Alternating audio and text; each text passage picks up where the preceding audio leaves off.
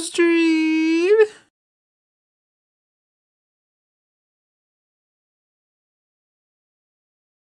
Chat won't load. Never mind. Hello, hello, hello. Hello, hello, hello, hello. Hello, hello, hello, hello, hello, hello, hello.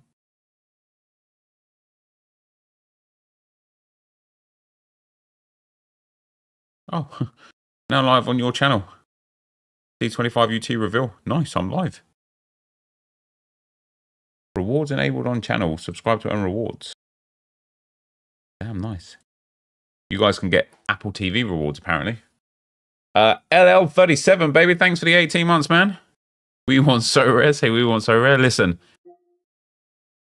I've been trying to get ahead. As per usual with me, I've procrastinated and procrastinated and procrastinated. And so I did get to, I'll show you. Cooper, thanks for the prime, mate. I did get the wins required this morning on the Arsenal account to get the 10 team of the season rewards. I see you got Osimhen. Yeah, I bought him a couple of days ago. He's quite heavily linked to Arsenal, I believe. If he goes to Arsenal, I'd be delighted with that from a Sorare perspective and a real life perspective. Do I want to open your ranked rewards? Certainly, mate. Send them. Send them. Nip, question about Sorare.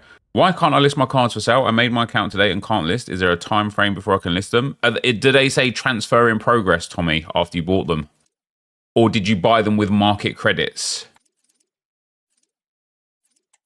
Callum, thanks for the 9 months, man. Hi, Nip. I hope you and the family well. Random question, but do you think Defoe and Hasselbank deserve heroes?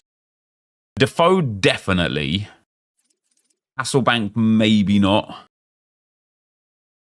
Yeah, so with my team of the season team, I got 6-1, which honestly I was delighted with because the team's a pile of shit. But I don't know if, listen, I don't know if I just got really good at the game or if people just got shit, like, you know, I don't know if people just stopped caring as much, they're not as sweaty. I don't know, but I just feel like I'm in a really good place playing the game at the moment. Patrick, thanks for becoming a member on YouTube, brother. Yonep just watched a 99 draft video. Do you think taking loads of lower rated players maybe push through the 99s more? I mean, it's something to think about, isn't it? Maybe something to test for the next one. Maybe something to test for the next one.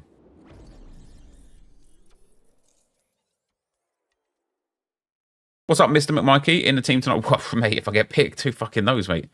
The other day, there was only 12 people that checked the check mark, and I still... But both me and Josh checked the check mark. Only 12 people had checked it, which means me and Josh, one of us was guaranteed to get start. Neither of us got in the team. So listen, man, if I'm out, I'm out. Just tell me. Just tell me. What's up, Julie? How you doing? You invited NepentheZ to a party? Incorrect. Not there. Oh, wait. You might have done. Hold on. Correct. It's just me that swapped, didn't I?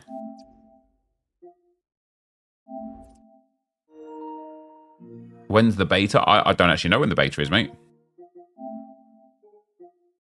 Readable terms.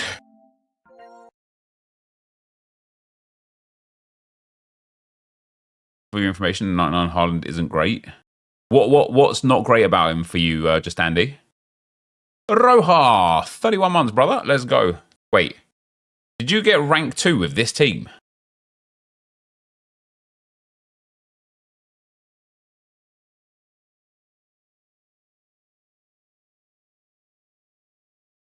Fair play, mate. Fair play. What's your number? Like, type in the YouTube chat or the Twitch chat. What's your thing? Because you haven't got. I mean, you have got Fulkrug there as like the target man. But what's your thing? What gets you there?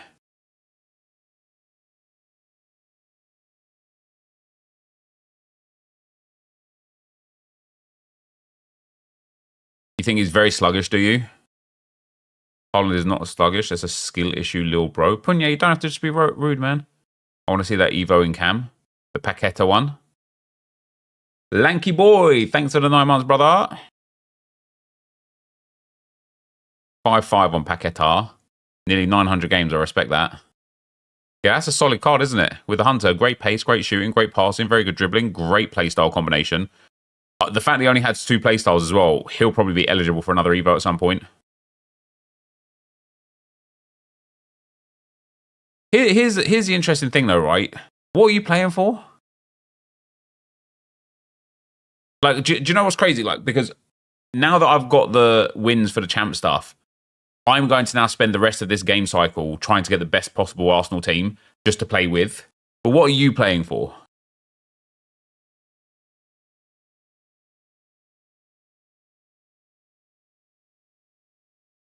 Fun to play with this team? Yeah, 100%. 100%. GG's, brother. So here we go. Rank 2 rewards. Oz-chan and Chan.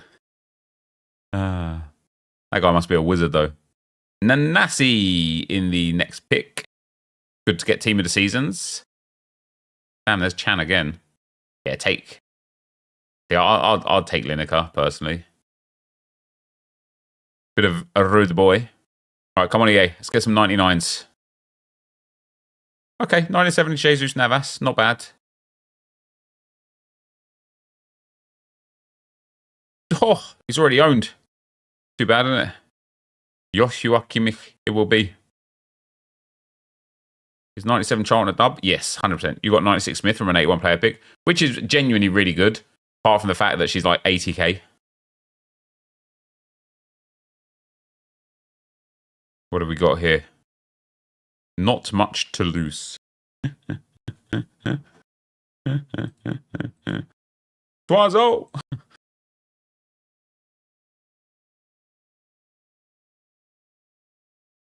Nep on Sorare with the early access cards. If I buy a bundle, does that give me 5 chances at the bonus cards in essence, or is it only 1 chance? Do you know what, Arana? I actually don't know.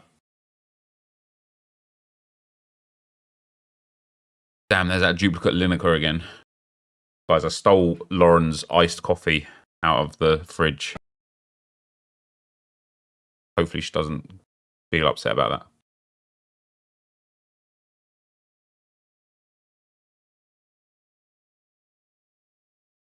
You would think it's 5. I would think it's 5 too, but I wonder if it's like an oversight on all footies on the Sorare's behalf. Who is the footies gonna be? Josh Zirkzee and Malacia, I'm guessing. Yeah. If you had to pick 5 players to be new heroes and 5 players to be new icons, who would I go for? Ibrahimovic, icon. Eden Hazard, icon. Gareth Bale, icon.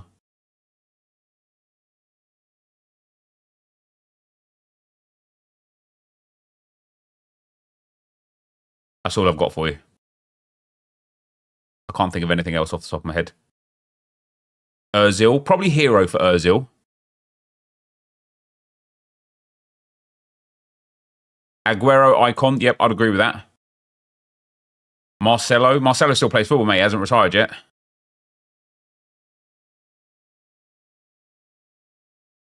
I can be your hero, baby. Oh, yeah.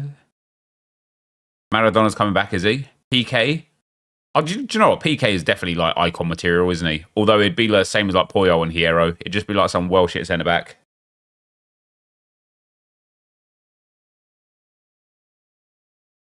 What about Ivanovic? No. Just no. Totti. Totti needs an icon card for me.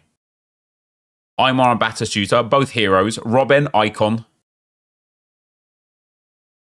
Chiellini. Got to be icon really for Chiellini, hasn't it? Papin is a hero and has Ballon d'Or. Yeah, I definitely think that every single... Yo, GG's on the rewards, readable times, brother. I definitely think that every single Ballon d'Or winner should be an icon.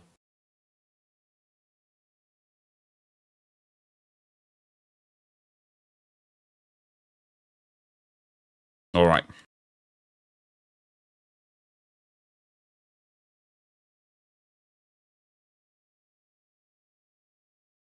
This guy sends me about 10 offers. Not this guy. Some guys just sent me for the second or third time a player for player swap on Sorare. in spite of the fact that I've continuously rejected it, saying I only want cash. But some guy every day is sending me about like 10 offers of players for one of my goalkeepers, and I reject it every time because I say I only want cash. And then the next day or the next hour, he'll just send me another offer with the exact same offer, being like, "How about now?" Still no.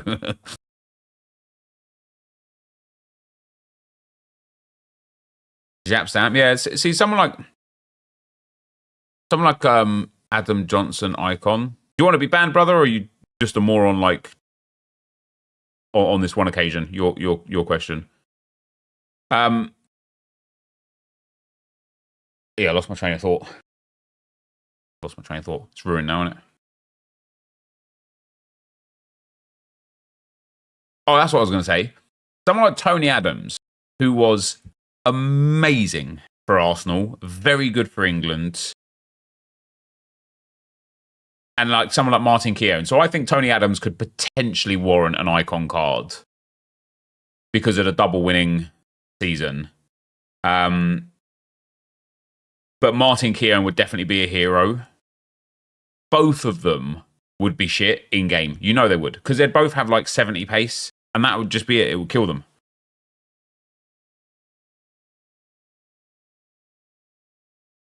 All right. So I don't think I have any new evolutions. I grinded a little bit. Cole Palmer, we need to play 2, win 3. Minu, we need to play 3, win 3. And then they're up there. I think once I've finished those, I'm eligible to put some players in. So I've still got to qualify. So let's get into those qualifiers. Can't believe I haven't qualified yet. I haven't even started to qualify yet. This is bad.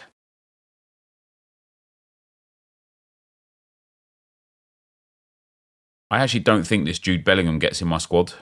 You know, that's mad.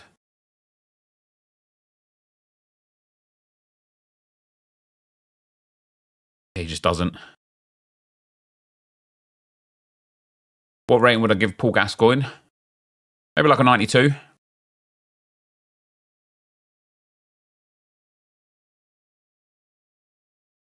The problem, like, not that this is actually a problem per se, right?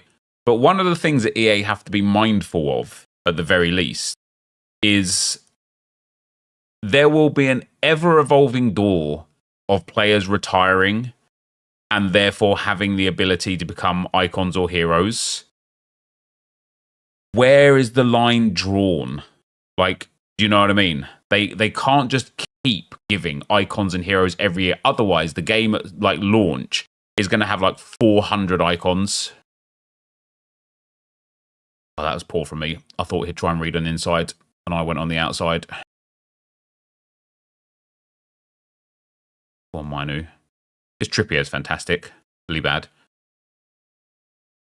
Saved. They already started to remove some icons, have they? Now, are they making them heroes? Because like that, it's the sort of thing as well, right? I wouldn't mind. For example, Ray Parlour, right? I love Romford Ray. He was big for Arsenal, like in the Wenger era, where like Wenger came, took over. Like Ray Parlour was one of our like better English players, and like really showed a lot of quality for the team. So I really like respect and rate Ray Parlour. But although I think Ray Parlour could easily be a hero card, I don't think he deserves more than like an 84 or 85 rated card, right? Go on, Cole. He'll foul. Yeah, I don't think he deserves necessarily a high rated card. So I wouldn't mind like class of heroes to be introduced that are kind of like on that lower range of like 83, 84, 85 rated cards, where you can kind of like just upgrade them throughout the year because you love them. Or, you know, we've had a lot more promos this year that have been like hero and icon inclusive. I wouldn't mind that so much either. Like, if you know, I wouldn't even mind icons starting at like an 83 rated, something like that, you know? Like, icons don't have to, like, not everything has to start like super, super high. What a bang that is from Tony, mate. This guy going straight away? Oh, go on, lad. you think, oh, Madden does something different, similar to that, which means that it probably will be coming in Ultimate Team then, because it will be EA trialing it for Madden to see if it works or not. D-Babs, I begrudgingly get shit pack weight for the top cards during the year, but honestly really don't get the logic behind gatekeeping top footies and only have the lower rated ones drop. What are they gatekeeping for? To give us top cards, people play more? I think the issue for EA is, and I kind of touched on this in yesterday's 6 p.m. content video, the issue EA have, I didn't win by 2 goals, that's annoying. The issue that EA have is that if they give us the ability to unlock the top rated cards right now, today, we still have 7 weeks of the game cycle left. Then what? What are you playing for? You're not going to play this game. If you've got a full squad of 99 rated cards, you're not going to play champs. You're not going to play rivals. You're not going to play the game because you've got the best team.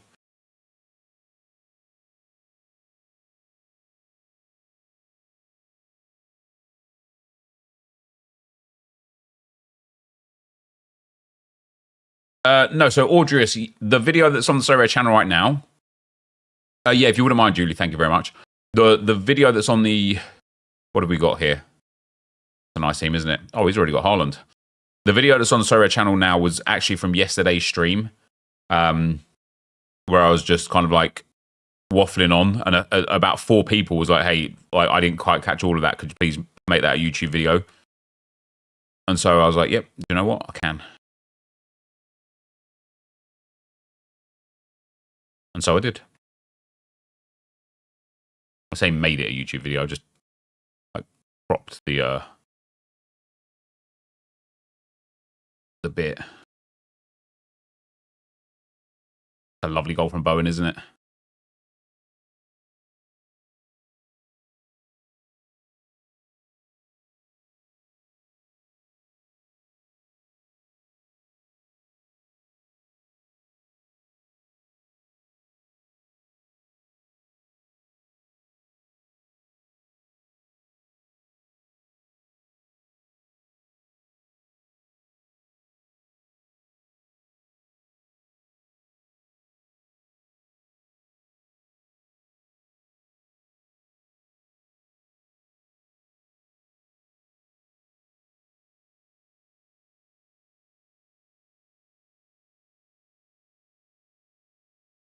Nice.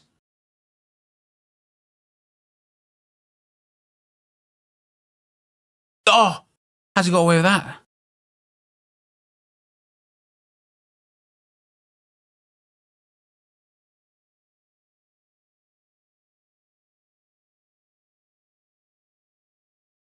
That was so obvious, wasn't it? We could both see that pass coming a mile off.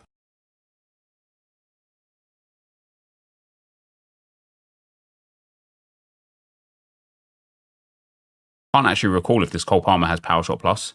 Did anyone see good old Paul Karma's? Did anyone see Paul Karma's Playstyle Pluses at the bottom for me? It's so weird sometimes switching between teams. Like even today, like I put my team of the season team together to play on the main account to try and get those 6 wins, which I did, which was nice, right? And I felt so comfortable. No game sound, my bad. I felt so comfortable playing with it because I'm so used to playing with those players, all those Arsenal players and stuff. I've played with them so many times that I knew what to expect. I know what strengths they have, what weaknesses, etc.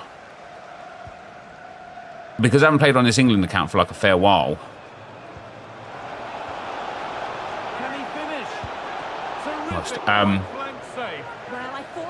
I'm just not sure what's what. I'm not sure what people can and can't do. It's played in now. Oh dear, really ought to have been put away. The top of my hair is looking weird today. Well, sorry to offend you with my hair, brother. My bad. That's a big chance from begging. Keep going, says the referee. Advantage. An insane pass to just play out, isn't it? Stoichkov, Goretzka, and that's a great bit of goalkeeping. That's what he's there for. Ivan Toney. Oh, good ball in behind. Go in. That's well watched and blocked. I think I had the angle right for the shot there as well. Erling Haaland. Untidy in possession there. He could give it away here. Oh, pal. Brilliant. This is looking good. Now what comes next? And stopped in their tracks with a change in possession. It's a foul game. Guys got a bit more aggressive this last sort of 5-10 minutes. Top of my hair looking great. Thanks, Akimbo pal. Borrowed it just for you. That's a good ball. Real opportunity. Yeah, this guy's a hyper sweat with that Haaland, isn't he? I had a couple of chances to go 2-0 as well. Foul game. Oh.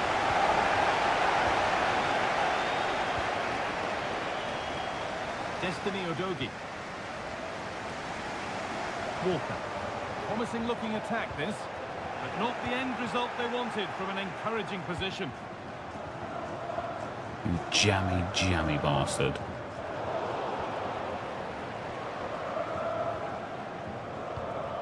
Kieran Trippier. Nicely taken away. It's gone out. There will be a reveal of Ultimate Team today. Yes, at 4 p.m. Rice. Good work to regain possession.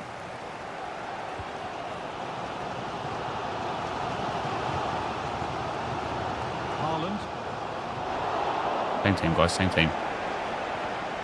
A really good interception to take the ball. I thought Walker's passing was better than that.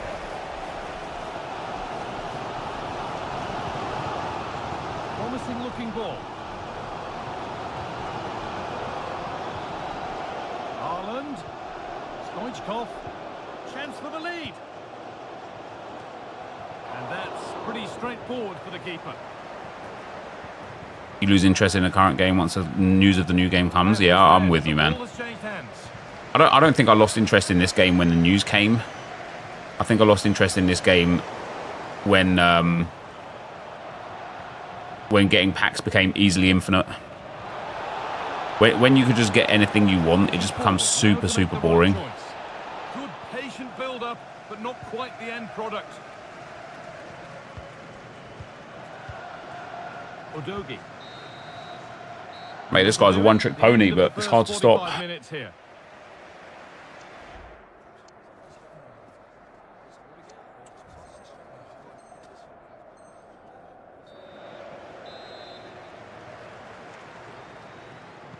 Well, little to choose between the two sides as we start the second half.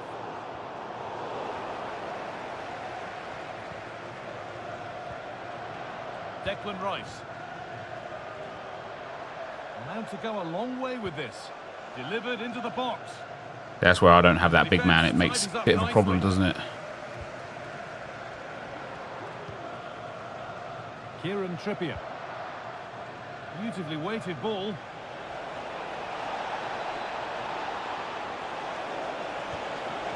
A terrific tackle. The chance has gone.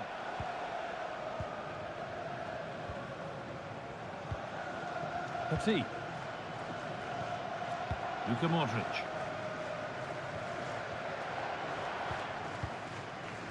He's just looking for it every time. Modric. Everything he does is to Udogie to do exactly that. And when the pass isn't on, he rotates the passes through that defensive line until Udogie's open again. And then he just looks for that pass again. Nicely won to see off the threat.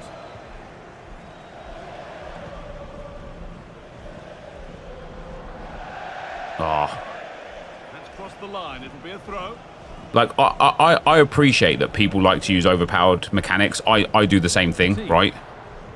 However, I don't know if I could enjoy a game where I spend the entire game forcing an overpowered mechanic. If I spent the entire game making sure that Trippier was open for me so I could just hit a ball across, I would become so immensely bored. Jared Bowen. This looks a promising move from Oh, Arsenal. come on, Bowen. That pass has got to go through, mate. Nothing doing.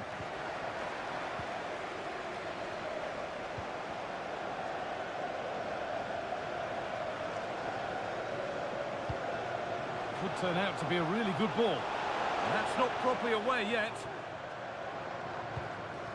It's broken down and it had looked promising. Bowen. He's in here. Go on, Bowen. It's in. And it's their game to lose. What's up, Lazy? How you doing, brother? So off we go at 2-1 now. He's offside. Oh, excellent vision. And the game will stop. Offside. Lovely ball. Now what can they do with it?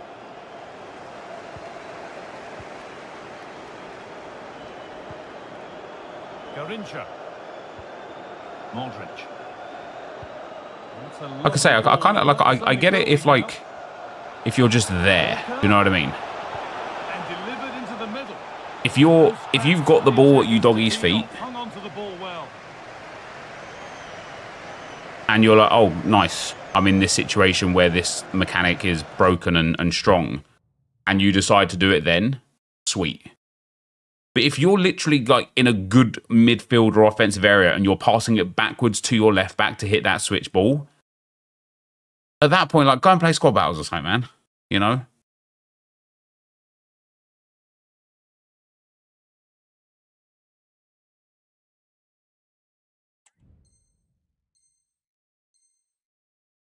The assistant spotting a touch there. It's all they know. It might be.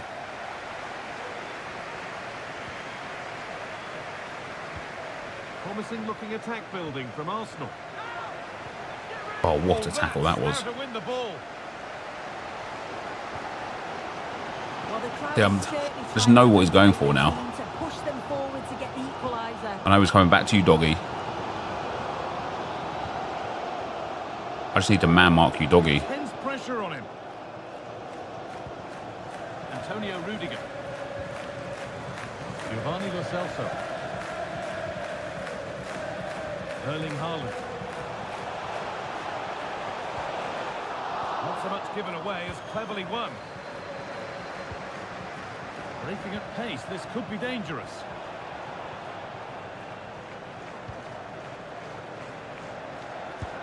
I've literally tried to cancel that. Never mind. Why not moments, and we've just seen why I not. did a cancel ball roll there. Not bad. Obviously, back fingered the cancel option, didn't I? My ball. Oh, this guy's put Haaland to the other side now. That's interesting. And deflected out for a throw-in. Walker. This is Walker. Really nice tempo to this move. Gallagher.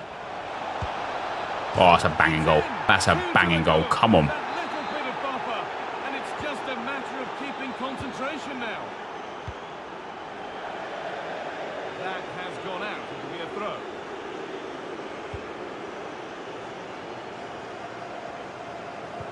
Almost. He doesn't know what to do when he's got the ball in Haaland's feet, does he? Because Oh, good that's who he uses to defending, pass it just to. when it was looking threatening.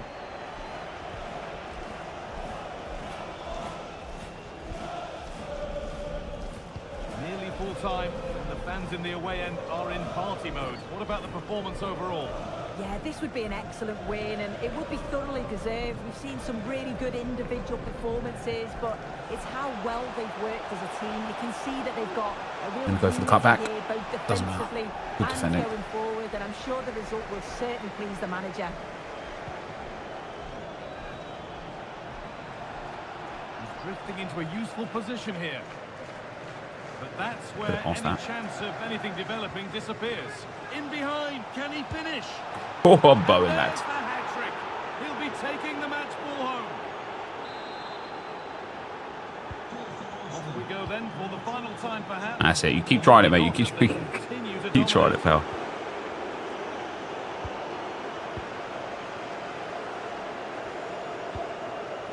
Sherlock. Found nicely and in. Go on, Pickford.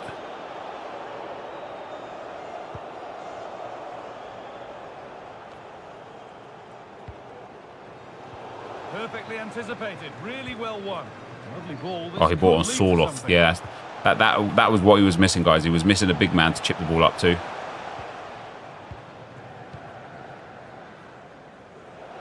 Now for the finish. Brilliantly kept out. Oh, just look how he closes the angle down, makes it really difficult, and that is a top save.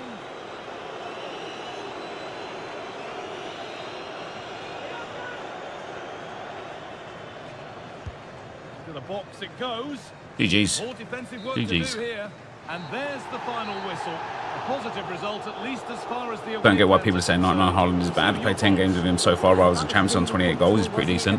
What I think the situation is I think people think that when they get a 99 rated player like Haaland, they will just win games. Because Haaland is hyper meta. Right? The problem is, you have to know how to use him. And this guy, to a degree, knew how to use Haaland. Like, I bet he's actually got, like, a really high rating for him. 6.9 with the 1 assist. He knew how to use him. He kept chipping the ball up to Haaland all the time. This guy's problem was he didn't know how to do anything else.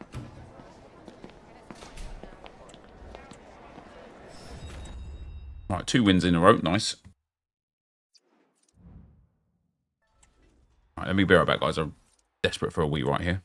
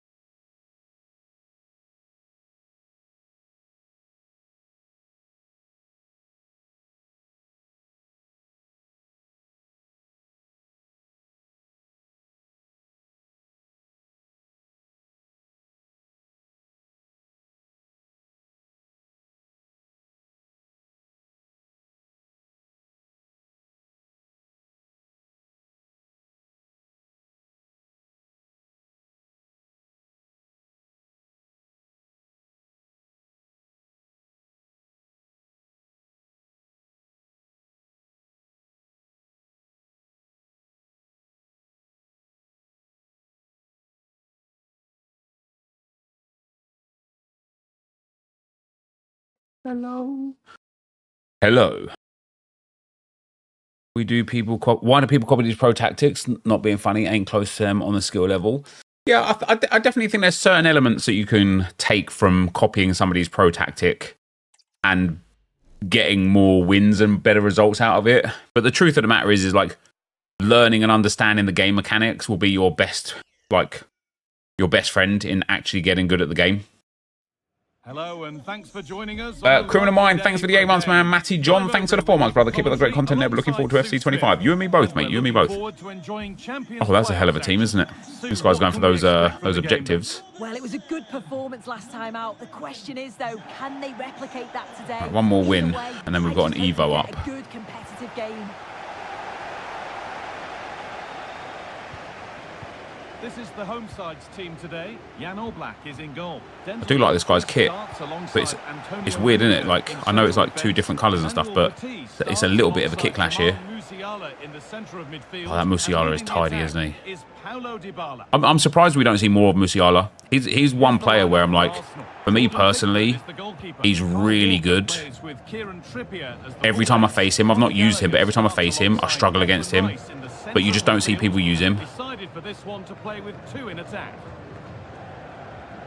Arsenal moving the ball forward. What can they do from here? And stopped in their tracks with a change in possession.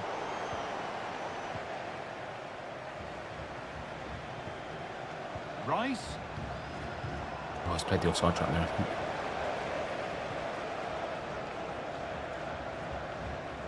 Arsenal with the ball again. Gallagher.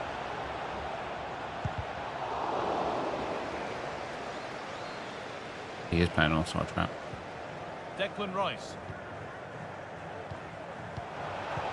Joga.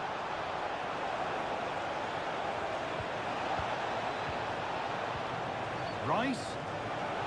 Oh, a great chance. Ramirez. Robertson.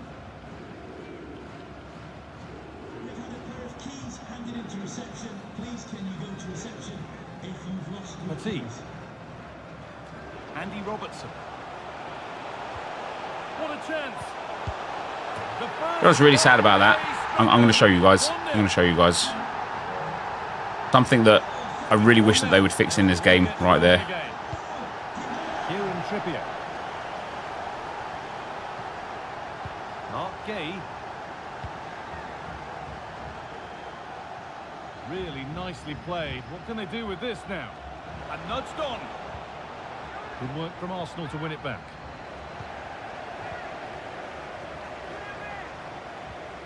Dybala.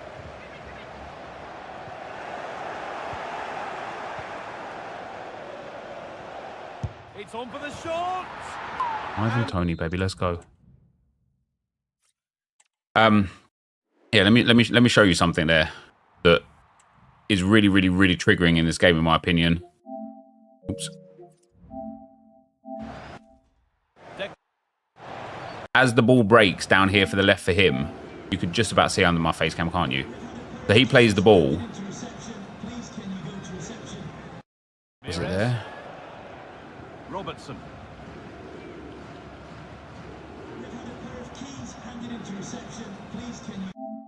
Yeah, look at my thumbstick right now. Look at my thumbstick. I'm controlling Kyle Walker, and I'm using my thumbstick is aimed backwards towards the goal.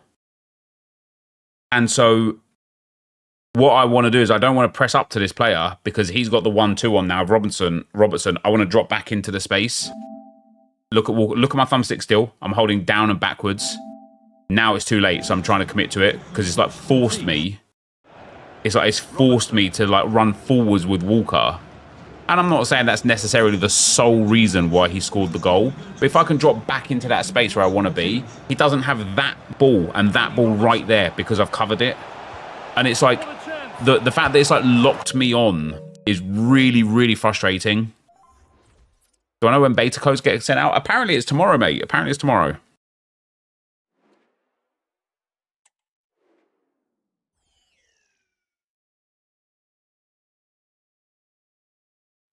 Hello and welcome, and I can tell you it was a Here we go dry again. walk Arezzo to the gantry FC. today. No rain Here in we go sight. again I'm your match at the commentator, Casimir Derek Ray, Gardens. and What a ready team to that provide is. expert analysis alongside me is Stuart Robson.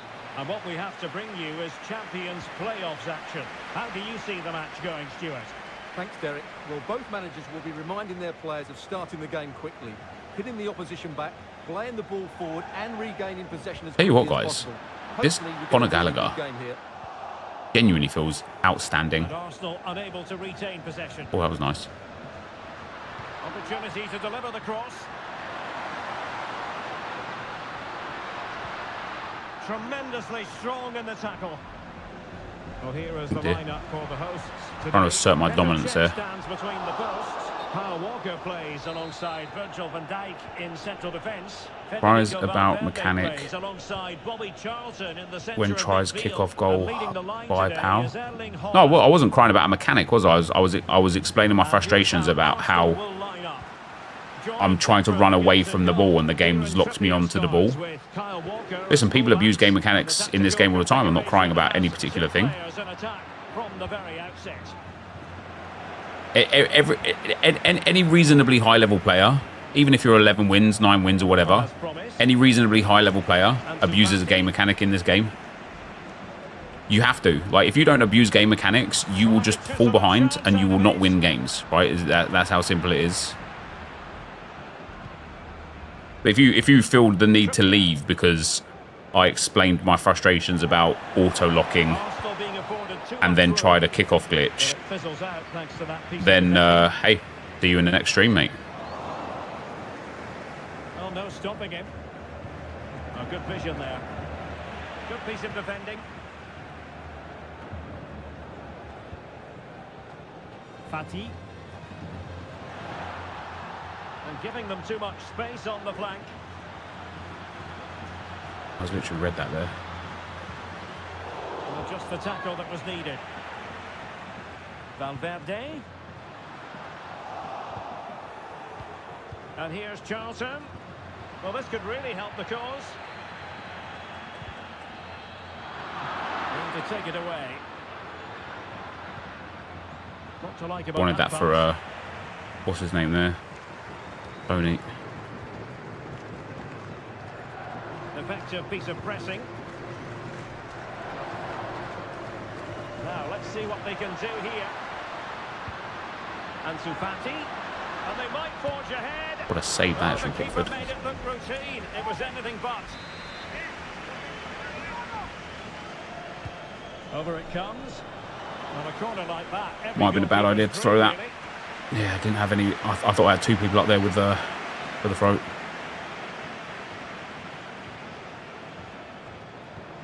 Federico Valverde. Oh, beating his opponent with ease. Textbook closing down. That's so sad. What a good tackle that was from me to just pop straight back to him. What's in the reveal today? Ultimate Team, mate. Outrageously skillful.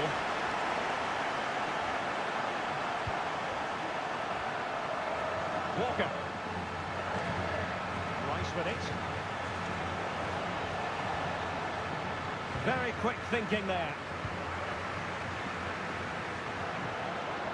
Rodrigo. Must be. And Save, pure Pickford. instinct from the keeper. Well, a top-class reaction from a top-class... I never abuse the meta. You do. And just wide of the post. I believe in myself to play the way I want to and still get any wins in any mode. You abuse the meta. If you get lots of wins in this game, you abuse the meta. Whether or not you abuse the pop culture meta, that's one thing. But there is no doubt that you abuse the meta if you're getting high wins in this game. You might have discovered a new meta, but no one is some weird purist in this game that is just perfect at decision making, and that's why they win. Now, who can he play it to? Skipping away. Well, in the final analysis, it was good defending. Arsenal could threaten from this position. Has eyes for goal. Oh, well, I got that Well, there. we gave it the big build-up, but he didn't quite deliver on his promise. But he's got a meta team. Ansu Fati. Like I say, what people I think forget sometimes is meta stands for most effective or most efficient a tactic available.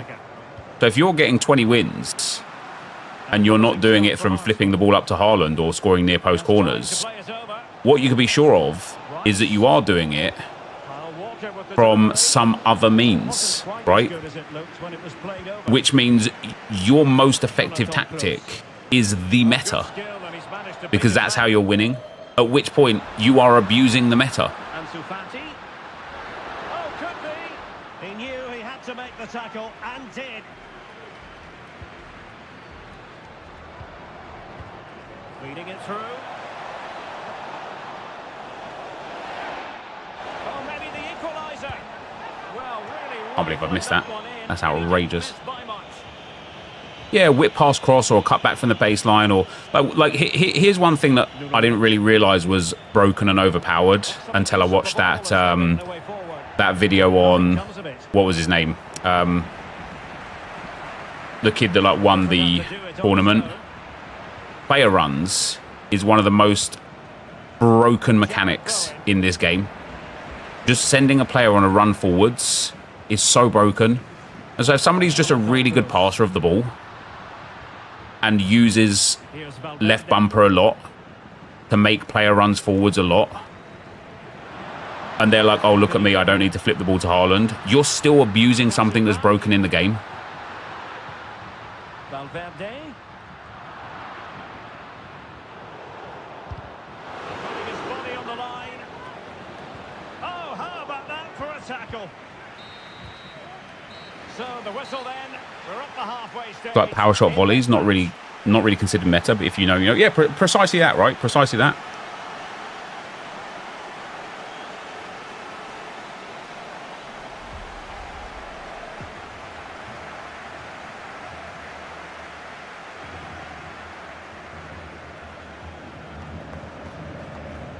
Wait, DraftKings has been shut down, Callum? What's up, Phil? How you doing, brother?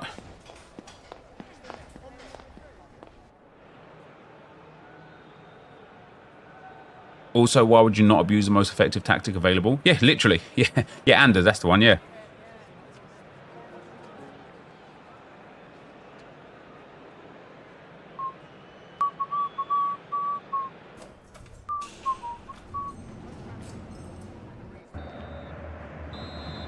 Well, as they get the ball rolling again, interesting to see how the second half pans out.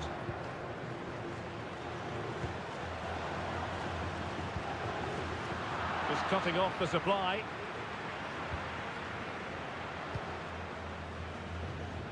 Nice ball to switch the point of attack. What to like about that pass? This could be the equaliser. Wow. Oh, my days. Well, thank goodness. I don't know how I haven't scored there. That's really unfortunate. That's a couple of banker chances I've had now.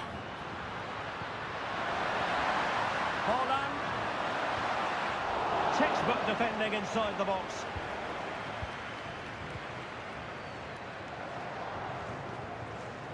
Gallagher. Walker. Options in the centre. Opportunity to level it. And a Far too very much. good challenge.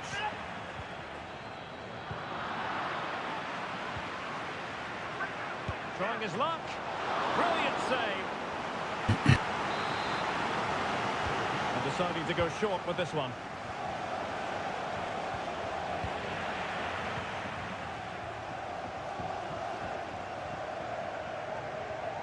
Oh, nice work to get past his opponent. And a fine tackle.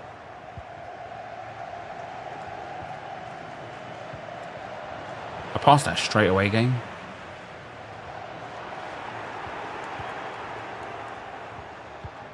Declan Rice. Well, using the space really well, you've got to say. Takes on The banging goal, come on. Oh, goodness gracious me. It's a special, special goal from miles out.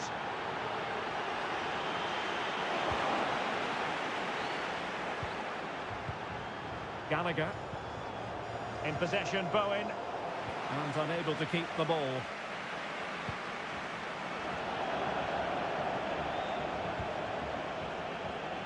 So a throw in here. Brilliant. Brilliant game. 20 Brilliant. minutes to go then. And rewarded for that high press. Giving them a different option by moving in field.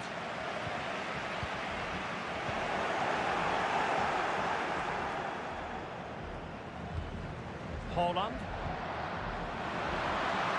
Theo Hernandez now. Well, this could be productive.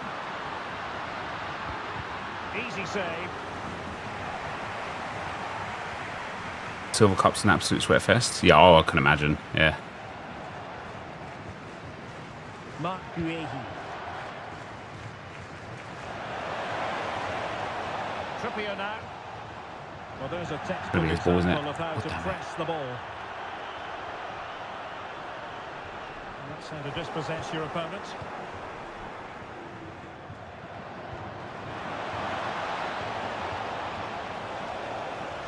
And players waiting in the centre.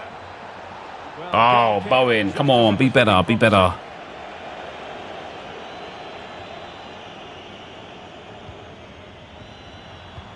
Oh, nice ball over the top to chase. There's no way he's not offside, right? I was going to say. It looked as though he might be onto something, but his timing left a bit to be desired. Yeah, that's frustrating because he's just been too impatient there. He doesn't need to make his movement quite so early. That's really piss poor from Walker, Really isn't it? clever pressing.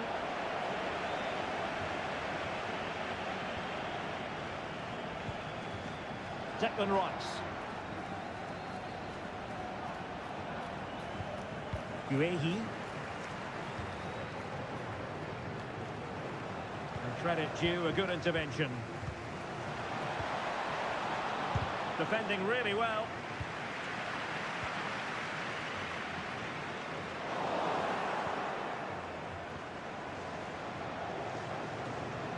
And teammates around him.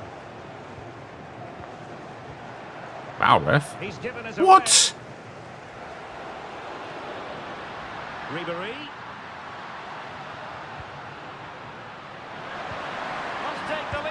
Mate, how was that not a free kick before? How was that not a free kick? You have a feeling 25 is going to be shit? Then my honest advice would be don't buy it. And tremendous individual skill. Oh, fine play, and maybe it'll set something up. This could level it. Oh, I can't even save that. Important save. How important is that? Well, he should score from there. That's a wasted opportunity. He should beat the keeper from that sort of distance. Over it comes. Oh, as if he saved that. Come off it now, EA. Really fine goalkeeping. Another corner. Keen to take it short here. He read the situation defensively and did his job.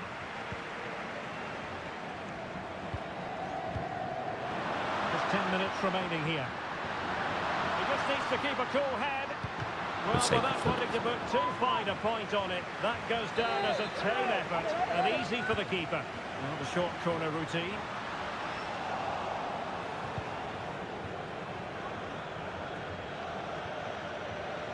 That's a good ball. Deserves credit for winning the ball back. Really good ball there. Oh, and nearly on target. Not quite, though. Yeah, very nearly, but the goalkeeper had it covered. It wasn't really a great effort. 5 minutes remaining, and one thing is certain, no one is leaving because it's still close. Now, can they hit them on the counter? Rodrigo, able to get his body in the way. How cheesy is that? Fuck off here. You're gifting this guy now, man. Surely this will inspire the players to hang on here. What a noise we've got.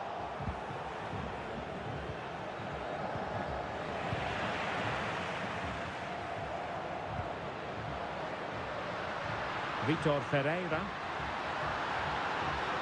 Oh, fancy footwork. Hernandez. Now with Valverde. And they have possession again. Just not where I've aimed it, is it? Oh, my days. Oh, my days. Ribery. Can he finish them off? He's done it! Oh, it's really frustrating, that game, guys. Oh, fuck. It's really frustrating, that game, because the goal that he got for his second goal, I am certain he fouled me.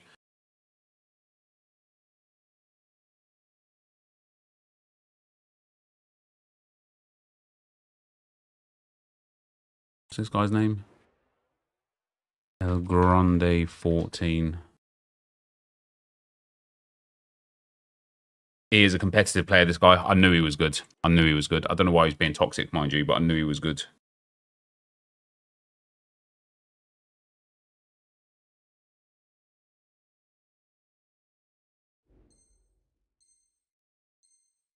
This game.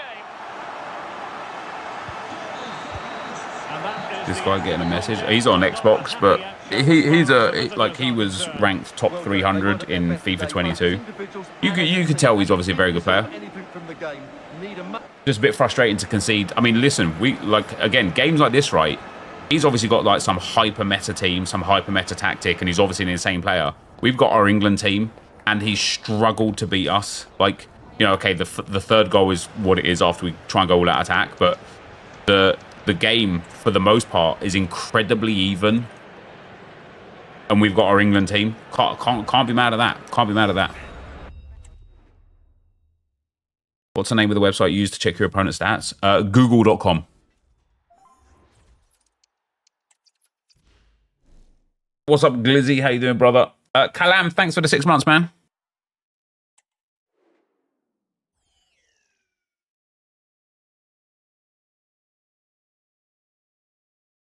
It is, but I just googled the name. Live here on EA TV. I'm Guy Mowbray, and I'm joined by Sue Smith on the gantry. And the focus here is all about the Champions playoffs. It's the Nutters, and they take on Arsenal.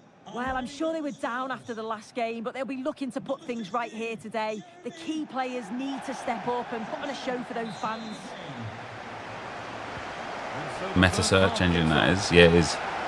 Well, I started using a different one, actually. Nutters team. Emmanuel Petit starts with Jeremy Frimpong in the fullback positions. Arc, I think it's called. Ferenc Puskas plays alongside. They're in on goal here. Lovely goal. 1-0. That'd be nice. I'd prefer the 2-goal win. I can't lie. If this guy's going to quit straight away, I'd prefer a 2-goal win. He is going to quit straight away because obviously I need the 2-goal wins to get upgrade Mainu, I think it is.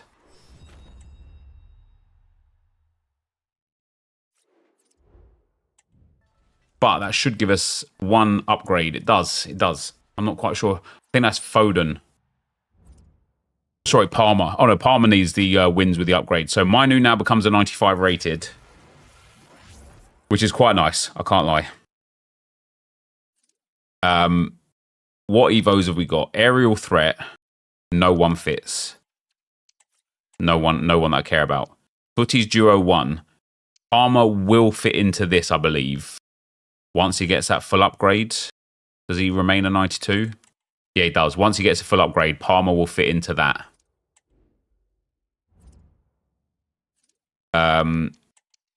So Footy's Duo 2 is free, but again, there's just nobody here that's going to like benefit us to go in it. We've got so many good players now.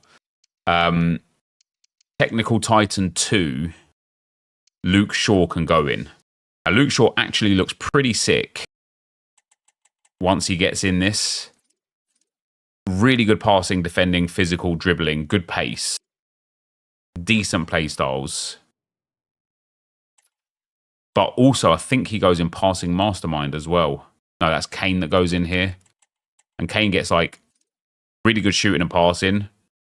Decent dribbling, decent physical, long ball incisive. But I don't really want that Kane. I'd prefer the team of the season Kane because I know he's like regular to pop. And then we've got Footy's Evo upgrade, which Mainu does not fit into, unfortunately.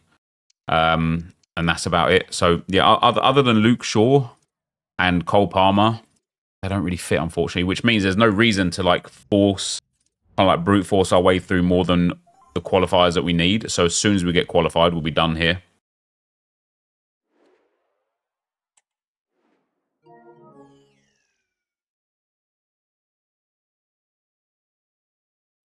Hello and welcome, and I can tell you it was a dry walk to the gantry today. No rain in sight.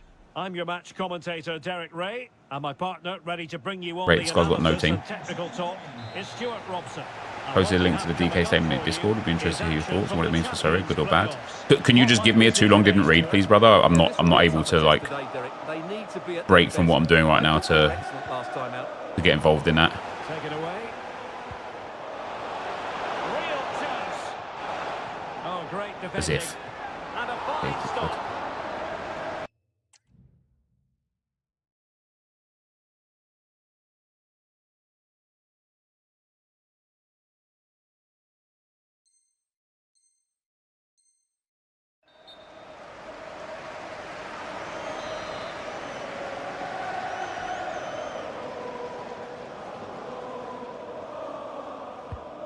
Corner from Modric, and that's very confident goalkeeping in not easy circumstances. Ivan Toney.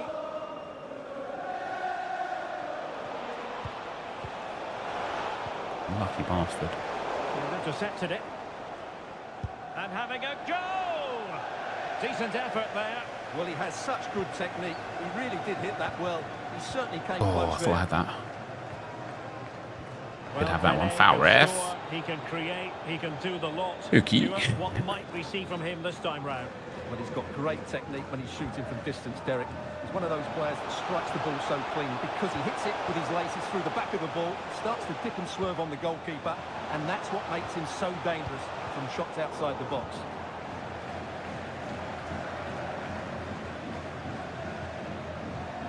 Joe Gomez.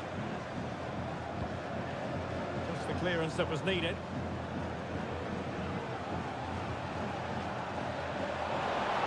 That's not a bad ball. Oh, as if. Well, that's a sad end to the attack. Well, doesn't have to do it on his own. Oh dear. Well, not quite precise enough when all was said and done. And they have elected to go to the bench at this stage of the game. Hernandez. A meaty but fair challenge, and it will be a throw-in. Dani Olmo. Could cross it in here. It should be. threatened goal, but that's a great challenge. Oh, rushed it. Pele. Well, somehow the goalkeeper got to it.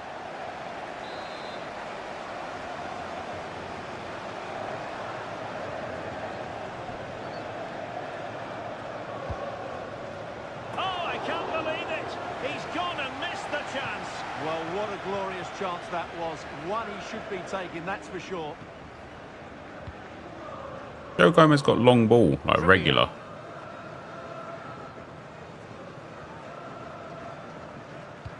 Oh, what a top-notch pass. Walker.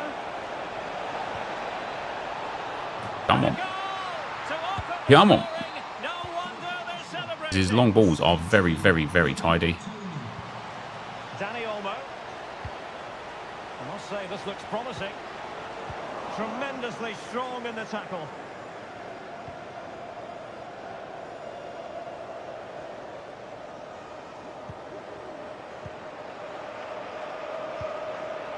Palmer. Well, that takes the wind out of their sails. Great defending. Well, space for them here. Looking for a teammate. There's no way. I've literally read 3 consecutive fucking passes there. I'm shaking for the FIFA reveal. Brother, if you're 11 years old, just leave my stream, man. We're big boys in this stream that don't say dumb things like that. We're adults in this stream. Don't say things like, I'm shaking for FIFA reveal. It's still alive. Well, it looked promising, but the keeper taking command of the situation. Shaking over game. He's obviously not shaking. Like, the fact that he even puts shaking in caps, he's like trying to be some weird edgelord, which is just strange.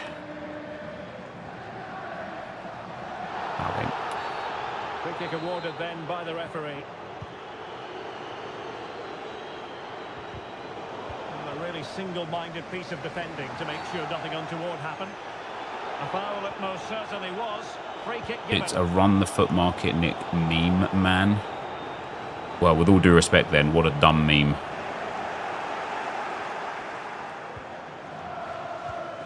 Walker. Good looking ball, there could be a chance now. And he could cash in. And the keeper nowhere to be found, not that he's complaining. What's up, Sunscore? How you doing, man? Old take. The opposition this time. I can't imagine a world in which there's a meme going around of I'm shaking for FIFA reveal. That's all. Apologies if that's if that offends you. Jared Bowen trying to influence the game from a deeper position, and he stopped them in their tracks.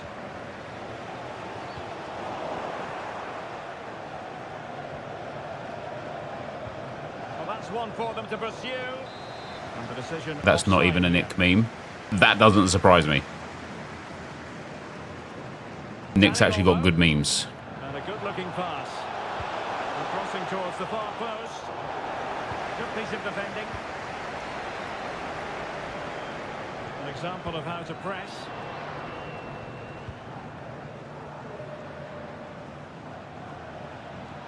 Arsenal could be onto something. The centre from Walker. Well, just couldn't quite control the header, and a disappointing effort. FC Sorare. Let's just ban that glitcher guy in the chat, please, mods. Obviously 11 years old, so you can just leave the stream. Cheers. Carvajal. Absolutely nothing wrong with the idea, but no end product.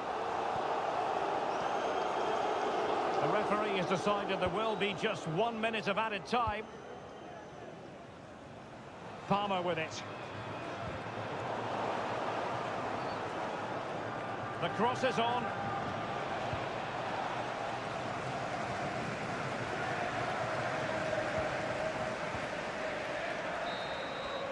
Strange individual, genuinely. Listen, we all are in our own rights, though, aren't we? Very peculiar in our own way.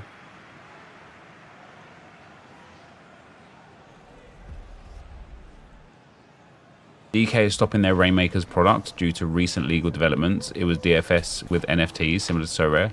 Offered collectors cash to buy back the NFTs, but it was cents on the dollar. That's interesting. I did look at Rainmakers, but it wasn't available in the UK.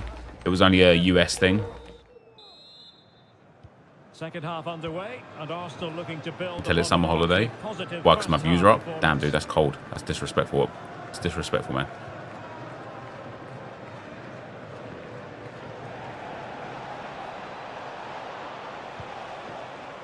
Trippier has lost possession. Well, the Oh, counter chance looks very real. He's in here. so shit. So shit. Hack animation is on EA's Instagram. I'm in no rush to see that sort of stuff, man.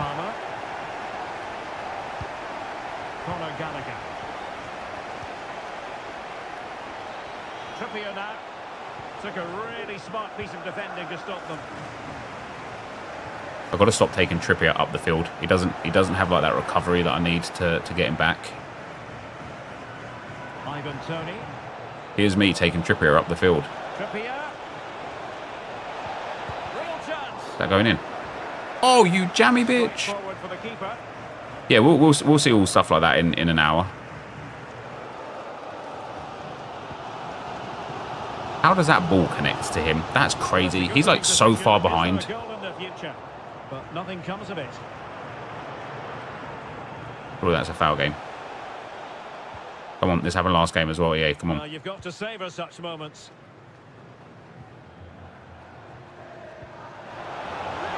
And just No way. offside. No way. I'm sorry. No way. My goodness.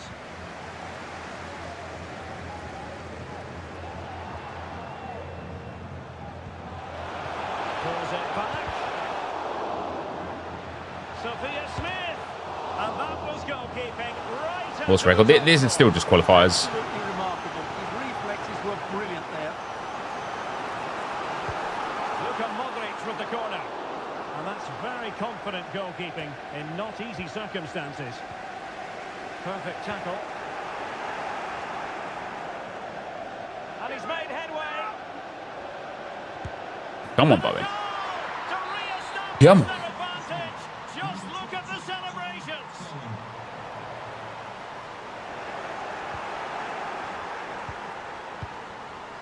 Gallagher released it nicely.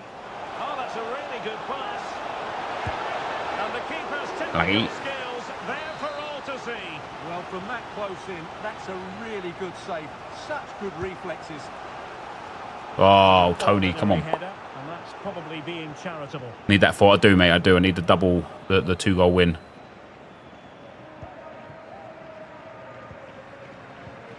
Danny Olmo. And showing fine vision. And What a save, Pickford. I can't believe he even got the shot off there, to be fair. Again and again. Well, can they draw level here? The crowd certainly think so. And in by Luka Modric. Save, Pickford. And the goalkeeper's touch. That was When's the deep dive out? 1 hour. Or, well, just under 1 hour. 55 minutes from now, the deep dive. And the keeper deals with the danger. Another corner, hot on the heels of the last one.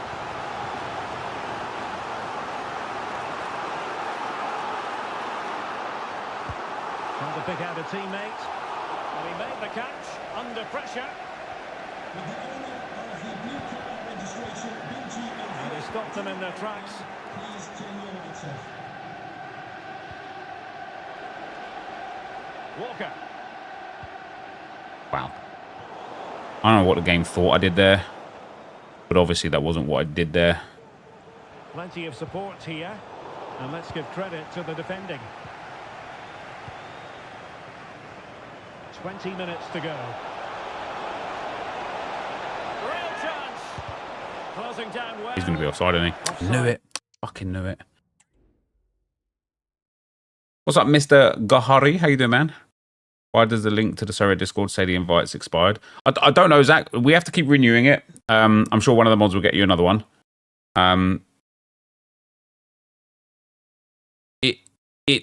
It should just be a permanent link, and it's not. I don't know why. I don't know why. Stevie, thanks for the 15 months, brother. Another month for you, Nep. Keep up the good work. Thank you very much, man. I appreciate that. Both substitutes have been getting ready. Will come on at the same time.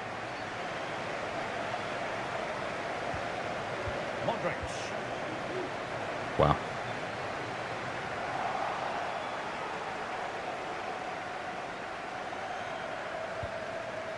Conor Gallagher.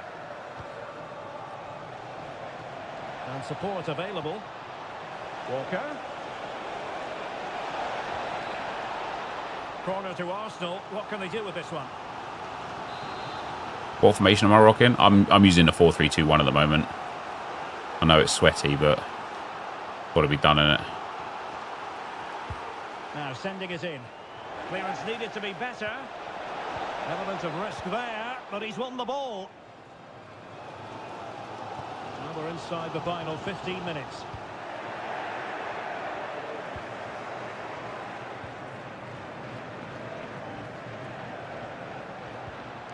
Good through ball. Read that very well. Tackle there to prevent the chance. Carvajal. Oh, I long for a game of Ultimate Team or FIFA where what you read, like if you put the if you like anticipate well, you get rewarded, and this game is just not that. They want a bit more. They know there's still plenty of time to find an equaliser. Surely they get another chance, maybe two. Are the 82 plus is actually coming back today?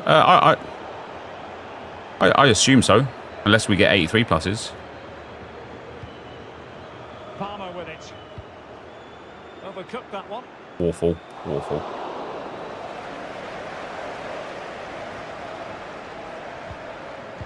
Well, there's still scope for late drama here. 5 minutes left, and just one goal between the sides. Gallagher.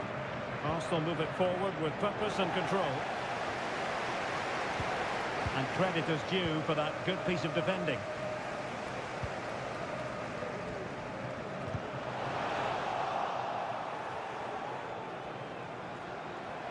So what can they do to stop him running at them? He had the quick star. Really a very poor ball.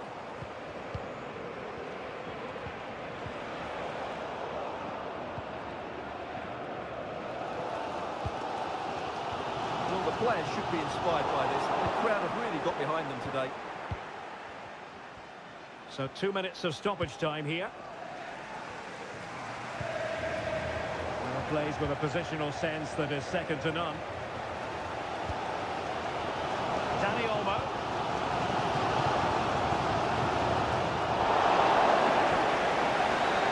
GG's, GG's. The visitors come out on top, Stuart. Derek, they didn't dominate the game by any means today, but overall they had the better of the chance.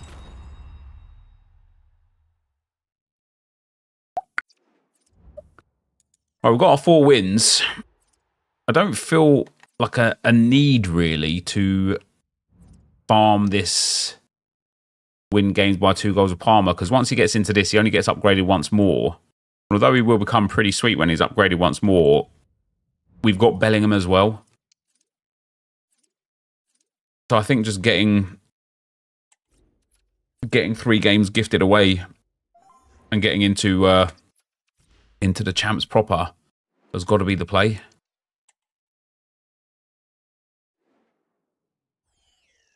But then again, starting him early, maybe we'll see. We'll see. We'll play through the game, and if we're getting a comfortable win, we'll just stay with it. And if we're not, we'll gift it, and I'll try and get the wins that I need as we go. This guy's got a Liverpool past and present. Respect that. It's Arsenal, and they take on Fish and Chips. Yeah, I've been really impressed with them, really showed the quality they have, and I'm sure they'll be delighted if they could qualify here today. We still need to complete for next Evo. Here's the lineup for Arsenal. Jordan Pickford is the goalkeeper. Kieran Trippier starts with Kyle Walker in the fullback positions. Declan Rice plays alongside Conor Gallagher in central midfield, and they're playing with 2 strikers in attack. I'm going to try and be really, really patient in and around the final third this game. Well, a bit of a clumsy challenge, and the ref blows for a free kick. Making good progress here. And headed back. And it's on now. What a save, Pickford. And a marvellous save. Well, I thought that was a goal, but he showed The Silver Evo's are OP in the cup. Yeah, having playstyles and playstyle pluses for Silvers will be crazy. And the corner is fired in. Well, that's a really terrific play. Matty, thanks very much for the sub, brother.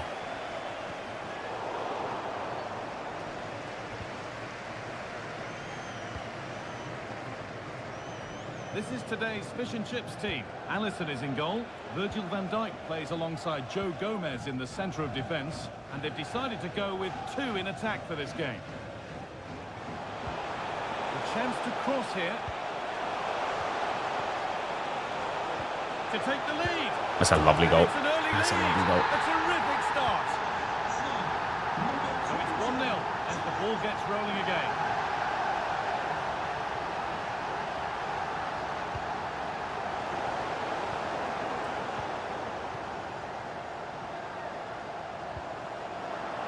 Sprinting too much. Sprinting too much. Arsenal come away with the ball. Tony. Throw in. And that has stopped any potential danger. Salah.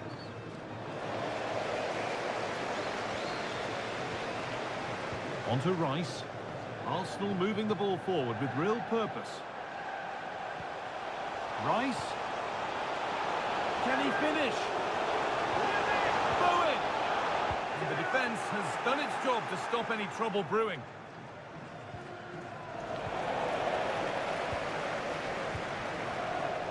Taking this on. Pushing forward now to make Oh, the you right jammy choice. bastard.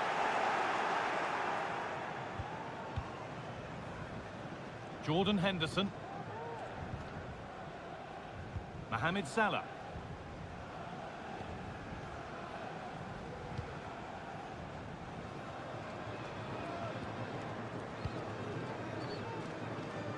Robertson. Struggling to keep the ball there.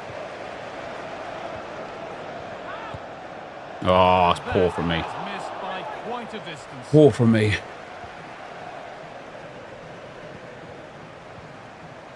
Steven Gerrard. Mane. Mane. They've lost it there, and the attack is over.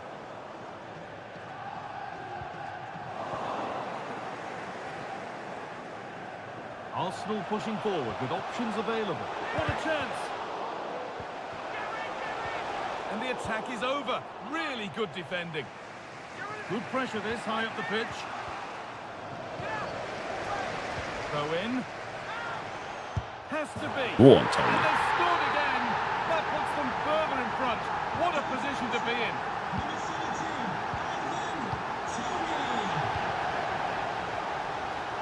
That's a really good pick out. Henderson. First pass area, come on Sloppy now. on the ball there.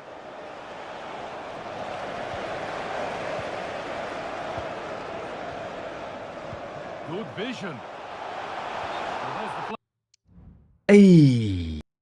What a bang, mate. This Ivan Toney's power shots are phenomenal.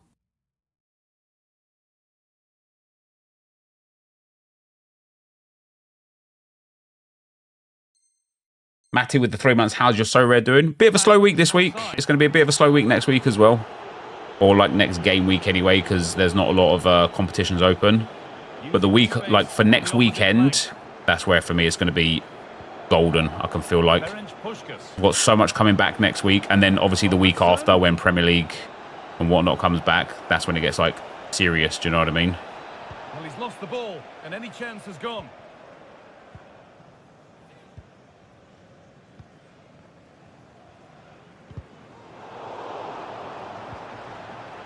Butragueño. He's hit that well. There's no way that's gone in. That's outrageous. Oh, wow. Liverpool past and present unless you're losing. And then you get cold feet and you have to sub on crazy overpowered players. Pussy! Conor Gallagher. Knocking it around nicely, waiting for that chance to pull clear. Wasteful from Arsenal. Gallagher. Go in. Oh, a great chance. Go on And then. there it is. Go on then. Doubled up for the day. Off we go then. 3-1 the score now.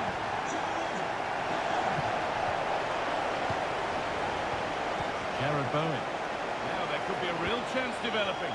And this could be Lovely, innit? another goal. Lovely. And surely Hey, see you later, mate. Should have stuck to the Liverpool players. Pussy. Sorry for saying pussy.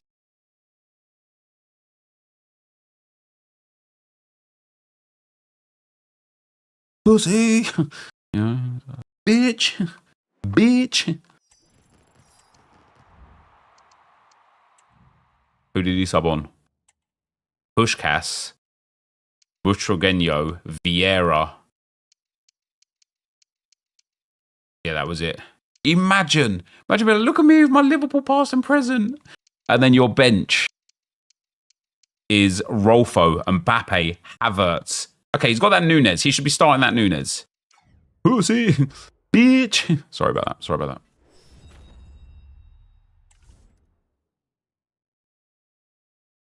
Was that the Evo done there, or do I need one more? I need one more.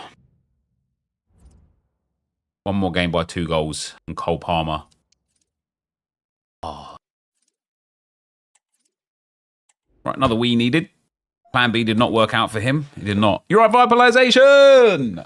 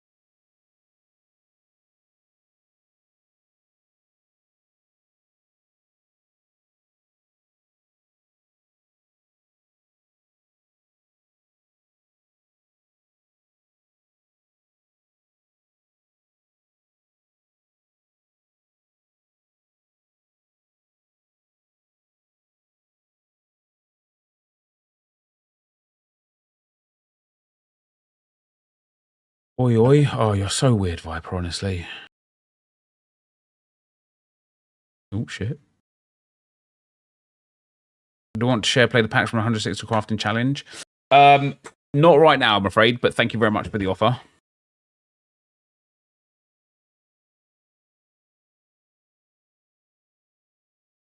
The fact as a community, we let EA let money get the better of them and allow them to run our game with these store packs is so stupid. I mean, like, I know, and I know that what I'm about to say is an unpopular opinion, but I know people love to hate on store packs because content creators apparently this year have decided to be outraged by store packs being a thing. But store packs have been in this game since FIFA 09 and FIFA 11 Ultimate Team. They're not going anywhere. And EA aren't the only gaming company that offer microtransaction services. Literally every single gaming company does it, right? Everything. We haven't let EA ruin this game by having store packs.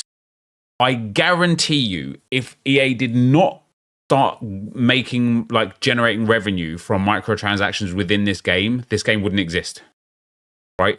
Because the reason why they've been able to afford to build the game and get the licenses and everything that they have is because people pay money to the game.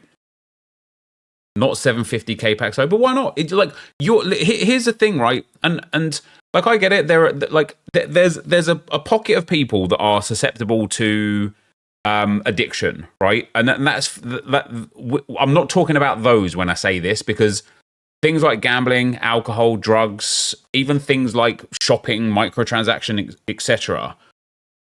You can get addicted to these things, and there needs to be regulations for that. 100% agree. But you are a person, Sasha, with free will. If EA release a 750k pack, you don't have to buy it. You get to choose to buy it. It is an option. It is optional. It's not obligatory. So if you want to buy it, you can. And if you don't have to. Wasn't I a part of the movement? If you go back and listen to what I said during the streams and the videos back then.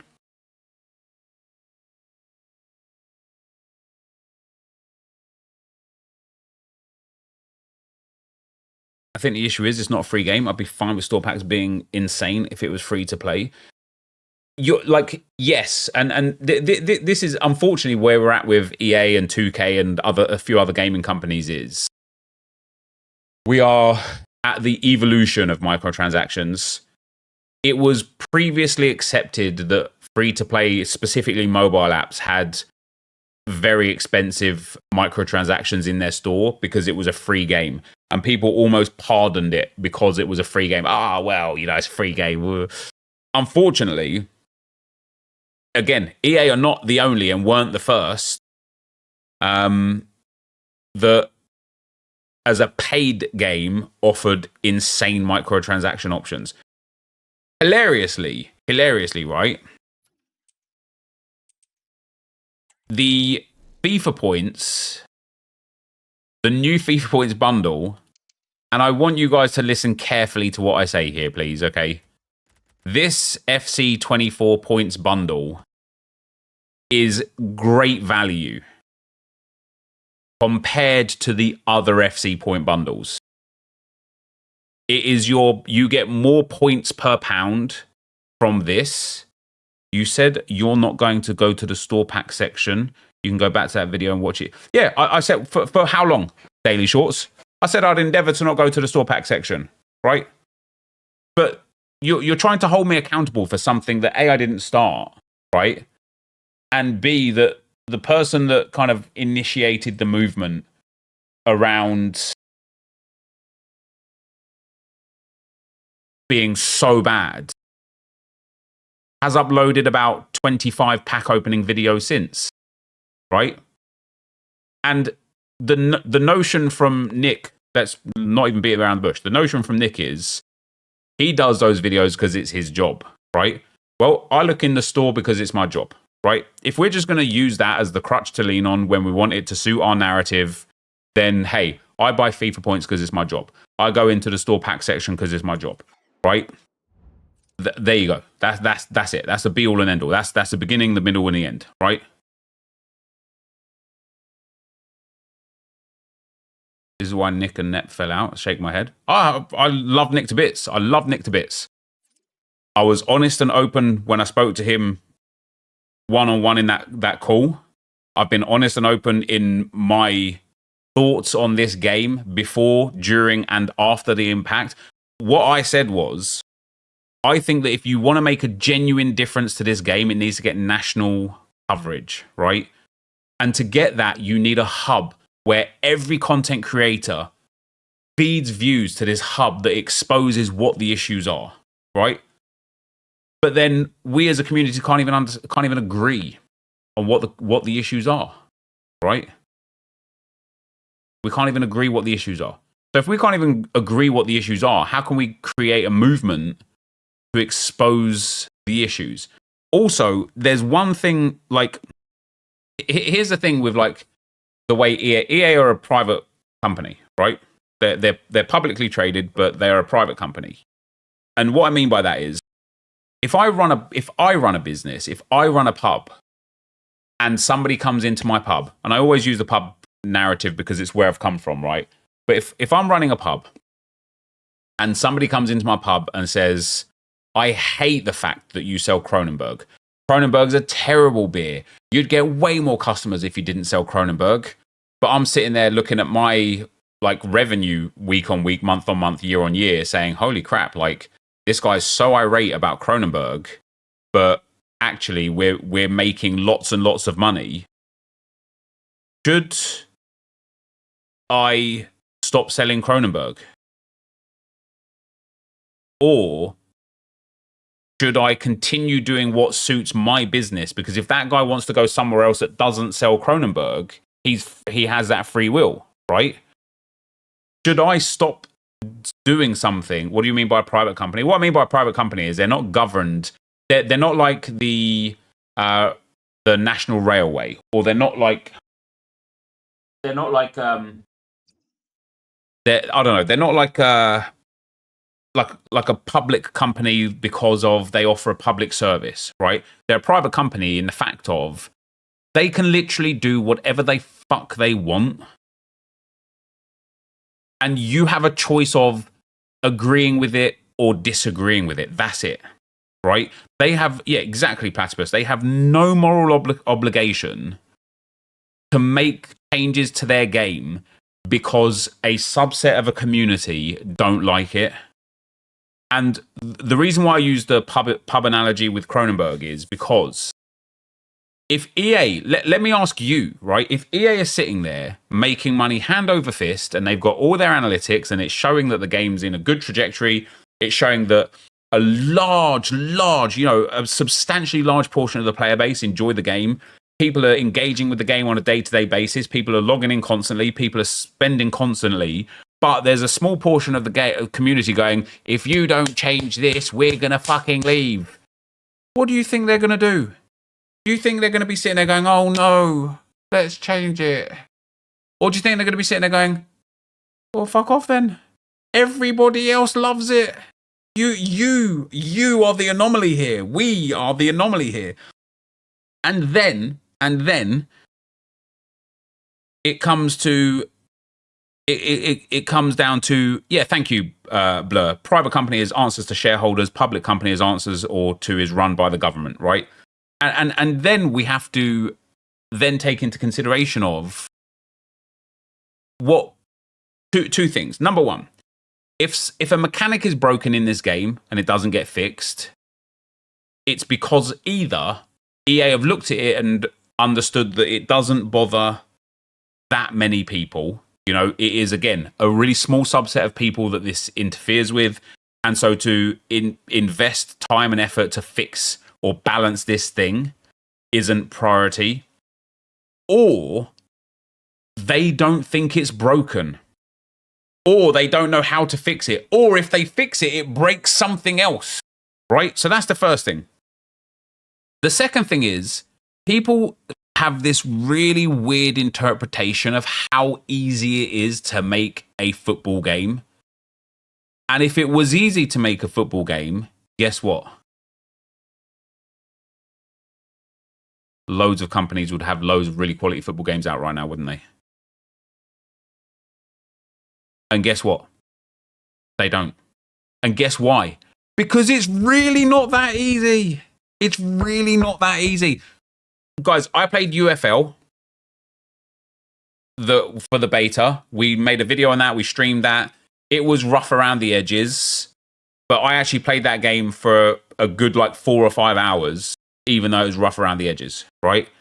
They released another beta this weekend just gone. I literally played one game and logged off. That game was a pile of fucking shit, all due respect, right? It was not great whatsoever. And it's like, if it's so easy to make a football game, why haven't they? Why did they actually, in my personal opinion, regress in how good the game was, rather than progress? Right? And so it's really, really easy to sit here and shit on EA constantly because certain things aren't perfect.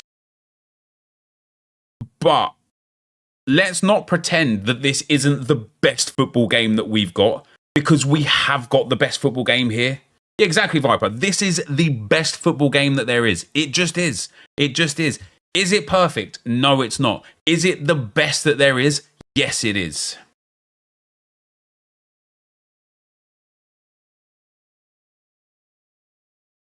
Consumers don't care. No job is easy, mate. That's not excuse for EA devs or competition devs not to make good game. But Ajax, this is the thing. This is a good game. You might not like it, but it is a good game. You might... Like, listen, again, one of the things that I think... I personally think the biggest thing that makes people think this is a bad game is skill-based matchmaking. If there was no skill-based matchmaking in this game, I guarantee you people's opinion on this game would be wildly different. And that's it. Because the fact that we're kind of like forced to play against players of our own top end of skill every single fucking game makes this game a chore over time. So you think cutbacks all the time is good? Listen, if you choose to score cutbacks all the time, that is your choice, right? No one forces you to go down the byline and score a cutback. You could go through the middle and score a power shot. You could go and score a cross. You could play tiki-taka passing through the lines. Like, and in fact, I don't even think cutbacks are a big issue in this game. In fact, I barely ever concede a cutback. Also, yeah, cutbacks are really popular in real football. Like...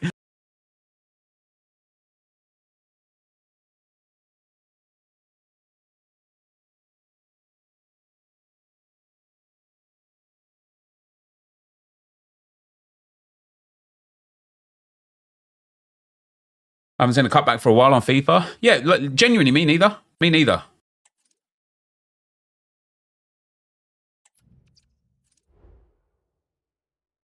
It's the same as like, but again, it's the same as any game in gaming, right? If you go and play COD, there's a certain gun and a certain group of perks and a certain attachment that is more successful than all the others, and they balance it, right? But they balance it because they have a 3-year game cycle. EA don't balance as much because they have a 1-year game cycle. Derek Ray, excited to be bringing you match commentary, and alongside me, my broadcasting partner, Stuart Robson. And what we have coming up for you is action from the Champions playoffs. It's the Dragons. The UT reveal is in 25 minutes. It's a great achievement, but they need to play well here just to keep this momentum going. They're a good team at the moment. And here's the starting 11 for the Dragons. Petr Cech stands between the posts. Frenkie de Jong plays alongside Jude Bellingham in the centre of midfield. And so many different ways... The thing with football, the biggest issue with this game, genuine biggest issue with this game, is that it's 90% AI controlled. And so when something in your mind's eye, like, you know, if you try to achieve something in your mind's eye, and that doesn't happen, you think the game is out to get you, like, and so this like narrative of, oh god, EA are scripting or whatever, like, becomes prevalent. The game is so AI based that you're not in complete control, and that's what I think people struggle the most with, not being in complete control. But of course, unless you go and play clubs, you can't possibly be in complete control, because you are controlling one person from 11. You can influence 1 or 2 more people, you know, like we could send players on runs or whatever, but you're only controlling one person.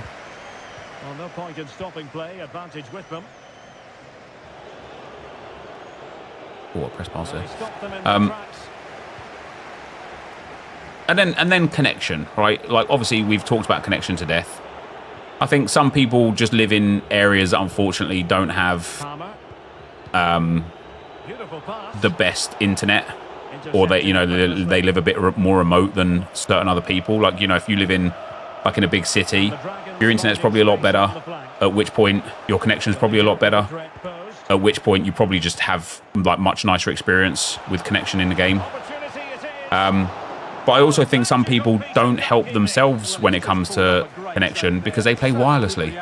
Like, I know we're in 2024, but if you're playing wirelessly against somebody who plays wired, you might as well just score an own goal and quit. As far as the keeper was concerned. Making progress. And with that, the attack fizzles out. And then, the very final thing that we have to take into consideration, that people just refuse, they absolutely refuse, is skill. What to like about that pass? People absolutely refuse to believe that somebody was better than them. And listen, you're talking to somebody that engages in that as well, right? When I lose a game, more often than not, it's bullshit. It's this, it's that, it's the other, right? It's fucking, man, this guy got lucky. I put a tackle in here, I did that, and then nothing, it didn't go my way. That's like most of, like that's almost always what happens. The game that I've lost so far today, the guy was really good. He was a competitive player. I could tell he was really good. I could feel he was really good. And he beat me 3-1. But the truth of the matter is that people will lose a game and be like, this game's scripted. Fuck this game. This game's so shit. And it's like, mate, oh crap. You were shit. Whoops. Well, no wonder you made some errors. You didn't understand the game, and people just refuse to believe that. And that's why I'm saying to you guys, I think if skill-based matchmaking was removed from this game, the people that play this game a lot would feel way less like they hate the game, or like that it's a chore to play the game, because they would play way less shitter people. They'd play way more people that are just like below their skill set. Well, disappointing end to that break. Okay. A delicious piece of skill.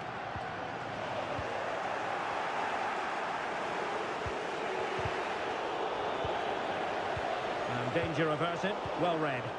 I'm really liking this Gallagher.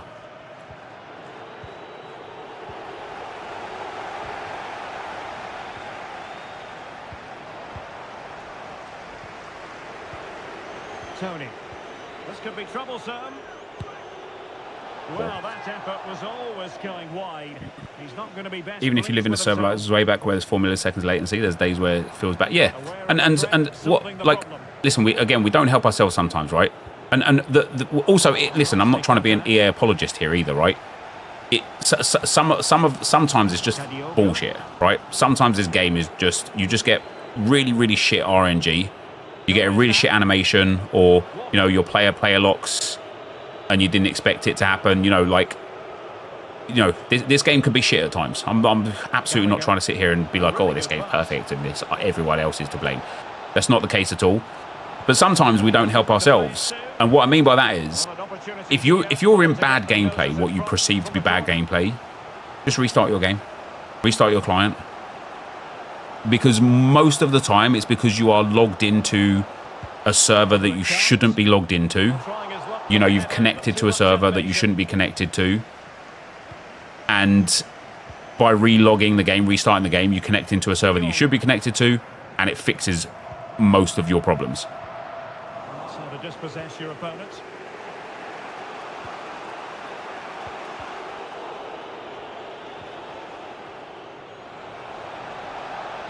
Delivered into the area here. Go on, Tony. Oh yes, a goal! Exactly what they were. Why haven't they fixed the quick 0-0 thing, getting a win? So, well, they remedied that for next year, which is good. From what I know about this game, right? And again, I'm not excusing it. I'm just telling you what I know, all right? I spoke to EA about, like, you know, 0-0 quits or draw quits or whatever, like many years ago. Like, we're talking about 2013, 2014. And at the time, one of the issues was there was forced disconnect glitches. So somebody could literally make you disconnect from the game. Now imagine what kind of state this game would be in if you got a win if somebody quit against you, but there was a glitch where somebody made you disconnect so that they just got wins. what state of the game would we be in? We'd be in a bad state, right? And so they just didn't fix it. And so is that right? No. But again, here's another thing that I just know about EA, right? They have data for everything you could possibly imagine, right? They have a data line that they're content with for like customer satisfaction and customer feedback. You know, like I talked to somebody who doesn't work at EA anymore, but he told me, like, you know, if people are scoring too many headers, you know, they have like an expected headers scored per game average. And if that's higher than what they want, they will nerf headers, right? And if that's lower than what they want, they will buff headers. When it comes to people impacted from disconnect losses, they will just have data that basically is like, yep, we know it happens, but people don't stop playing because of it, and so it's low on the priority list of things to fix. And that's it. And there you go. That's literally all there is to it. So if they can see the aerial plus header corner goal, why don't they fix it? Because it's not a problem outside of a small subset of players, right? It's a problem in the elite division, but the elite division makes up less than 10% of the entire player base. So they're not going to fix something that doesn't... They're not going to like spend time trying to fix something that doesn't influence a high group of players, right? And the other thing, and I think, you know, people seem to be ignorant to this, almost purposefully ignorant to this. If they fix the aerial plus header issue, right? Guess what happens? Some other broken mechanic comes to light, because now there's a new thing that people have to find as like an efficient way to play the game. And so that's what happens. You know, look at what happened. Finesse shots were broken at the start of the game cycle. Then finesse shots lost their edge and Trivella's became broken. Then Trivella's lost their edge and the aerial plus meta became broken. And honestly, right now, like in my personal opinion, other than corners, which you've probably got enough like defenders now anyway with aerial plus, but other than corners, I don't think aerial plus is that much of an issue anymore. I don't see anymore like an Erling Haaland and think, oh God, I'm in for a game here. Because I know it's almost like I've learned, hey, a cutback goal. I've almost like learned that, listen, just defend that better. Like, you know, people have like evolved themselves in how to defend against the aerial plus meta. And it does help that you now have a lot of aerial plus centre backs as well.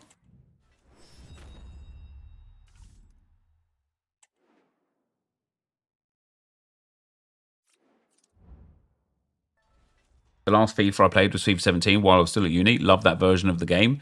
And at the time, I sweated it hard, like 4,000 plus games. Life got in the way and I stopped playing the game altogether after that until FC 24, where I found myself having much more time. The game genuinely feels completely different from FIFA 17. I mean that in a good way. Yeah, it is, yeah. I think people forget how bad and sluggish the past gameplay was when they play every year in incremental changes. Yeah, listen, my personal opinion, this is the best game they've made. I know that's not popular, and I know that upsets some people for some reason that I think this is a good game, but I genuinely think this is a good game. All right, we have finally finished Cole Palmer. He is now 92 rated footies card, and with that has some pretty sick stats. However, I think he's eligible now for 2 Evos. He could fit into this one, the footies duo, which gives him 99 dribbling, great passing, great shooting, great pace, good physicals, aerial plus at 6'2". That's good. I also think he's eligible for Technical Titan. He's not. That almost like makes it easier for me. The fact that he's not eligible for these other ones. He's not eligible for the footies upgrade either. So we're going to throw Cole Palmer into Is he eligible for aerial threat? No. Free kick crown? No. We're going to throw him into Footy's Duo 1. We're going to start that Evo because once he's finished, oh, he is going to be fantastic. And he's actually, this was, and he's actually just going to be so legit, isn't he? By the time he's finished, a marksman or a maestro chem style on him, he is going to be dumb broken. He is so good. And then I think we might as well put Harry Kane and Luke Shaw in these other Evos, even though they will be subs and stuff at best. If we're just going to have them, we might as well just have them in there. These will be the last ones that we do, so I won't put Kane in anything yet. But Luke Shaw becomes pretty legit, to be fair, once he gets to a 96. But Cole Palmer becomes absolutely phenomenal once he gets fully evoed. And even his card right now is still really, really good. Low reactions, but otherwise that's a sick card. I want to put on him already. And he's literally gone from being on the bench to being in the starting 11 off of the back of these Evos. Foden's the one that's come out. Foden's got really good dribbling and passing. Doesn't have the best defending. Doesn't have the best physicals. Okay pace and shooting. Decent play styles. Good skill moves, weak foot. But I think this Palmer becomes very, very, very good upon the Evo. Now, the other thing that's interesting is we still have a whole host of cards that we could build player picks with to try and get some England players before the champs run. So I think even if we build 2 or 3, we may as well. We may as well. And we should also have some packs available right now as well. Yeah, we've got an 83 by 20. I mean, that's going to be great for the fodder, isn't it? That can go in there. We've got a daily play. We've got play 6 in foot champs. Was that for another 83 by 20? It might have been. We've got weekly objectives and daily objectives. But let's go and rip some of these packs real quick as well. See if we can get some big fodder, and then see if we can get another English player. Like, what would be ideal for me out of those player picks? Like, honestly, like a Saka. I think my defense is actually pretty legit. I'm quite content with the defense. I think it's just the attackers. I really like Ivan Toney. It's kind of Jared Bowen that I need to improve with, like either a Saka or a Foden or a Bowen or a Palmer, even though Palmer's going to be quite good now. Try Kelly Smith? Not yet. Not yet. What's the reveal? So it should be the... Oh, nice. It should be the Ultimate Team Deep Dive today. Patrick, thanks for the 12 months, brother. LTFC Hatter, thanks for the Prime, man. And Jacko, thanks for the Tier 1, brother.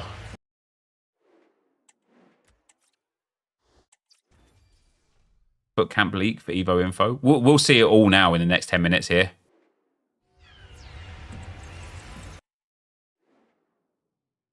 Did I do Footy's bronze upgrade for Walton? No, because I haven't packed him yet. How's my Sorare going? Yeah, not great this week. Not great this week, but it should all start coming good for me again next weekend and the weekend after.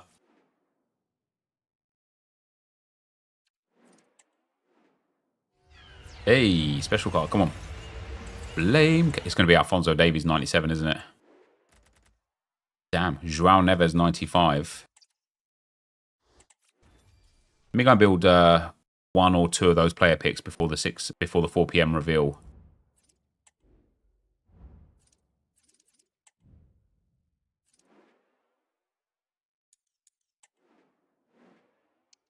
An 87 and an 88 is so nice.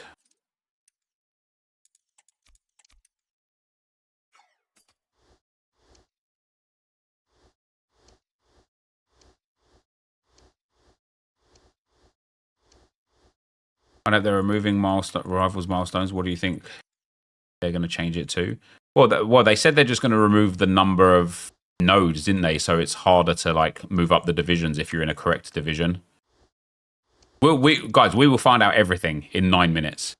Right? I guess the leakers have found a way to read the deep dive already, which is why they're leaking the information. But we will find out everything in 9 minutes' time.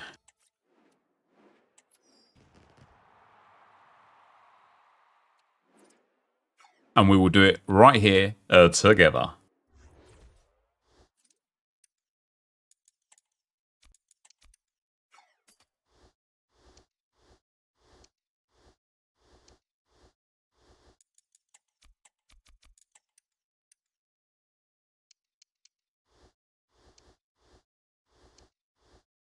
We should be rewarded at the end of every season, right? Well, we are now. Really despise that leaks are still happening. Ruins all the fun. Yeah, listen. Like, I get, you know, Matt, you've been working with me for long enough. Like, leaks have literally killed my 6 p.m. content videos. If leakers didn't exist right now, my 6 p.m. content would probably still be getting 150, 200,000 views. Like, they have absolutely crushed the 6 p.m. content because people already know what's coming.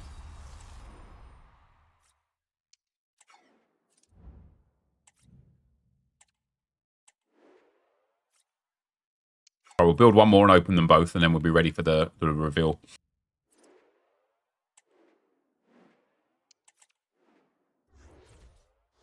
Wouldn't it be cool if we could either a full team at the same time? Yeah, it would be, yeah.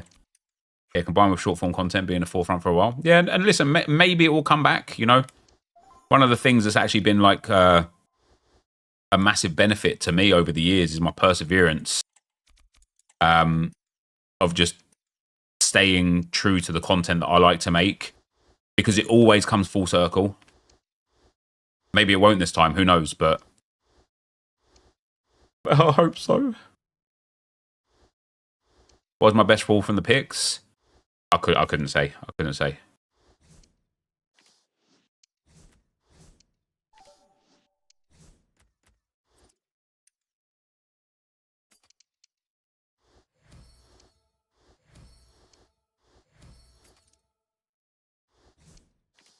The leaguers are stealing money from my pocket. No, they're just doing them, man. Listen, if I was in their position, I'd do the exact same thing.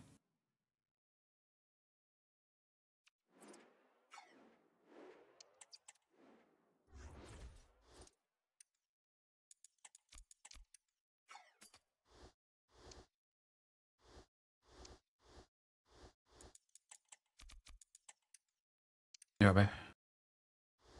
Yeah, I'm streaming. I've got a C25 reveal in 6 minutes, so it might be best if Grace, yeah, just for like half hour, an hour or so.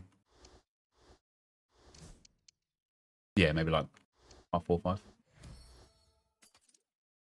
Okay, no, it's fine.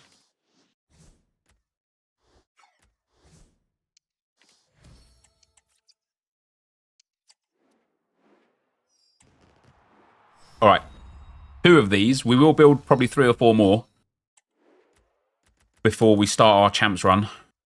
But can we get one of the English players that we so desperately need? Not there. We get Wendell, Suazo, somebody else. And here, nope, Nunez, Musa, and Sheik. Unlucky. Where's the trailer going to be shown? It'll be on their YouTube.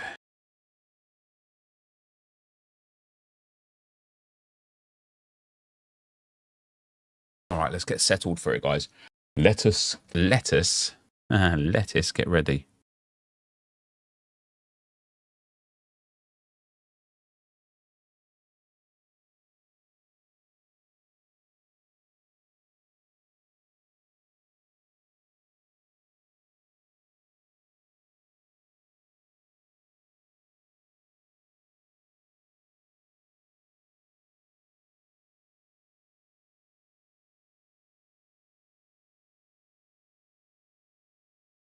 Sorare Tiki export. Nice one, Josh. If you could just send that to Tobias, please. Once done, that would be much appreciated. I wonder if today's video did well, actually. Can you guys hear that, by the way?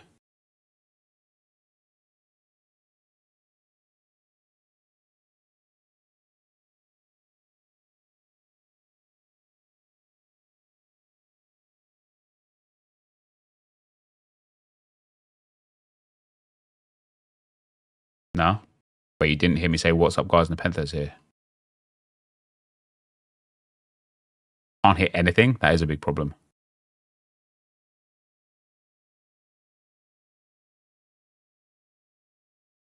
Wait, hold on.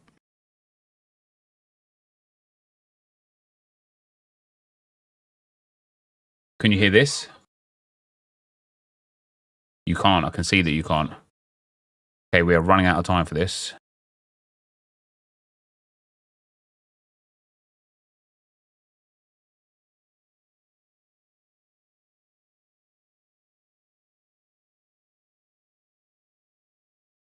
RTG. Now you can hear it, right? It is time to revive my favorite Road to Glory account on FC24. Had a solid comment response on the shitters. Yeah, it looks good, Josh, doesn't it? Yeah. We finally have the chance to make... Perfect.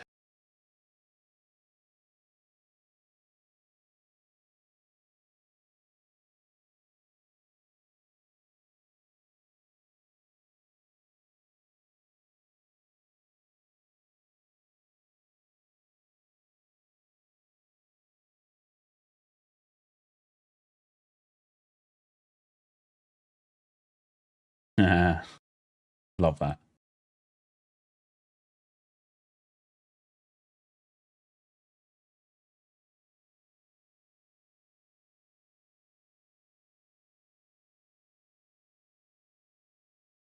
Heard it. Good.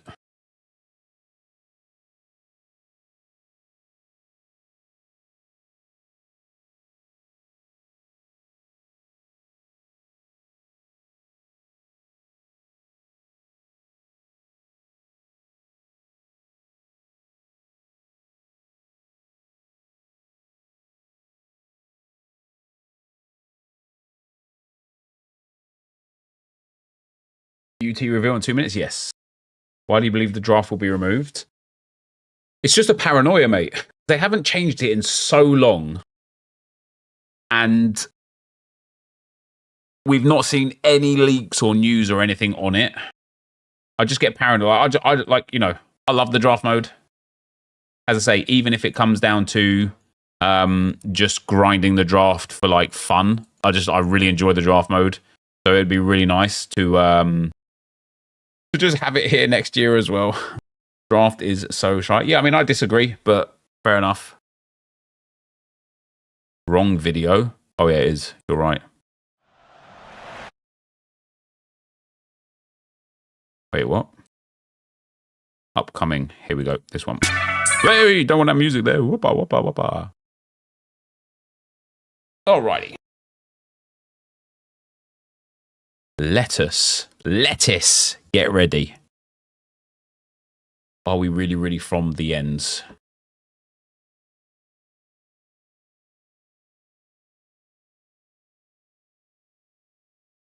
I'm surprisingly like nervous, and I don't know why. I have my career on the line.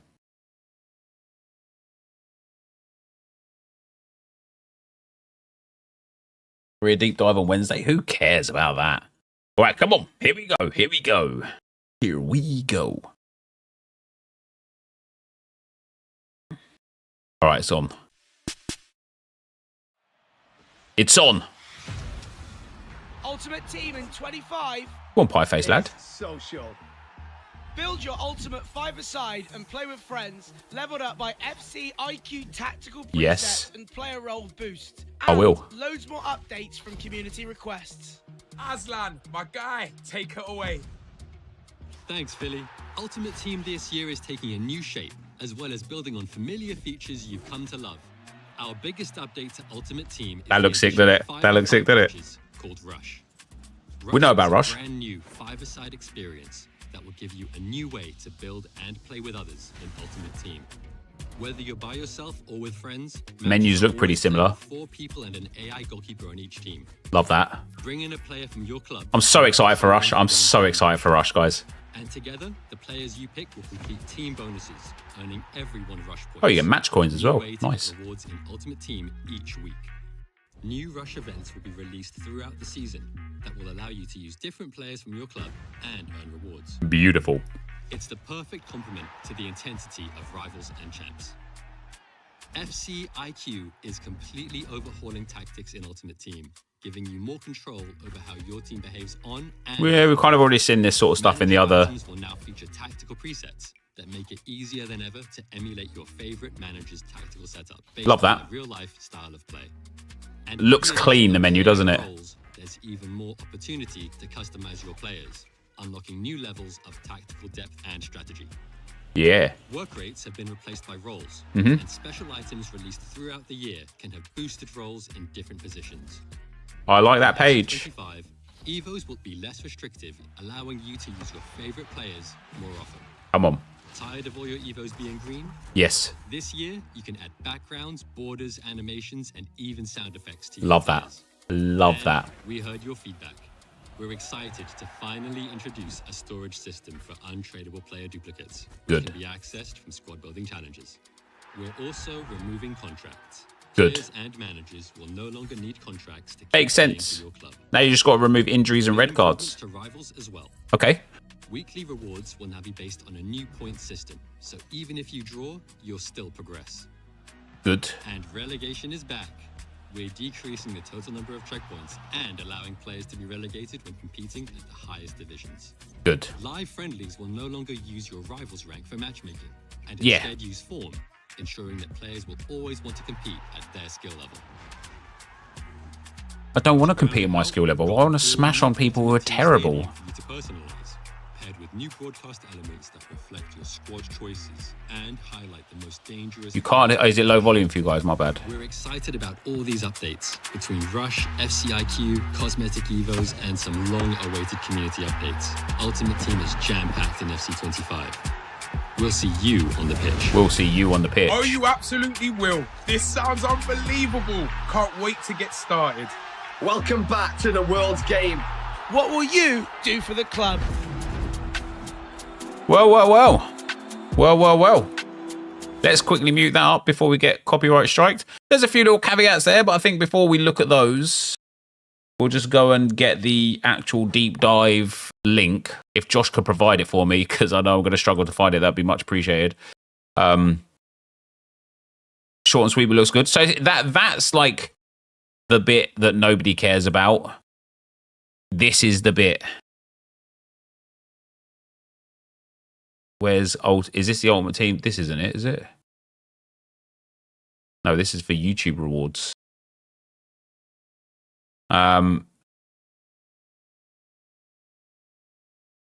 Is it this bit? It's this bit. Nope, it's not this bit. I need the Ultimate Team deep dive. They just showed the same. Yeah, they did mostly show the same things. That's what I mean. Like that part of it is not what's valuable. There will be like a deep dive page, which I don't know how to find. Control C, Control V equals FC25. Yeah, I mean, that's just wrong. On the news section. Oh, is it actually on here, is it? News. Here we go. Yeah, here we go. This is what we want. This is what we want. The EA Sports FC25 Football Ultimate Team Deep Dive. Welcome to the EA Sports FC25 Football Ultimate Team Pitch Notes. I'm Aslan Mustafa. I'm not. I'm NepentheZ. Lead producer, joined by Selena Chang, producer on Football Ultimate Team Rush. We're excited to share details on the new features coming to EA Sports FC 25 Ultimate Team. Football Ultimate Team and EA Sports FC 25 will let you team up with friends in 5v5 Rush, unlock new levels of strategy in 11v11 with player roles in FCIQ, and introduce some long-awaited community request features. That's basically what we've just seen. I want to see some things. Events. When playing Rush, you'll need to first select an event. What is this? La Liga Rush. Battle it out with your La Liga items in this limited time event. Cool. See how you can't really see it, but under my face cam, there's 3 currencies now. Coins, FC points, and SP. What's SP? Squad building, Rush. So this is still all Rush stuff. Now, this is cool, don't get me wrong. But we've already seen more than enough about Rush to really appreciate and understand what it's about. Skill points? I don't think it's skill points. Star points. Oh, is it star? Oh, never mind. So, yeah, I like this stuff here. Country or region is Brazil, gives you 200 extra rush points. Position centre back gives you a bonus multiplier. Position striker and centre mid gives you a bonus win. Overall max 60 gives you bonus points per goal. Like, it's cool. It's cool. rush objectives. A rush objective group will be available each week, allowing you to earn rewards based on rush points earned that week. By participating in rush events and completing block requirements, you can increase the amount of rush points earned from that match for you and your team. While these rush objectives will be available each week, there may also be additional objectives related to rush, allowing you to earn more rewards. So here is like, this was an interesting screen that I saw in the thing that I wanted to go through. You get match result, block earned win bonus, win streak multiplier, block earned bonus, block earned multiplier, block earned goal bonus, friend bonus. What's block earned bonus? You know? Rush points objective. Oh, so there you go. So the SP is actually rush points. Interestingly, SP rather than RP, but okay. Earn 2,000 rush points, 7,500, 15,000, 22,500, 30,000, 37,500, 45,000. Cool. I mean, I'm all about that life. Skill points. Why not just call it rush points though? Like, and I'm picking. But if it's like earn 2,000 rush points, and then it's got an SP badge, just call it RP. Or say earn 2,000 skill points, right? Like, anyway, I'm picking. Matchmaking. In Rush, you can play with a group size of up to 4 players, and whether you're playing as a solo, duo, or trio players will be found to fill the remainder of your team. Matchmaking will take into account your skill level within Rush specifically and use this to match you with teammates and your overall team skill when finding opponents. Matchmaking pools will be separated based on events to assure that players will be playing in the same event entry requirement and eligible pool of player items. Love that. If a player leaves the match in progress, we already know that. FCIQ we've already heard about. Manager presets we just saw. Player roles we've obviously already seen, but this is a new screen that we haven't seen. So this is pretty cool that they've added the roles screen. So Trent has fullback, plus attacking wingback, fullback, and wingback, which is pretty cool. I wonder if they've got like multiple positions. They'll have like multiple roles for multiple positions. It's saying you'll get SP for... Oh, yeah, you're right, yeah. So whatever SP is, you'll get 100 SP when you earn 2,000 rush points. Yeah, I misread that. I misinterpreted that 100%. Yeah, fair enough. So whatever that currency is, that's quite interesting anyway. Oh, is that season points? Yeah, there you go, Josh. We got it at the same time there. Season points. Because it didn't add up to me where if you look at this screenshot here, this one here, you can see just by my face cam now, it says 0 out of 100 season points. That's obviously like level 1 of the season. So yeah, it's going to be replacing XP. That makes perfect sense. All right. We already know the position roles. We've been through that before. The same as all of that in stuff here. Personalize and share. We've already been through this as well. The new stadium is pretty cool. It looks like an FC point, but other than that, it's pretty cool. Detailed match presentation. New broadcast sequences have been introduced to highlight the most dangerous players on the pitch, as well as a squad building and tactical decision made by you and your opponent. The match introduction will now highlight your opponent's players with the most goals and assists, as well as any notable player debuts. So I really like. There's a lot of cosmetic things I hate, right? Especially when it comes to like career mode and stuff like that. There's just a lot of cosmetic things I just really dislike. This, I'm about this. I like this. I like things like this. I don't know why. Like, you know, each their own and stuff. But during matches, new broadcast elements have been added which reflect your team chemistry, squad building choices, player debuts, and spotlight informed players on the pitch, featuring their goals or assists in the last 3 matches within that mode. The new sequences featuring the stadium exterior, locker room, and tunnel, along with the new on-pitch broadcast elements, are available only on PlayStation 5, Xbox Series XS, and PC. Cosmetic evolutions! Yes! Funny story. When Evos first came and they were that green design, I was like, I remember about a year ago, you know, being like, oh my God, that's so cool. Going to have these cards. Like, it's going to be so sick. Then we got so many Evos, and it turns out that card design was actually quite ugly in hindsight. Probably one of the worst that we've had this year. The fact that we can now customize evolutions without it being part of the Evo, but just by adding cosmetics to them, is incredible for 3 reasons. Number 1, Even if somebody has the same card as you, they might not have the same card as you, right? Number 2, it enables EA to monetize cosmetics instead of store packs, which I think is just a net win for the game overall. And number 3,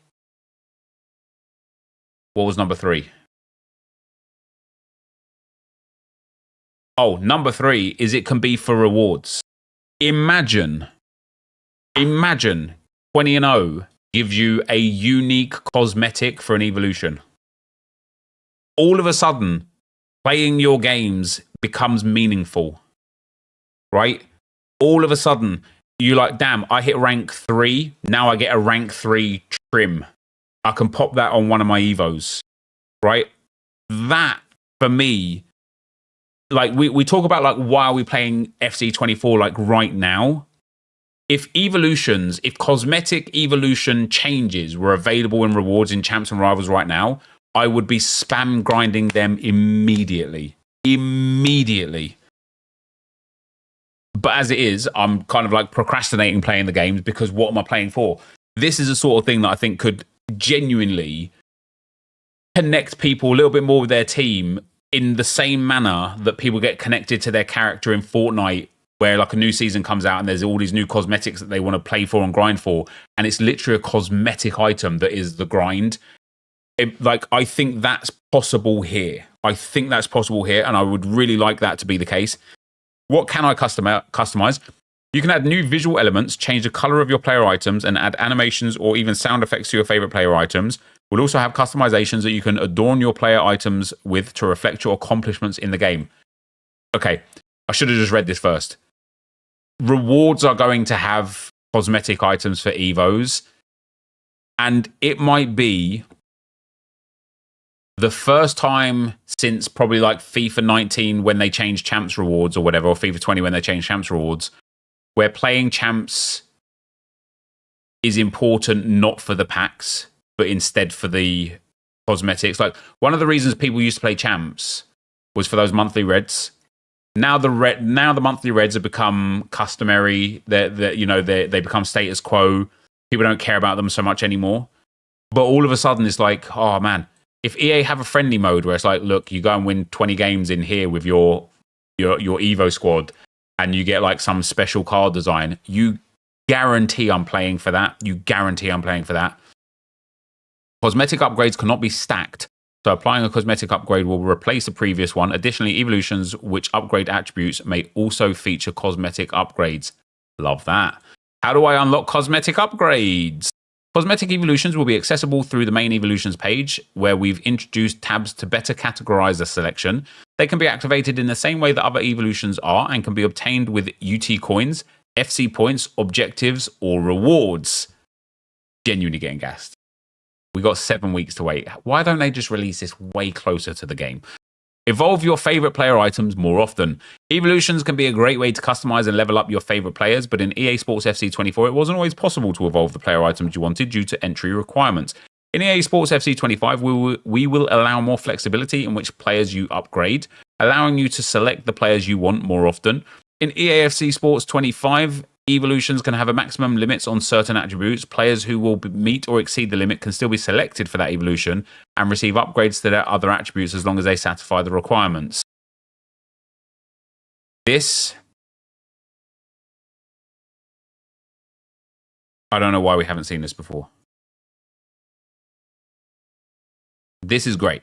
So now, if like what I think, because this actually doesn't represent it very well, because what this says, we've got a Bellingham on 75 shooting, then a partial evolution on 80 shooting with a +5, but maximum of 80 shooting, and then a partial evolution of 85, a full evolution of 85, but maximum 90 shooting. What I think this means is, let's say Bellingham already had 90 shooting, and it takes shooting up to 95, or like, let's say you already had 95 shooting, but it only takes the shooting up to 90. I think the other stats will upgrade and shooting just won't. It's not partial, it's that it hits the limit. Yeah, so he gets +5 to 80 because it hits the limit. Then he gets +10 to 85. But why I think they've made a mistake by using this Bellingham is 75 to 80 is +5, 80 to 85 is, or 75 to 85 is +10. They haven't actually, like, I don't think they've shown what they've meant to have shown here. Community improvements. In EA Sports 25, we made a number of improvements to the Football Ultimate Team experience based on your feedback. We're excited to show them to you. So let's get right into the chase. Duplicate storage and SBCs. Man, this is about 5 years too late. But we finally got it. So let's be happy about that. Untradeable duplicate players will now have their own storage system as part of SBCs. This means if you acquire an untradeable player that you already own, you can now store it directly in an SBC storage instead of quick selling the duplicate. I wonder if you can store multiple versions of the same player, like you can on the trade pile, or if it's like one copy of each player. SBC storage can hold up to 100 untradeable items, accessible from the new SBC storage tab. Within each SBC, you will also be able to access and send items to SBC storage from the FC Companion. Division Rivals. Division Rivals is intended to be your everyday destination for competitive play, and we've made a number of changes in FC 25 to improve the experience for reduced friction points for players. Weekly rewards and points. We want your hard-fought draws and 90th minute equalizers to be worth something, so we've adjusted the reward system to be based on points instead of wins. You'll now earn 3 points for a win and 1 point for a draw, ensuring that your efforts in close matches are not in vain and will contribute to your weekly rewards progress. Yeah, cool. Bit weird how that... Wait. Oh, they've gone back to like the old rank system. Instead of just checkpoints and like... Wait, hold on. This is weird, isn't it? Because like 2 years ago, it used to be the rank system, right? Rank 5, 4, 3, 2, 1. This year, it's just a division. You get 3 wins or 9 points for the lesser reward, 7 wins or 21 points for the bigger reward. But here, it's got rank 2 and rank 1. It's just a checkpoint. Oh, is it? There's nothing to do with rewards. So the points are still the rewards. Okay, fair enough. We've streamlined weekly Rivals rewards into a single section, where we're previously seeing many players unsure about which choice to pick, even though many pick the same one. In addition, we've removed seasonal milestone rewards from Rivals. By simplifying the design, our team can better focus on maintaining reward tuning that is more relevant to you throughout your FC Ultimate Team 25 journey. And I really hope we do get that. Like, rewards tuning is so valuable in the game for people that play this like long term. They did a better job of it this year compared to previous years, but in my opinion, still not good enough. Checkpoints and relegation. We are reducing the number of checkpoints in Rivals and introducing relegation when competing in the highest divisions. Division 1 and 2 will have no checkpoints, and losing a match at the beginning of a division will result in being relegated to the end of the previous division. As before, once you reach the elite division, you cannot be relegated until the end of the season. Genuinely love that.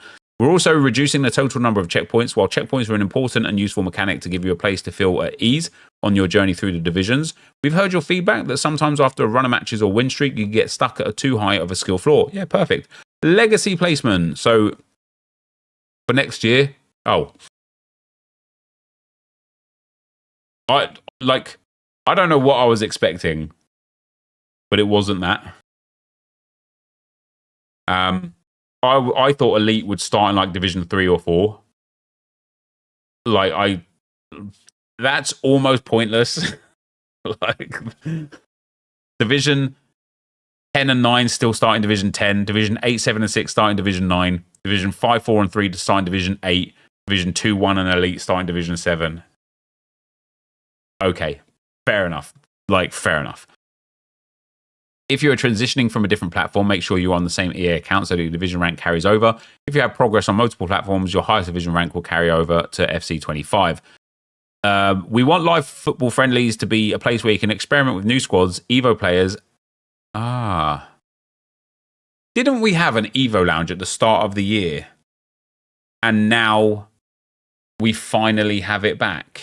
That's good. And complete objectives against players of a similar skill level.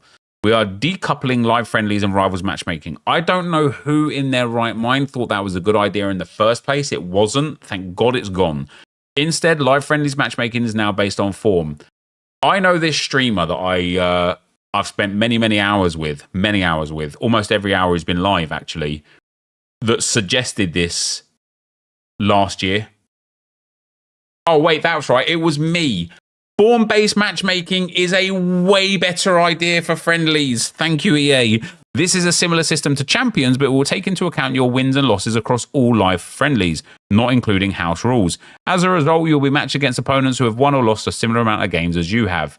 I wonder if they'll be transparent about that, because knowing, like, imagine, like, here's what I envision.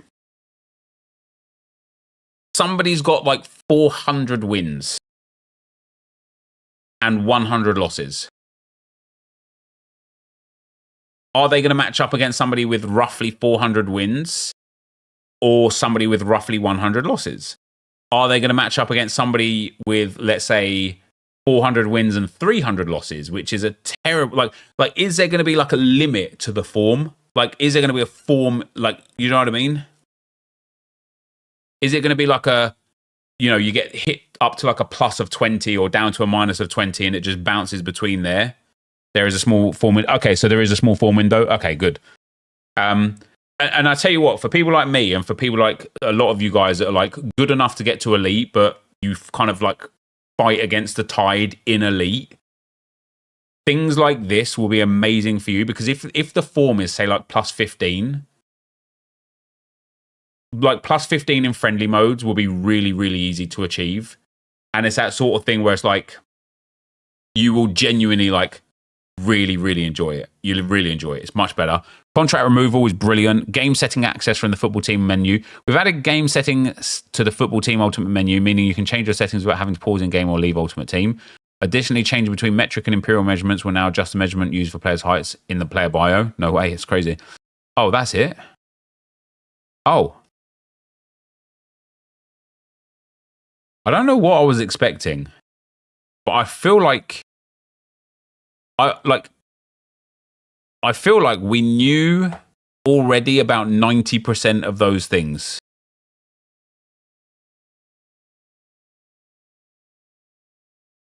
I don't think there's really much there, if anything, that we didn't already know. I can't lie. Like, quite often, EA, like, excellent marketers, right? They market this game very well. This is a hype builder. Because a lot, if not all of this stuff has been covered in one way or another from the previous things that we've already seen from EA. And I feel like what is here that I genuinely just didn't know? Like this is pretty cool, right? This little thing on the floor. We already knew that we was going to be able to customize evolutions cosmetically. I thought we would get a way deeper dive. of what sort of things we would expect.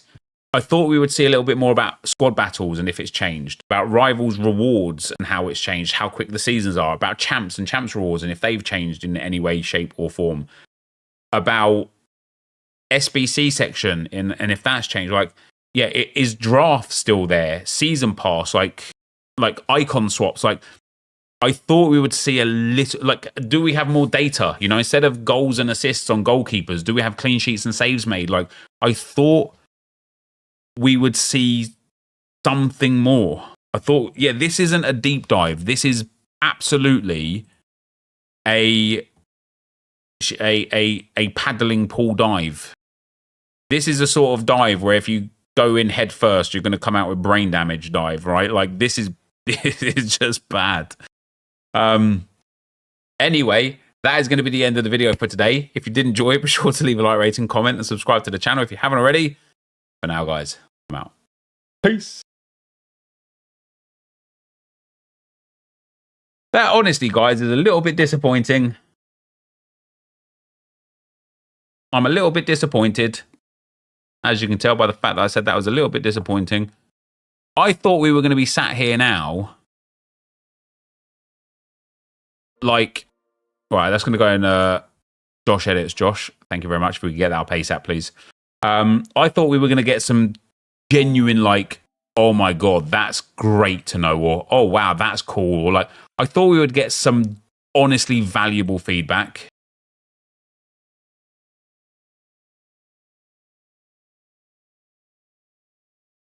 Deep diving already. Not, yeah, it's a bit poor.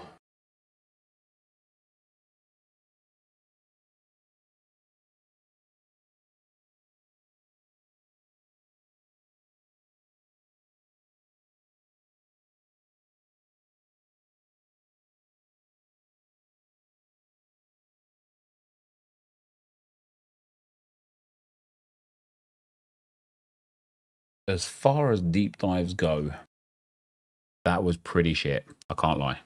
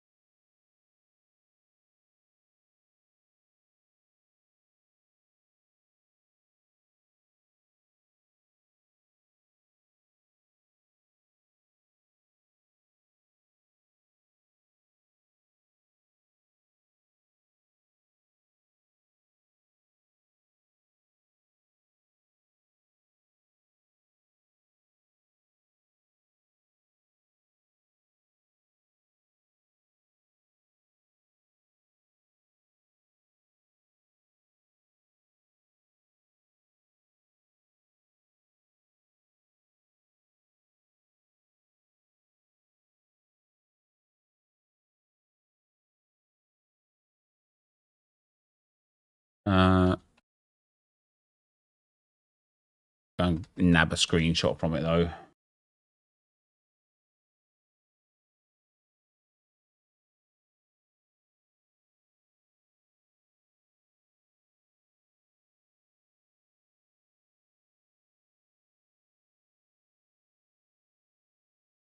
That is, I'm weirdly dejected, guys, and I think I've done that classic thing as always of getting so hyped because I was hyped. I was ready today. I was actually getting like excited. Info in here they hadn't said before. Tunnel is back. Rush screens, rush point system, rush objectives, manager presets we knew about already though. Player role screen. Code to share tactics. We knew about that. Custom tactic names, change to formations, new stadium pitch graphics, new evolution system, change to checkpoints and rival system. We knew that as well, though. Rivals legacy placement. We knew that. And in game, I actually think, Josh, you're wrong on a lot of that. I think a lot of that has been covered. We knew it, but it hadn't been said. Oh, fair. Okay, fair enough. Then, if this come from leakers, a lot of that stuff, then fair enough.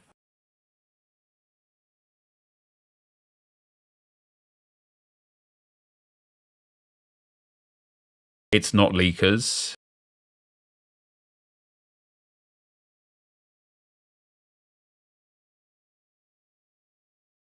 It's the press release. They didn't embargo properly. Oh, I see. So we already, yeah, okay, fair enough. Even still, it's just dumb, isn't it?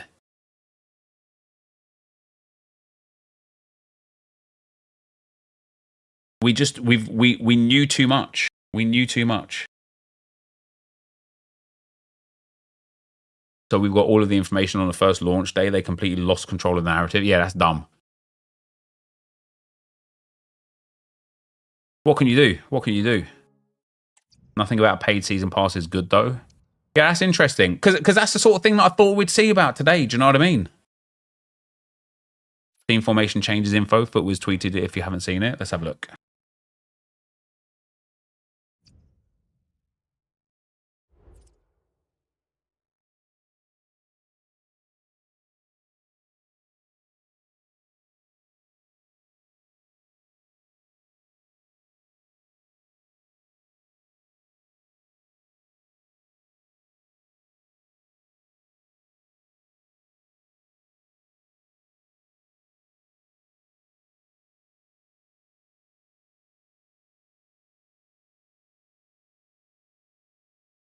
Can't find it, to be honest. My timeline's like popping off, but worth checking. That might have been what I was just looking at there, Josh, if that's about the Evo stuff. Yeah. So this is, listen, when it comes to EA writing these pieces of content, they honestly should just get content creators to create the content. The upgrade limits. So the evolution, example evolution, plus 10 to all stats, but a maximum of 95 pace. So Doku will get plus 10 to all stats, but only plus 4 to pace, which is amazing, right? But whereas Adeyemi will get 0 pace because he's already got above 95 pace, but that doesn't exclude him from the evolution. It just means that he can only get some stats upgraded, which is amazing. And then somebody like Arda Güler will get plus 10 in all stats because he is eligible for the full upgrade. That's amazing. Because now all of a sudden it's like, how many more Evos would I have been able to put on the Arsenal players this year? Like, one of my Trossard cards literally was evaded from about 15 different evolutions because he had one dribbling stat too many. So this is really good. This is really good.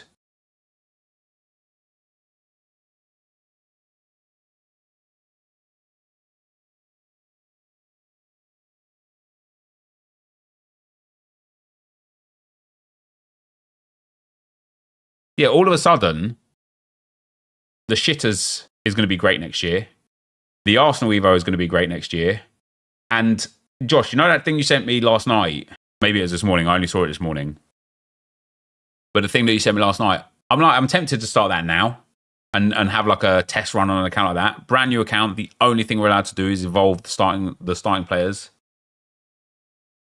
That means you can evo the same player every Evo if you wanted. Yeah, because they just won't get any bonus stats. Yeah. Or they might get like a little +1 here or there, but wonder, yeah, fair enough. Wonder if it would be the same for play styles, whether it would avoid it, the same ones it already has. Yeah, it's interesting, isn't it, actually?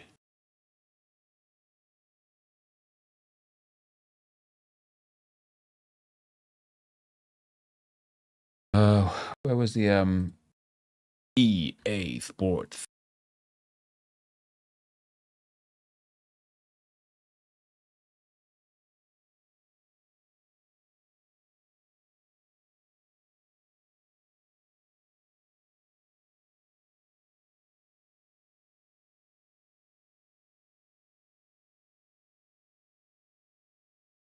What else have we got, guys? We've got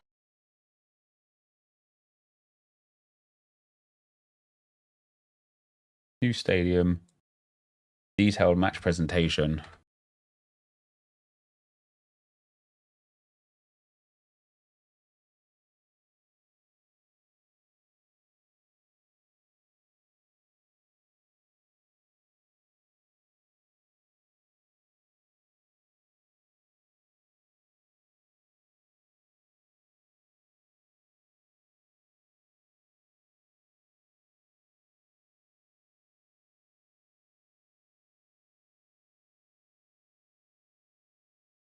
Oh no, I already put that screenshot up.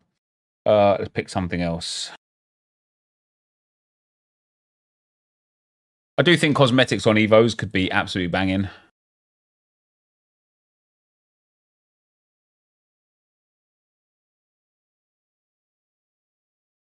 Cosmetics for Evos can be...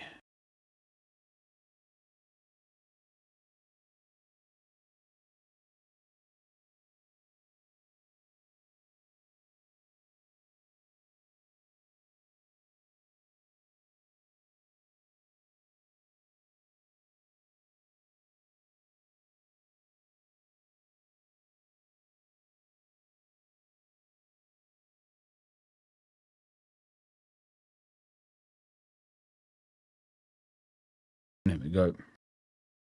I hope there'll be more than 4 styles for cosmetics.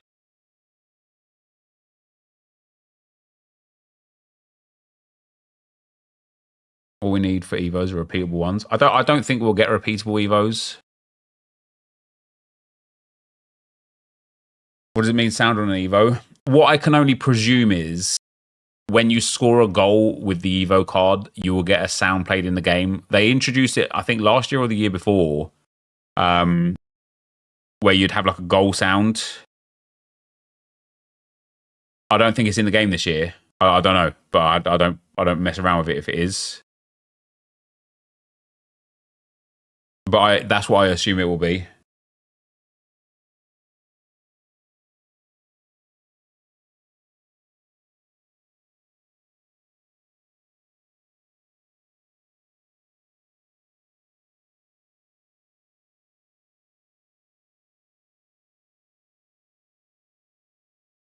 No sound currently. It's available in animation. No sound currently. It's ambient sounds when selecting a card. Is it actually? It's still in the game because I have the F1 cards when I score. We need skill move and weak foot evos. I'd happily pay 100k a pop. If you listen carefully, the swoosh sounds different when putting the cards in the team. What, like right now?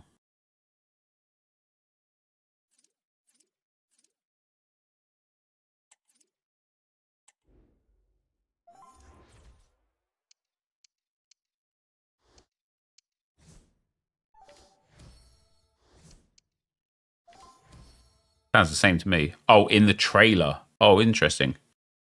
When you press on the card, it will just make a sound. That's interesting though, isn't it?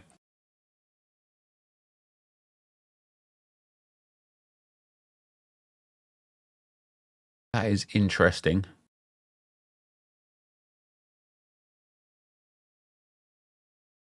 You have audio off. Yeah, I mean, I don't listen to audio too much all the time, but why is City happy with? Yeah, Julian Alvarez is he going like on a permanent transfer?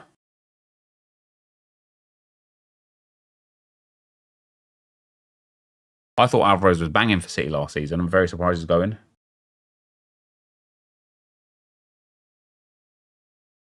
€80 million. Well, that's why he's going then. They signed him for God knows how little, had him for one season and sold him for €80 million. Like,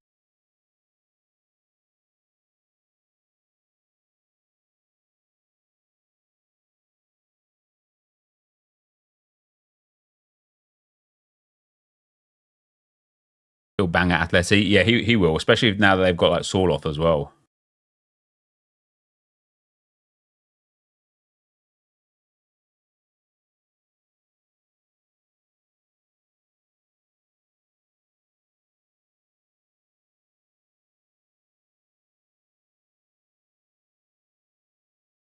See the slight team of the week design in the trailer. Yeah, saw Heung-min Son's team of the season card, a team of the week card there.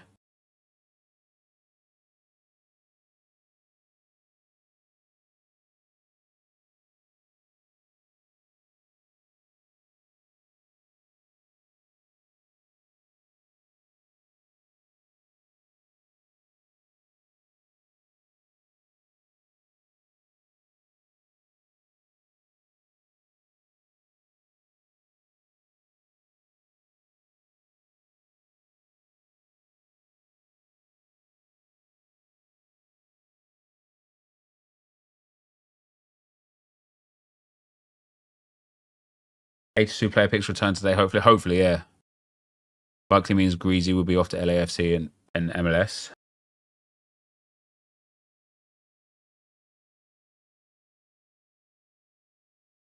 He doesn't want to play second fiddle. The thing is, though, like, for someone like Julian Alvarez, but man, just remember the fact that like a year and a half ago, you were playing a River Plate. Like, bit mad. He's 24 years old now, actually. I didn't realize he was so old. I thought he was only like 21, 22.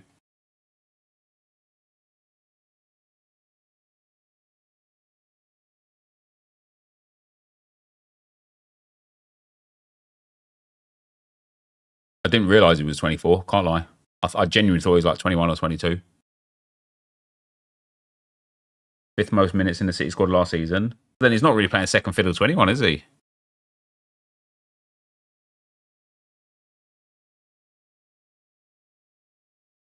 What, Dembele from the 84x10? So happy. And by the way, I skipped the walkout. Oh, damn.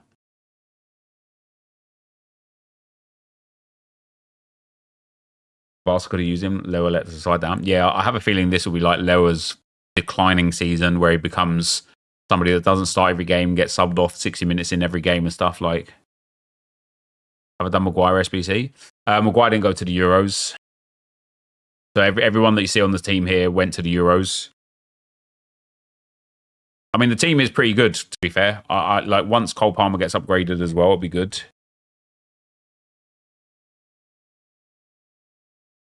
He's got a lot of minutes with KDB and Haaland injured. As soon as they come back, he didn't feature in key games at all.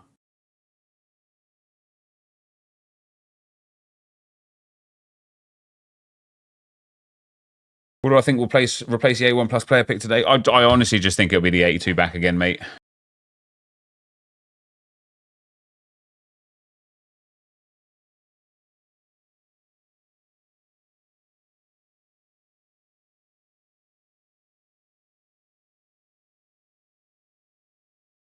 Man, honestly, I was prepared for like, I was genuinely like ready for like a proper discussion about the new Ultimate Team content, and I just feel deflated off the back of it. Oh, Romania already said 82s are coming back, is he? Okay, fair enough.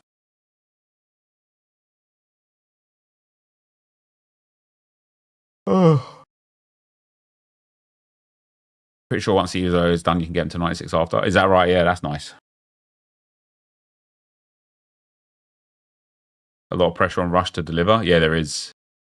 Compared to last year, the deep dive showed nothing. Yeah, I feel like last year, what was the content we were making last year? Let's have a look.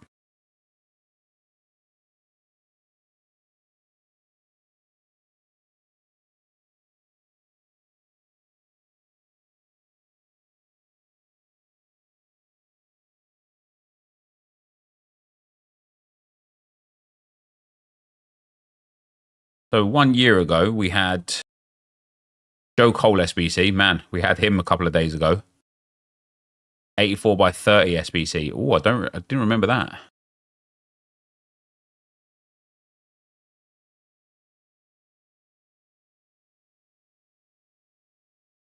An 84 by 30 upgrade. Pretty cool. 84 by 10. We got Ansu Fati and Ant-Man. Oh, remember the cover start icon week? That was pretty good, wasn't it? Footies Team 4. 82 by 100 SBC. They go in a store pack now, don't they? The cover icon, the cover star icons are pretty good. I remember those.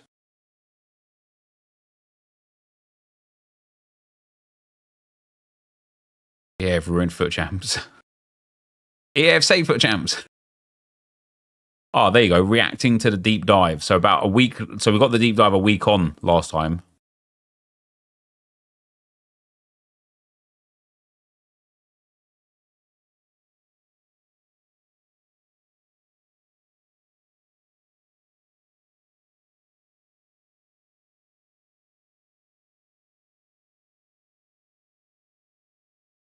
That's the wrong deep dive. Oh, yeah, that's the club's deep dive. You're right. You're absolutely right.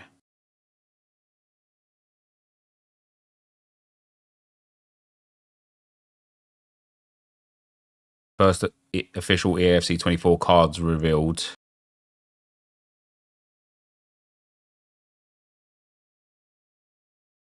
It's interesting, isn't it?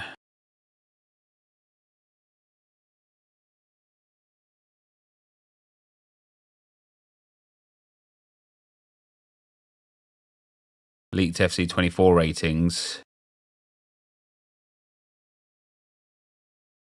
Got Evolution's pay to win. Yeah, removed the welcome back and starter packs. How to start EFC 24. It looks like I took a little bit of a break there, because it looks like between. Yeah, it looks like I haven't uploaded many videos. It looks like I took a bit of a break. But the content I was uploading last year, it honestly looks like the same sort of stuff we're getting this year.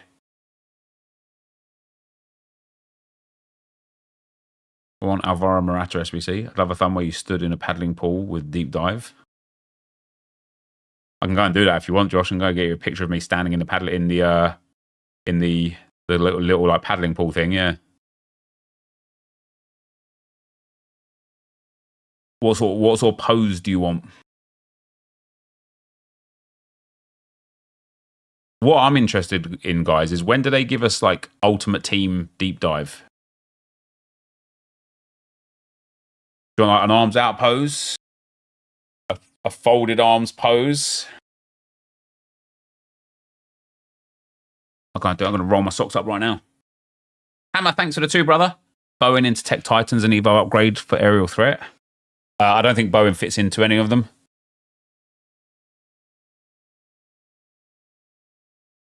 I don't know why Bowen does. I think he's got 3 playstyle pluses. Yeah, he's got 3. It was about 10 months ago you scrolled past it.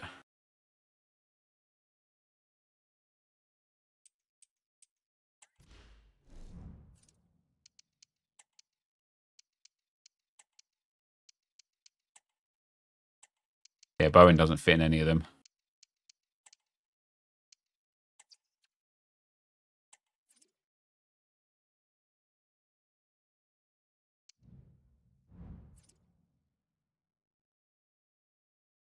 Let me go and see. Let me go and see. I'll be right back. Simon, thanks for the 16 months, man.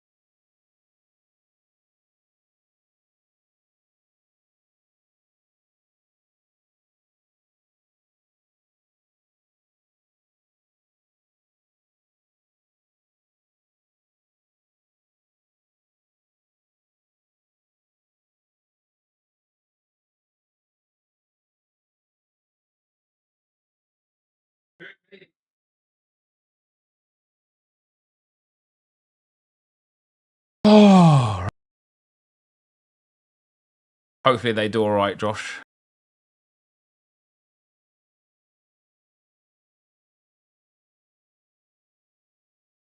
Where am I?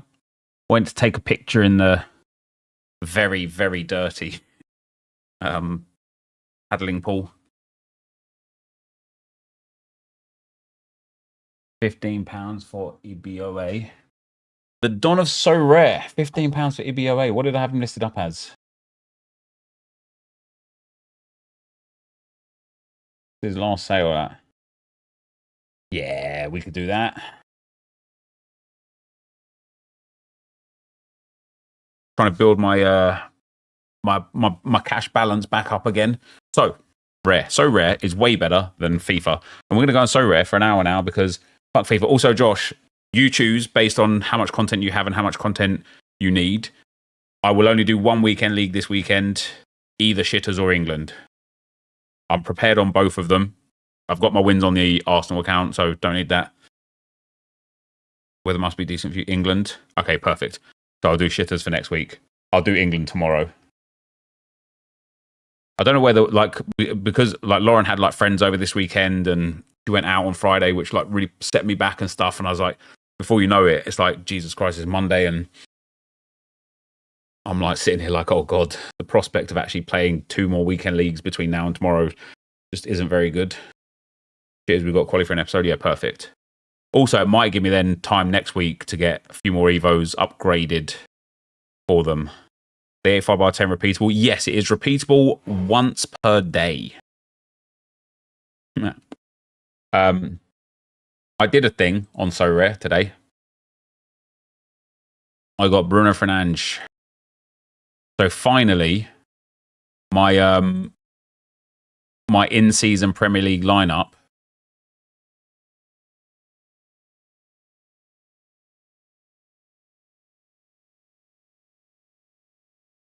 is ready.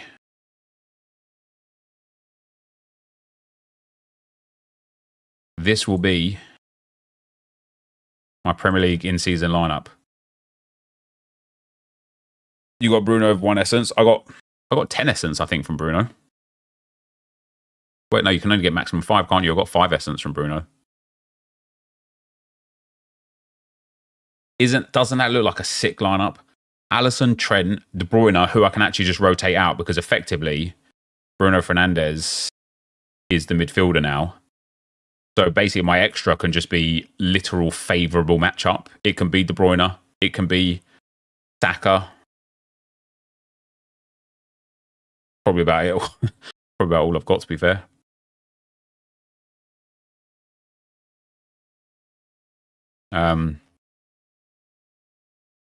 So yeah, probably will be Kevin De Bruyne, but that's a premium team going to bang. Hopefully, it's just about now getting a couple of backups just in case there's injuries or suspensions or incorrect matching or whatever. And then it's also about trying to make sure that I get really good training on these guys to get their XP up as quick as possible. So one of the things that I'm going to do, in training lineup for the game week tomorrow, is obviously tomorrow there's not a lot of options tomorrow in the pro divisions. We got contender, but there's not much going on, and then that's it. So for my training, I'm going to try and get all of them in a team full of quality players. So obviously the goalkeeper will be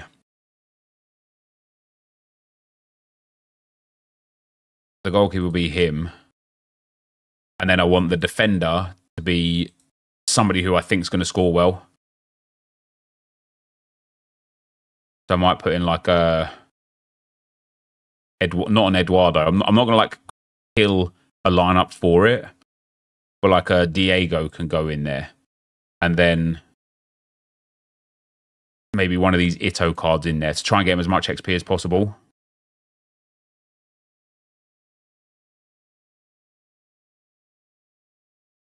I'd probably still call it a deep dive, Josh, just for searches. I will use boosts reasonably quick, but probably level 8, level 9, somewhere like that, to get them up to like level 11 pretty quickly. Because then they get the 5% XP bonus. The other thing that I want to work on is actually getting them some like collection score as well.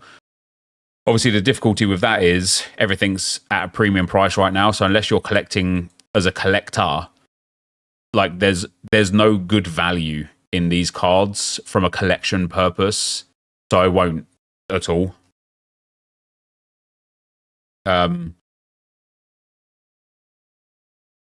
Like I might buy like a Van Dijk but basically the idea now is to hopefully like win rewards with these teams to actually like continue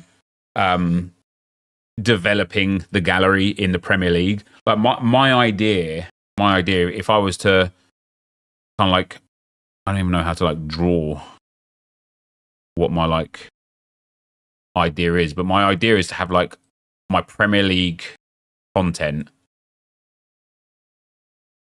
So we'd have like Prem in season,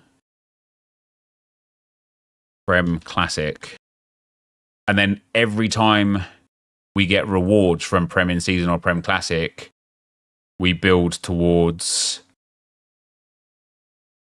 Bundes Classic.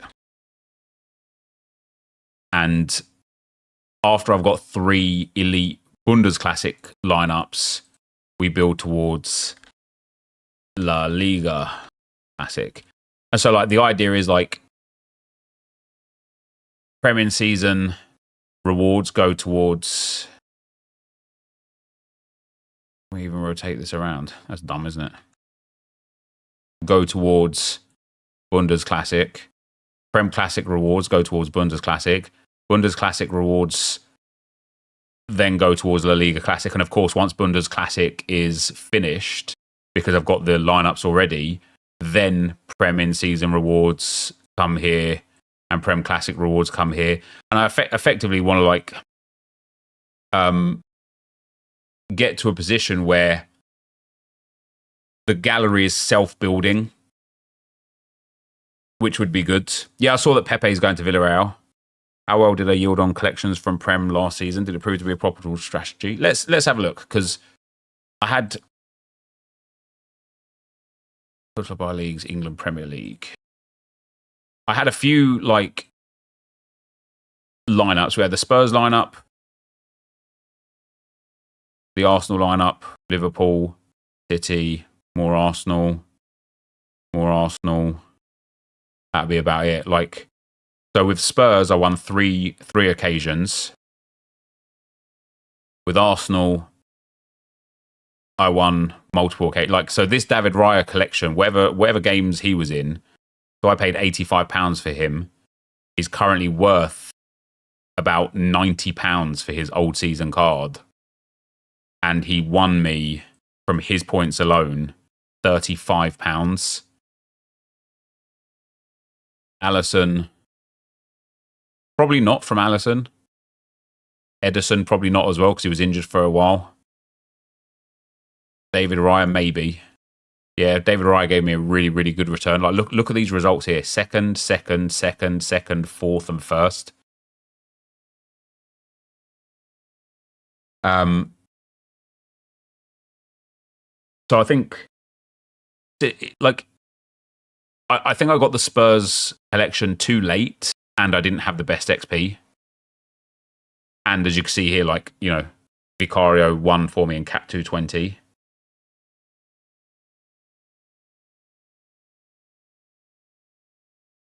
Although Alisson helped me win De Bruyne. And here's where it always gets difficult in understanding value of what somebody gives you.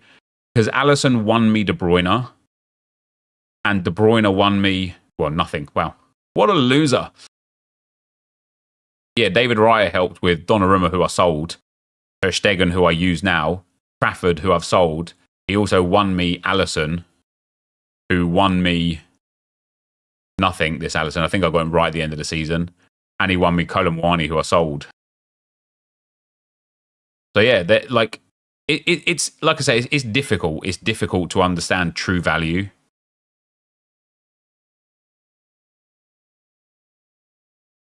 Are you going to make Sorare a video for the new season? Yeah, there's a video up there right now on it.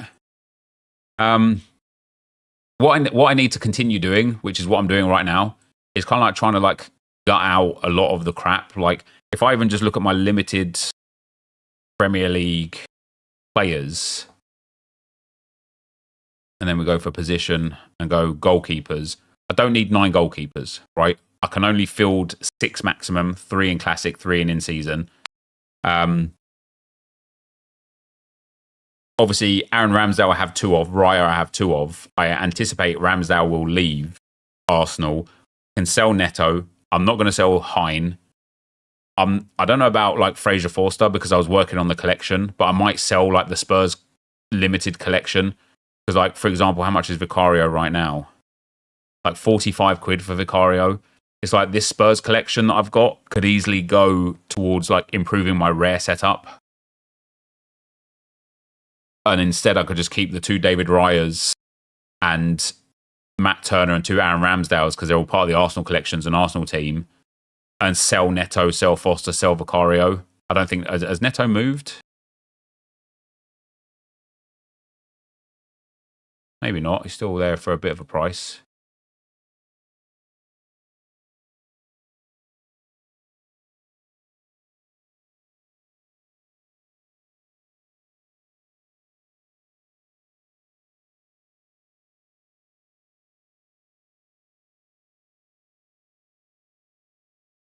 No, I don't want crumpets, no. Yeah. No,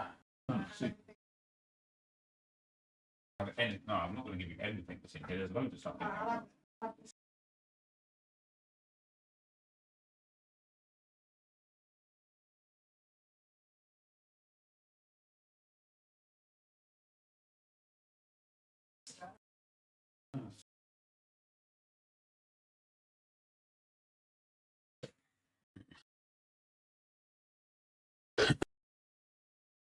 Travers is playing in some of the friendlies, so who knows? Yes, it's difficult. Like I say, like even if I look at like the defenders, anyone that's an Arsenal collection player, I won't be doing anything with. But like Euro, I won. Now, obviously, it's not the version of Euro that everybody wants, but look at that. I could sell him for like 17 quid, and I really should sell him for 17 quid. Have a look at his price point.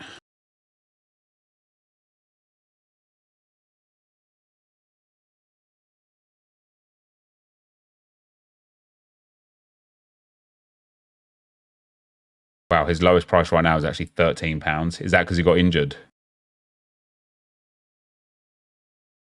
He's injured now. Yeah, he will go up when he's back from injury, but if the general trajectory of prices continues to go down for classic cards, he might go down to like £5 and then back up to 13. The sort of thing where even if I can get £13 for him right now, it might just be better than waiting on him. Because I can put that £13 to good use for something else that means something for me that will like yield me a reward. So we've got Udogi, Romero. So I paid £16 for Udogi. Udogi is now currently selling at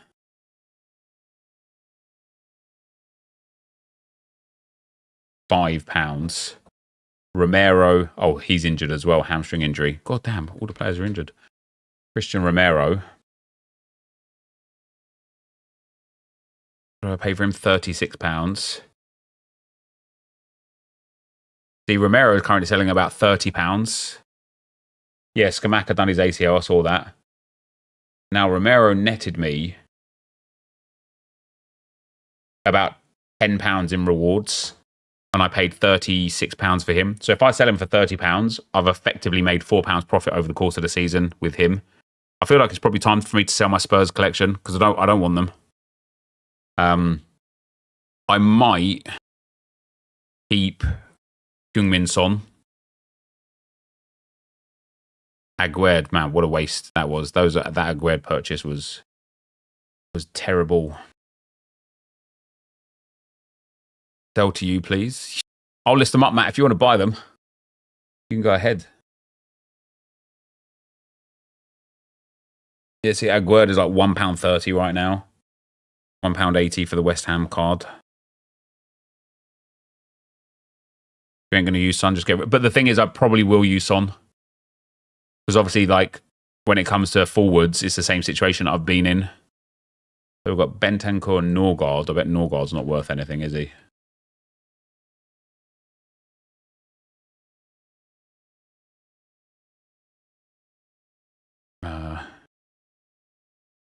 Now, one Bentancur, which is quite nice.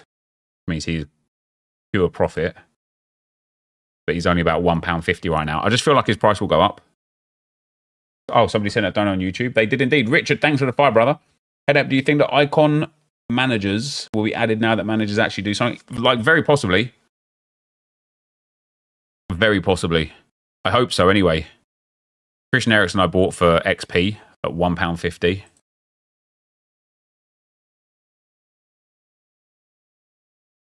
What's he saying now? £1.73 for this card. If I could sell him back on again for £1.50. And it's much lower than current listed price. It's just not. Addison. What's his price point? £24. See, Maddison's someone that I'll just hold on to. Managers don't do anything. They just have a preset. It is an exclusive. You can create those tactics with any managers. Yeah, that's fair. And then Jack Harrison, who I don't care about. Yeah, when it comes to the forwards, I bought Garnacho. I've got Richarlison. I've got Son. Because I think, like, Son's just the best forward here. So, like, if I'm to do a classic Arsenal team, it will be 4 Arsenal players and Heung-min Son.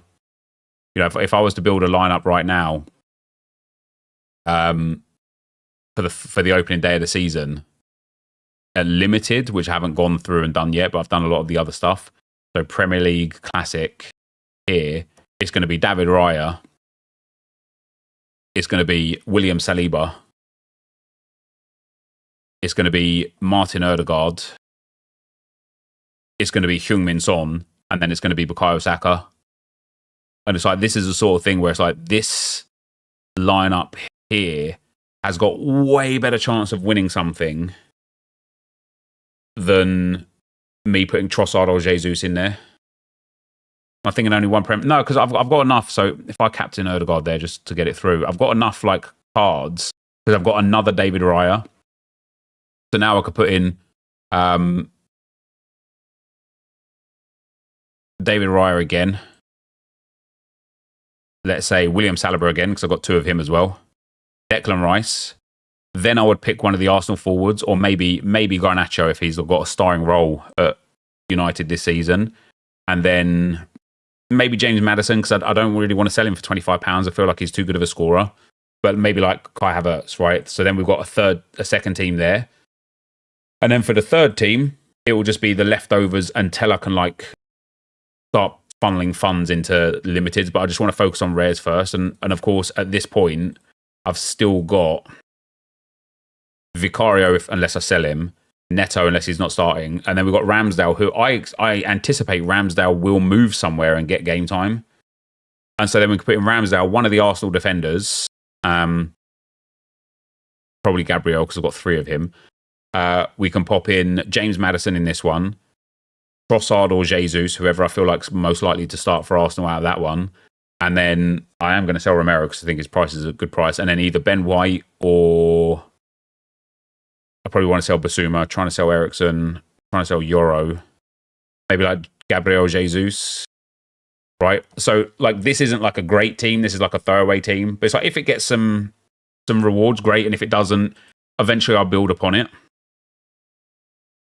So when looking at the teams now, there's just some nice teams there. I feel super confident going into this new season in Classic and in season that I've got really good lineups for rewards. Boy just tweeted full walkout animation. Let's have a look.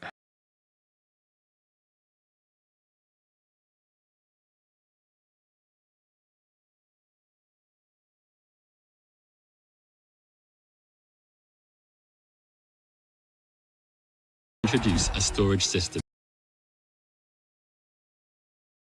Oh, Foot Sheriff is just, I think Foot Sheriff had it actually. This year is taking a new shape. Oh no.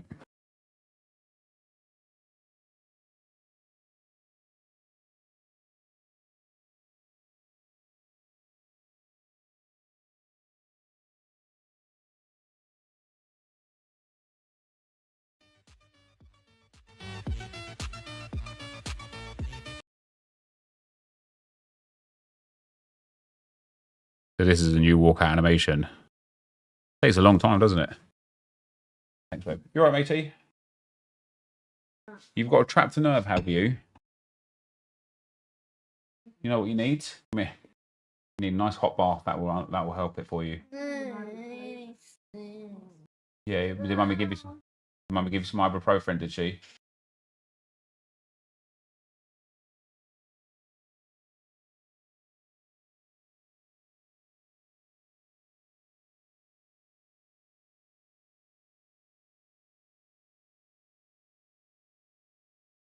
Quite a long walkout, isn't it?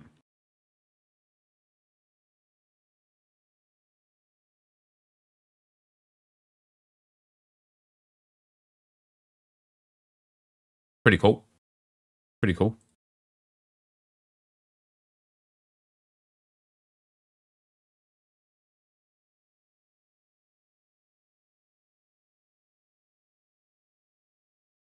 I don't think any of these guys are in lineups at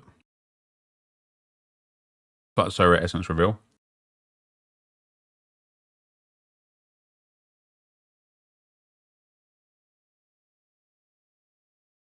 I have 15 rare essence now.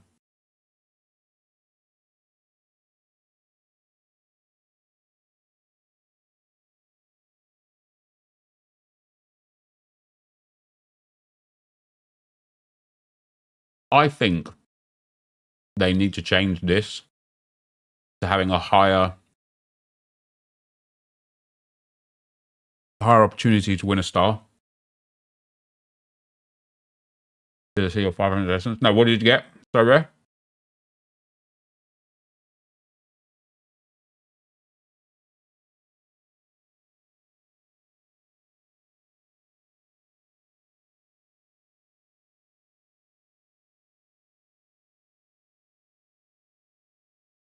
I personally, you got Nico Williams. Oh, GG's, well done.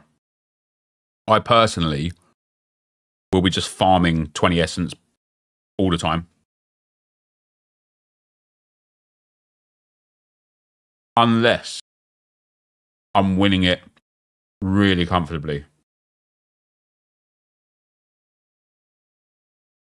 Like if I'm winning 100 or more essence per game week, then I will save for the tier 1 pluses.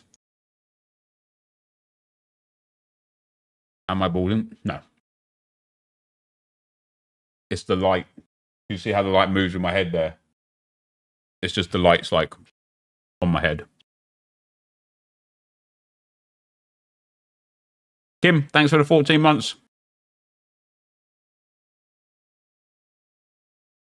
What's essence? So you can win essence out of reward boxes. And then when you've accumulated enough, you can like craft the card. And then these are the odds of like what rarity the card will be.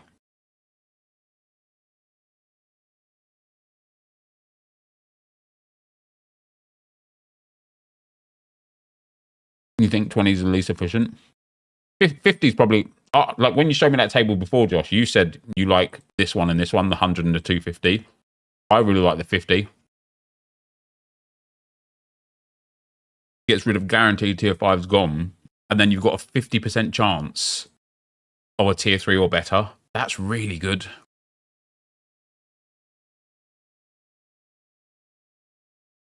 I suppose at 100 essence, you've got a 50% chance at a tier 2 or better. That's really good.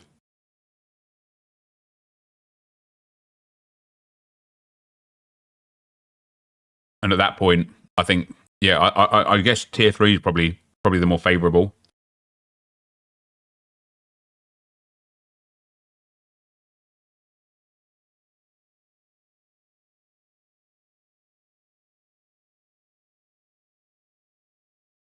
I think it'll be a fun experiment though, won't it? Like, And this is why I asked Sorare to allow us to like save essence. And then like if I want to save 100, let's say I want to save 200 essence so that I can open 1 tier 3 plus and 5 tier 5 pluses. I think that'd be way better.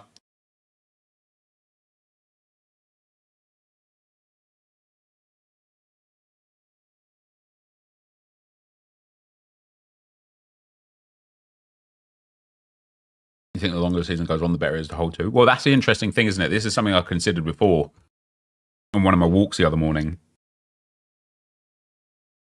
I wonder if I just hold essence the whole year. Imagine you've got a bank of, I don't know, 10,000 essence at rare level. Then the new season comes next year and you can open 20 tier 1 plus with new season cards in packs.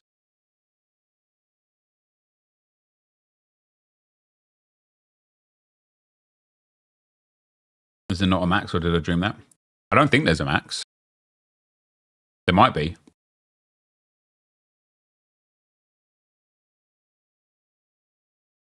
Yeah, pre-order cards are in there at the moment, yeah.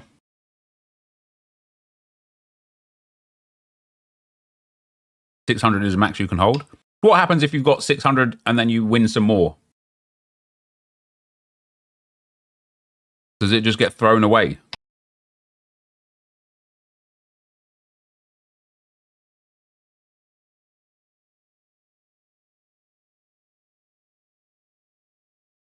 I didn't know there was a max.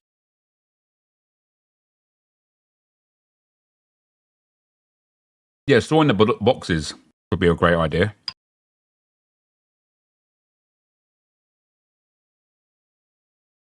All on the Sorare Discord advise you just won't earn anymore. That is terrible. Oh, it opens automatically.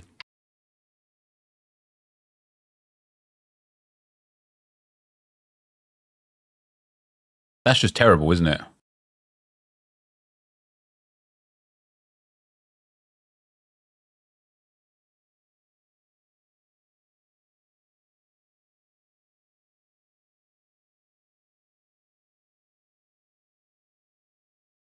Yeah, I think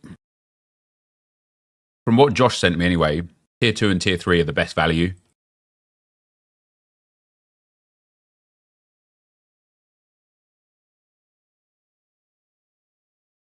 I'll probably go for tier 3s every time. I've changed very quickly, haven't I?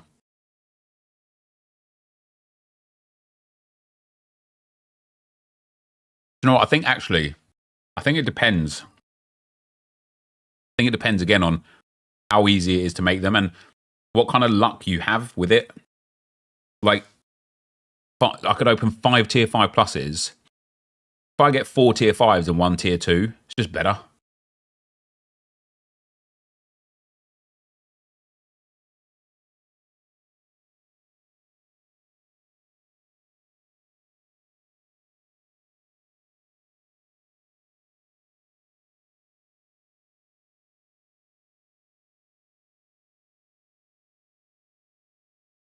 I'm lost in Sorare at the moment, playing Rivals on a tight budget. It's not doing easy. Well, on Rivals, you can play for free. I'm going to get relegated this season. I actually think I'm going to purposely stay relegated now as well. I don't want to fight, try and stay in this division. Maybe I do, I don't know. Interestingly, though, I'm in here with Stish.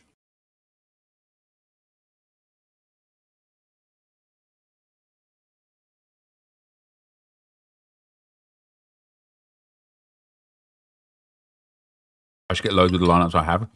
But I don't have too many in-season lineups, though. I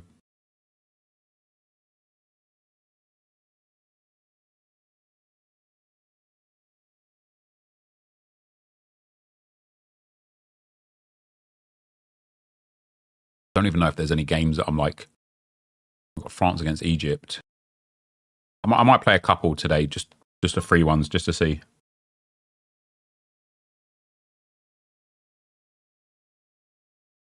If I had 1k to start over, what would my strategy be? If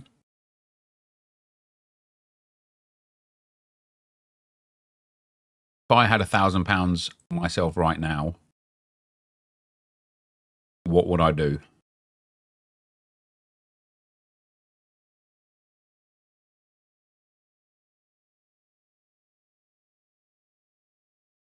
I would probably go and get a really strong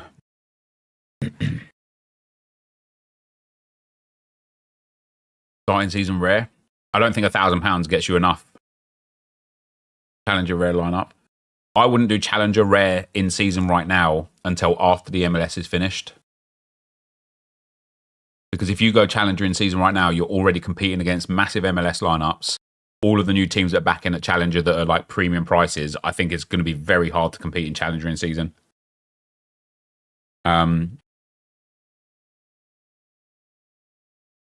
If I had £1,000 right now, I would probably go for a very top-end classic La Liga or Bundesliga lineup in rare, and then an in-season limited lineup in Bundesliga or La Liga.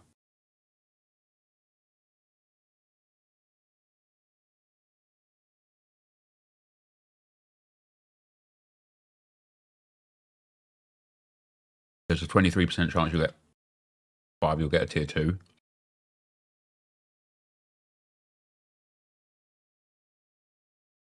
From here, opposed to a 36% chance. Yeah.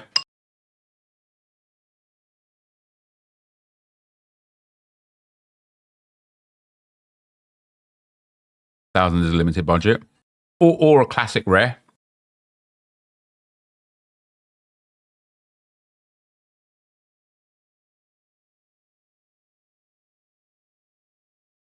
Yeah, did he I don't actually know what the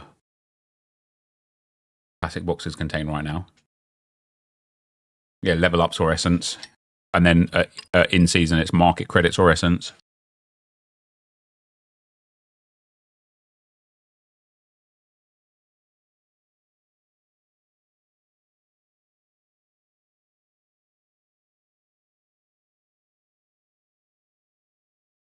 What about in season rewards?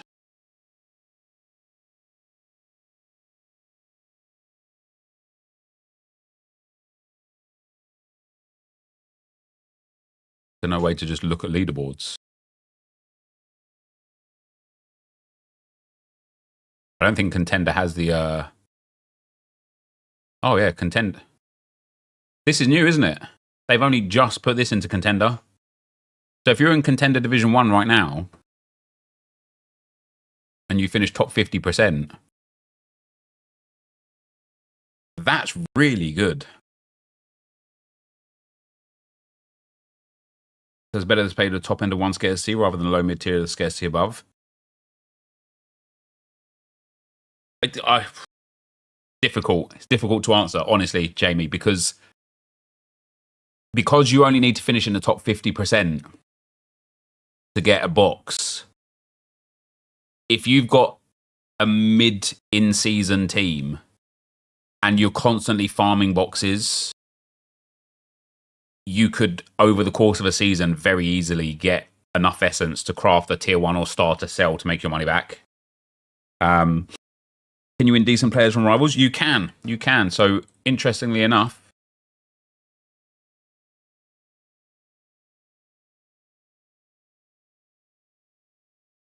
this man right here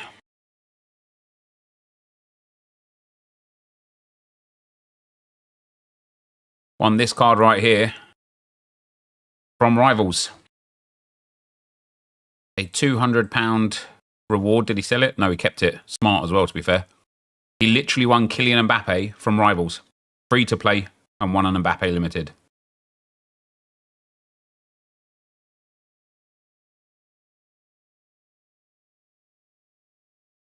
This like, let me take my plate out real quick and then we're going to come back and talk about this a sec.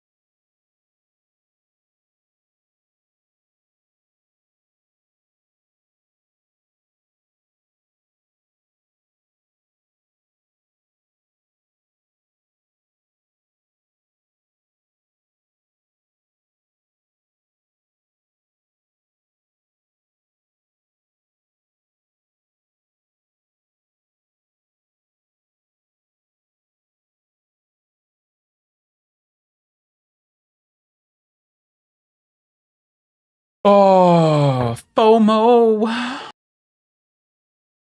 You think when I'm on my deathbed,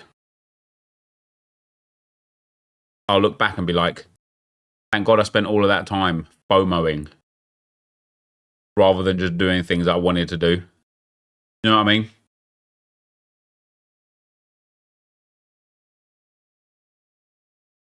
Still trying to work rivals out. I lose so many games. Can't ever get a win streak. We'll win 1, lose 4. Only in Division 9. How hard can it be? There's a big learning curve when it comes to fantasy football. That is for sure.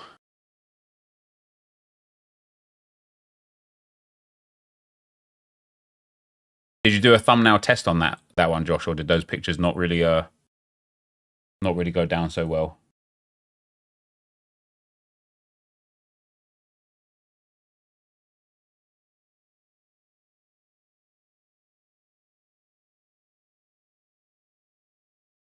Need to get that tactic correct. Yeah, tactics are massive.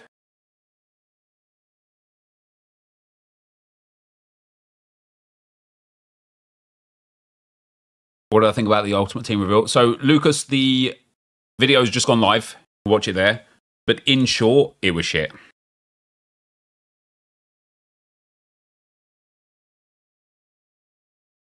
Maybe because I've been FPL for 15 years. Maybe I'm playing it like that and that's wrong. Yeah, FPL is a lot more simple than Sorare.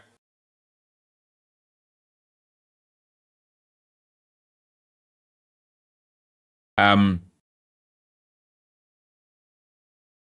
was I going to say? Yeah, when I look at like, and listen, somebody tell me if I'm like just being dumb, right? Don't just say it. Just wait till I explain what I'm going to say first.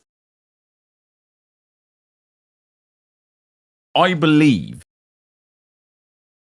and I know I have to be wrong. I know I have to be wrong. Otherwise, everyone would do it, and everyone can't do it because only 50% of people can get the box right.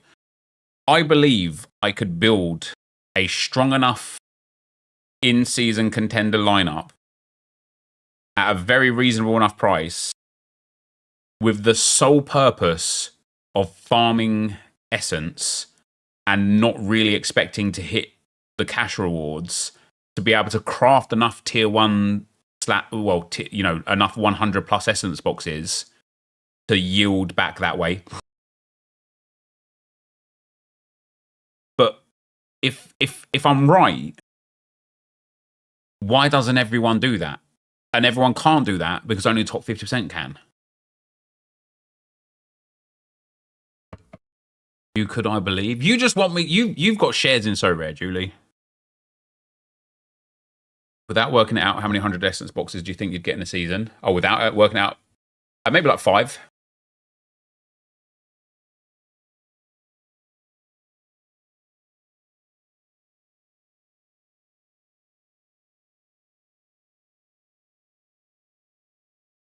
You don't think so? You don't think you get 1,000 essence over the course of a whole season?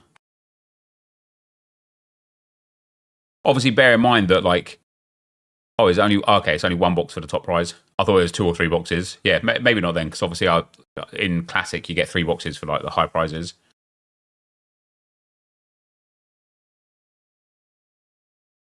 If you're free to play, is it best to take the 20 limited essence option every time to build a gallery of cards? Not necessarily. I actually think if you're free to play, you're best off trying to save up for a good card that you can sell to then buy cards that you like that make sense for you. Not every division will have a 4-star box. Oh wait, was that a 4-star box down there? Oh, it was. Oh, what's the 5-star box? 10, 20, or 30?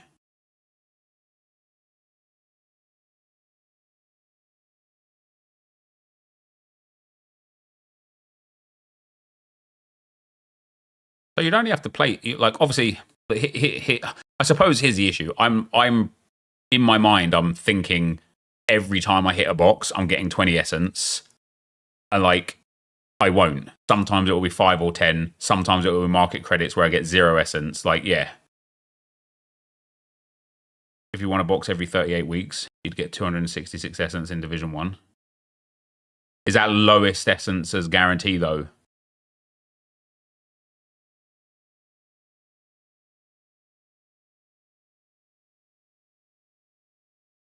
No.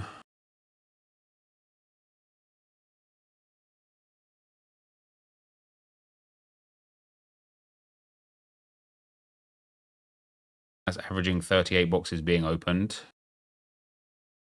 That's close to 3 then. So I said 5. I was a little bit overkill. But and here's where it's like where I think value comes back in again, right? That's just boxes.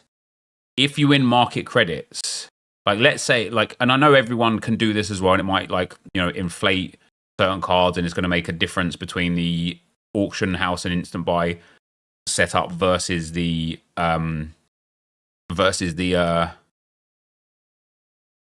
secondary market. But if you make $30 or $40 from market credits and you buy $60 card and then sell it for $50, that gives you value. And then of course I would still build a team that I think is eligible of actually winning rewards. It's not like I would go and build a team where I think only getting the top 50% is the aim. I would build a team where I'm like, yeah, I want to win. Like, for example, the team that I've built for the Premier League in season coming, I feel like I probably still need a player or two just to have as like, I'm at a position right now where if Bruno, Trent, Alisson or Son get injured or suspended, or I don't know, Man United's game gets moved for something and it goes out the game week, I'm gonna need an extra player there. But I genuinely feel like that setup that I've got is good enough to win me constant rewards. And so how much does it cost me? 7, 14, 2,000. Son's worth about 600. So it's probably cost me about like £2,600 for the team. For me to get that back over a whole season, do I think that's possible?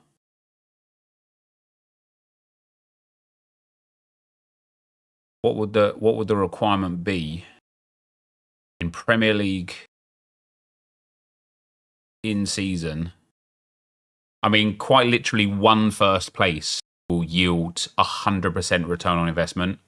But of course, what we have to think about is actually I don't need 100% return on investment, because they will still have around 40 or 50% value come the new season. So I actually only need to, in theory, and okay, this is probably a terrible way to look at it because we don't actually know where the markets are going to be in a year's time. But in theory, I don't need to make all of that. So one podium finish is enough to get 100% return on investment. Do I think I'll hit the podium once with that team this season? I would be shocked if I didn't.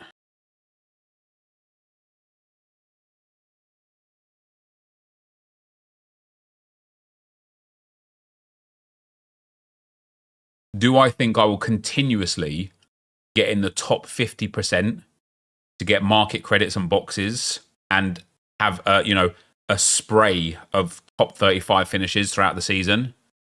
100%. You'd have to be in Div 1 though. The fact that only 25% go down though, Josh, I think it's going to be hard to get relegated with a premium team. Like the only thing that's going to relegate me is like a random DMP and a low score.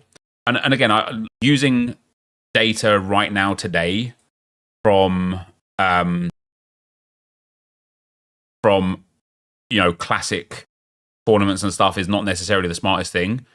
Well, I look at that. Marchizin and Taquinho both DMP'd, and I'm still going to be safe in this division. We got Savarino DMP'd. I've got 17 points here. I'm still safe here.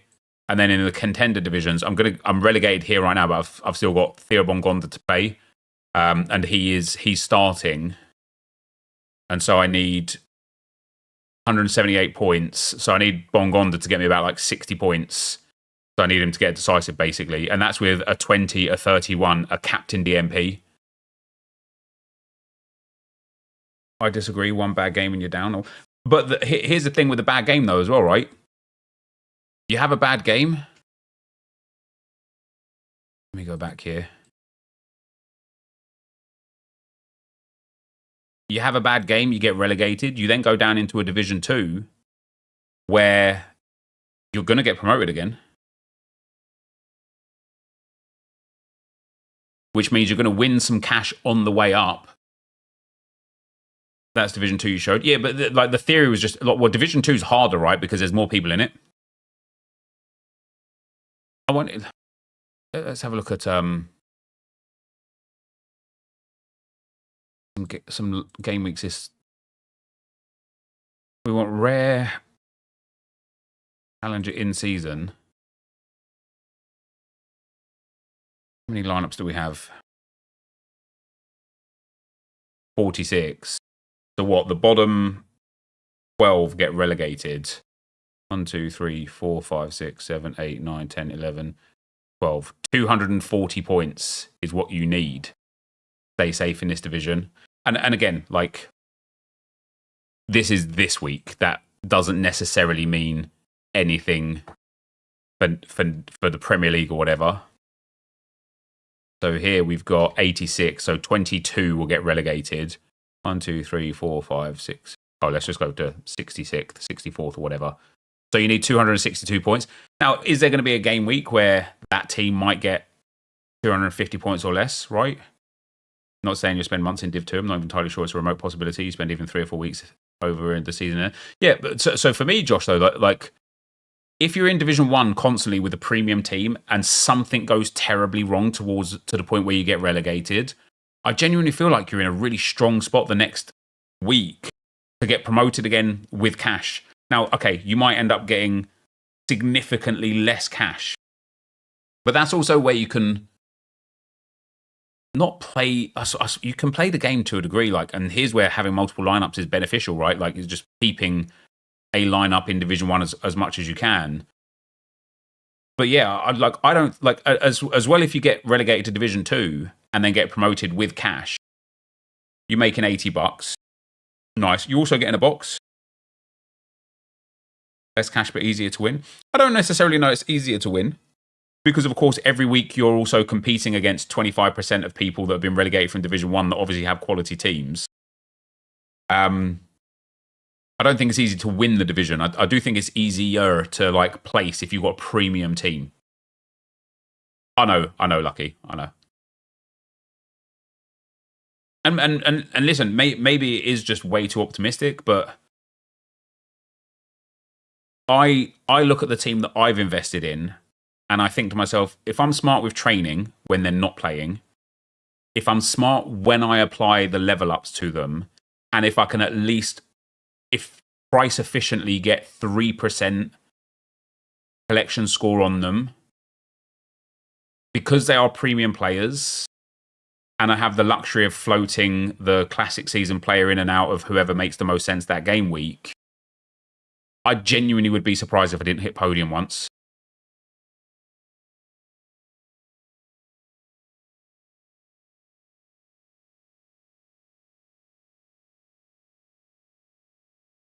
But there's a lot of people with a lot of quality squads. So I don't, maybe I'm just being foolish. Maybe I'm genuinely just like being foolish, but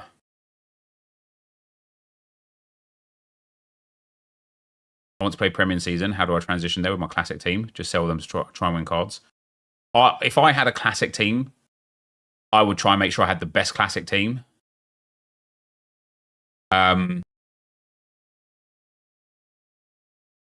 And then I'd try and win rewards. And then I'd sell the rewards that I didn't want to buy cards that I did want. Podium once, I think, is a good, reasonable goal. Yeah, I think so too. And this is where I think you disagree with me, Josh. Well, I feel so eager to prove you and a few others that have your same sentiment wrong. But this tournament here, I think I podium this 10 or more times. I think I podium this.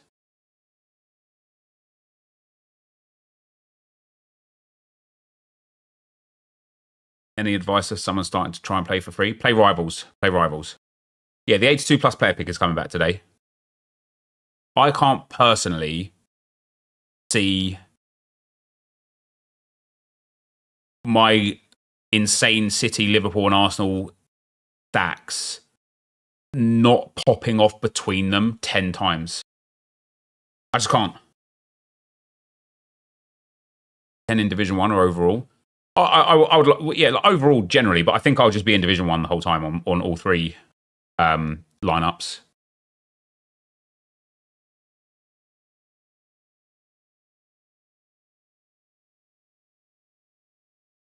I've gone full Palace in season, had it last season and chipped away slowly throughout the season.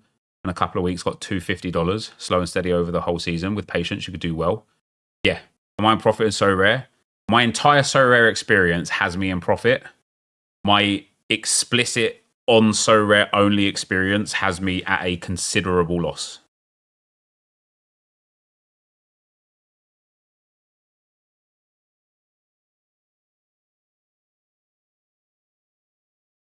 Yeah, I like, man, honestly. Oh. I can't help but look at these lineups.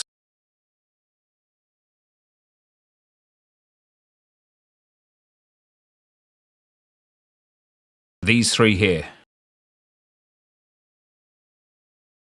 You get it till they pop like that.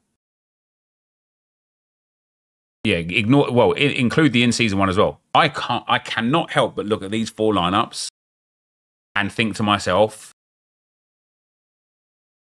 literally, who has better?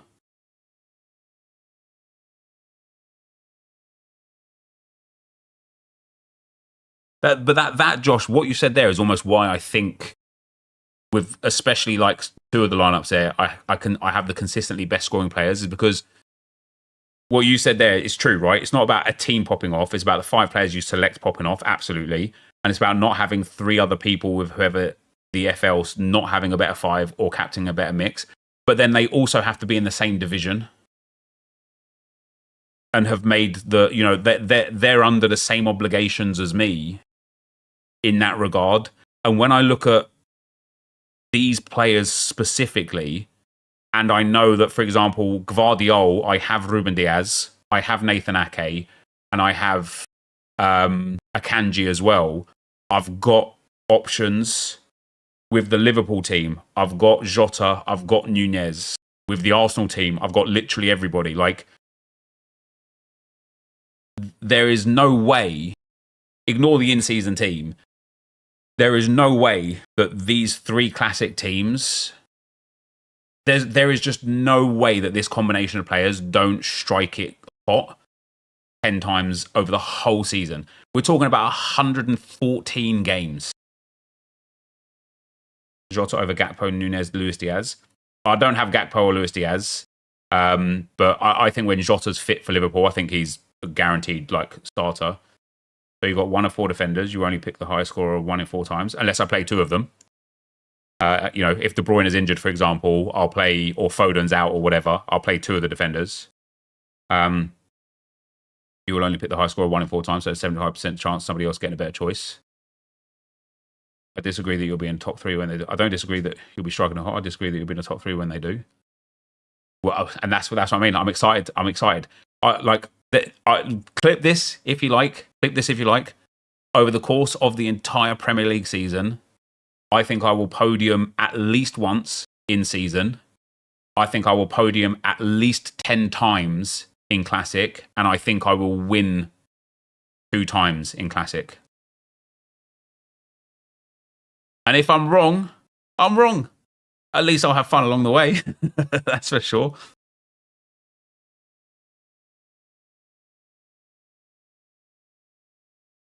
There will 100% be a minimum of 4 or 5 teams in season. It will all be 60+ scores. Yeah, but that's like the thing is like what the okay, goalkeepers are the anomaly, right? You can't account for like a random Flecken hitting 100 points or whatever, right? When it comes to Trent, Bruno, Son, and De Bruyne, they are 4 players that have 100-point scoring capabilities. And so there just will be a game week where, you know, Liverpool keep a clean sheet and Trent gets an assist, and we end up getting a 90 plus off of Trent and a 60 plus off of Alisson. In that same week, Bruno Fernandes scores a pen, gets some good AA, bags 80 points. Son scores a hat-trick and De Bruyne gets 40 AA points and no decisive. That game week just will arrive. It just will.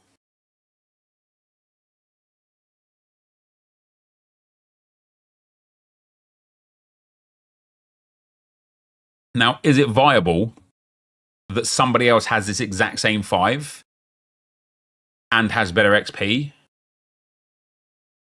Probably not. I don't know if anyone's running that exact same 5.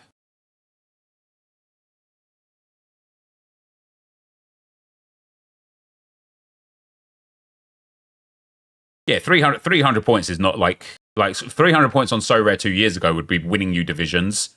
But now, especially with captain bonus, and that's going to be the most important part, isn't it? Who are you captaining? And for me, it's probably going to be Trent. Is it viable that your 5 is the best 5 that week? Not necessarily, but they don't need to be the best 5 to hit the podium. However, I do think that for the classic setups, there will be many, many weeks where my 5 are the best 5.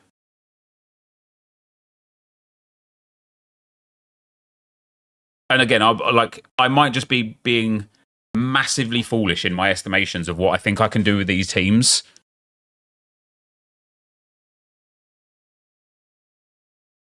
They don't need to be top 5 if you reach it 5+ times.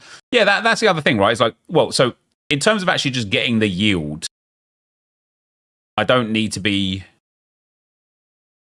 like win a division. I just need to consistently place in a division. You know, if let's say for the sake of argument, we spent $3,000 on our team. It's about that.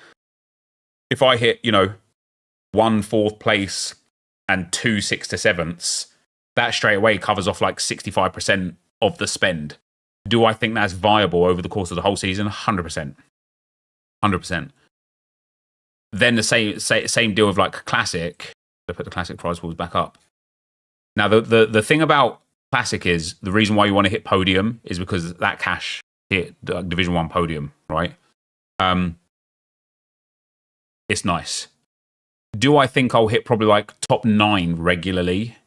I think I do. The thing that excites me, the thing that gets me like interesting, right? The thing that really gets me like, okay, this is going to be good for me, is that when I look at like, only the top 9 get a tier 2, I start to think, how many teams does Sorare think are even going to be in here if it only places down to 16th in Division 1?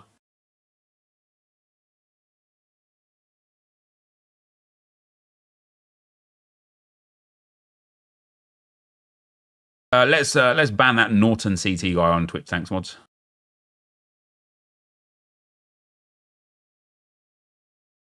But if you chance every week, the chances would be way lower. Oh, you're talking about like running the same team consistently? Yeah. Am I doing 6 p.m.? Yeah, of course.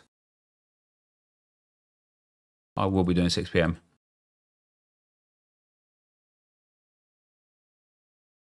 What's the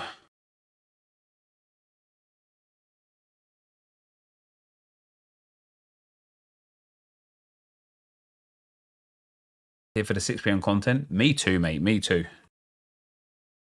You meant change? Yeah, I got you. I got you, Indy. Yeah.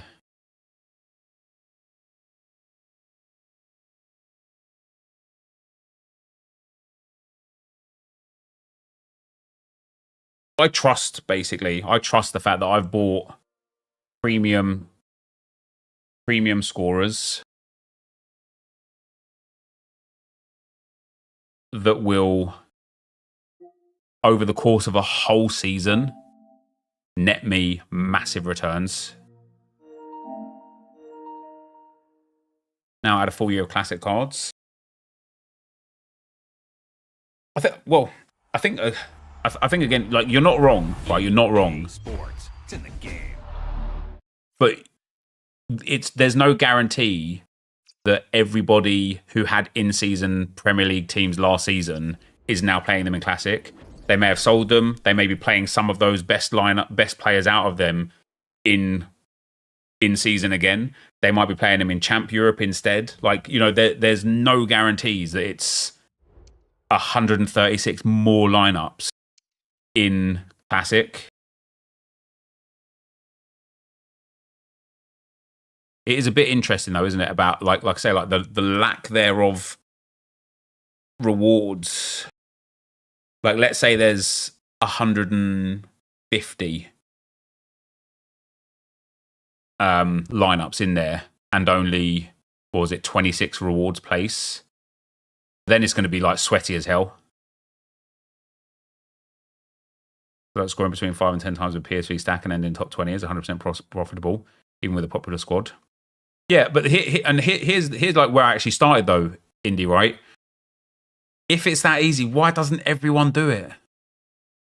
Like that's like, and that's probably more towards like Josh's line of thinking here with like, yes, you're going to have a good time, but you're not like, it's not going to be that great, because if it was so easy to just yield over 100% ROI by getting an insane team and just placing high, everyone would do it and everyone would make money, and that's impossible.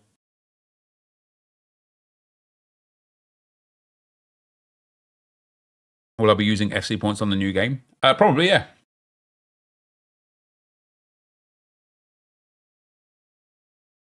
I've been recording something. God knows what.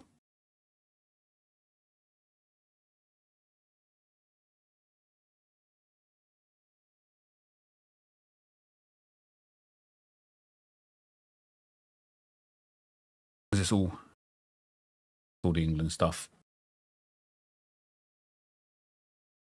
All right. It's 6 Nep. Thank you very much. Thank you. I do appreciate that. What's up, guys? NepentheZ here, and welcome back to another FC24 video. It is 6 p.m. It is Monday, and we're going to see what delights EA Sports have given us today. Obviously, today as well, guys, we did have the FC25 deep dive. So if you want to go and check that out, there'll be an annotation up here somewhere. And of course, if you're enjoying the content, feel free to drop a thumbs up on the video. Leave that like on here so YouTube know that you like what you see and give you more of it. Do we have anything in live? No. Do we have anything in seasonal? I don't know why I even check. Do we have anything in milestones? Even worse, checking. Do we have for what? Oh wait, I've forgotten to do. I think it was William Saliba. Yeah, it was. I just know that I'm like overplaying this game in that regard because I started all these Evos and I just don't care to finish them. Look at that. Even for Enquiries, all I need to do is win one game by 2 goals to finish him off. We have got nothing. Nothing. Nothing. Nothing. Nothing. Fair enough. No Evos today either. Which means it is going to come down solely to the SBCs. We have got nothing here anyway. Ever Benega. Wow. 4-star, 5-star, 5'9", premium footies, high work rates, can play CDM, centre mid and cam. Has got good shooting, great passing, very good dribbling, very good physicals, very good defending outside of heading accuracy and decent pace. He has got amazing playstyles and playstyle pluses. Press proven, anticipate, pinged and incisive pass plus. Trivella, relentless technical, first touch flair, intercept, long ball and whip pass, all awesome. And he is 1 squad. And that squad cost is an 86 rated, no team of equal team of the season. By all accounts, this is a really good card. And I guarantee you everyone hates it. Insert coin sponsor, use code NEP at checkout for 6% off u7buy.com. Yeah, but by all accounts, guys, this is just a really good card, right? If you put a maestro or a marksman or a shadow or an anchor on him or an engine, you are gonna have a card that is just delightful. But because he's not 99 rated, or because he's not a pop culture player, like if that was Renato Sanchez with those exact same properties, community would go wild for it. But because it's not a popular player IRL, people don't care. At least that's my perspective anyway. I think it's a pretty cool SBC. We have also got the 84 by 10 We've got an 87 plus player pick, an 85 by 10, which I'm going to do again. And then the 82 plus player pick is back. Love to see that. Right, Footy's daily login upgrade. We will start here. Brother, why is that card good, lol? Why is that card good? I just explained why that card's good. Unless you're being like, why did EA make that card good? I think if he was 98 rated with those exact same properties as well, people would be like, oh my god, that's pretty sick. Right, so we've got 87 plus player pick. Repeatable 3 times a day. Requires an 84 rated squad with a team of the week or a team of the season. That's not bad. Do I have a team of the season? I'm not using Allison because I actually bought him for champs today. So I need a new team of the week or team of the season. Which I'm probably not going to have, am I? Look at all these team of the years, though. Surely I've got one team of the season player. All right, this is a big rip. I might just use that Allison. Our CBA. I actually just don't have a team of the season player. Yeah, team of the weeks and team of the season is like 45k. So I'm obviously better off doing like a team of the week upgrade. But I just don't think I'm going to do that. All right, well, in Allison goes then. In Allison goes. Listen, for an 87 plus player pick, oh man. I'm going to pretend that he's untradeable, make it a lot more manageable. If I just believe that he's untradeable. I've got so much fodder to just do a team of the week player pick as well. I should stop being lazy and I should go and like make sure I've got on hand like, 10 team of the weeks at all times. For situations just like this. Batch 3 will be better. Batch 3 will contain a lot more team of the seasons. Yeah, it will. What are we getting Batch 3 this Friday, aren't we? Only an 84 rated squad for an 87 plus player pick is actually all right, though, to be fair.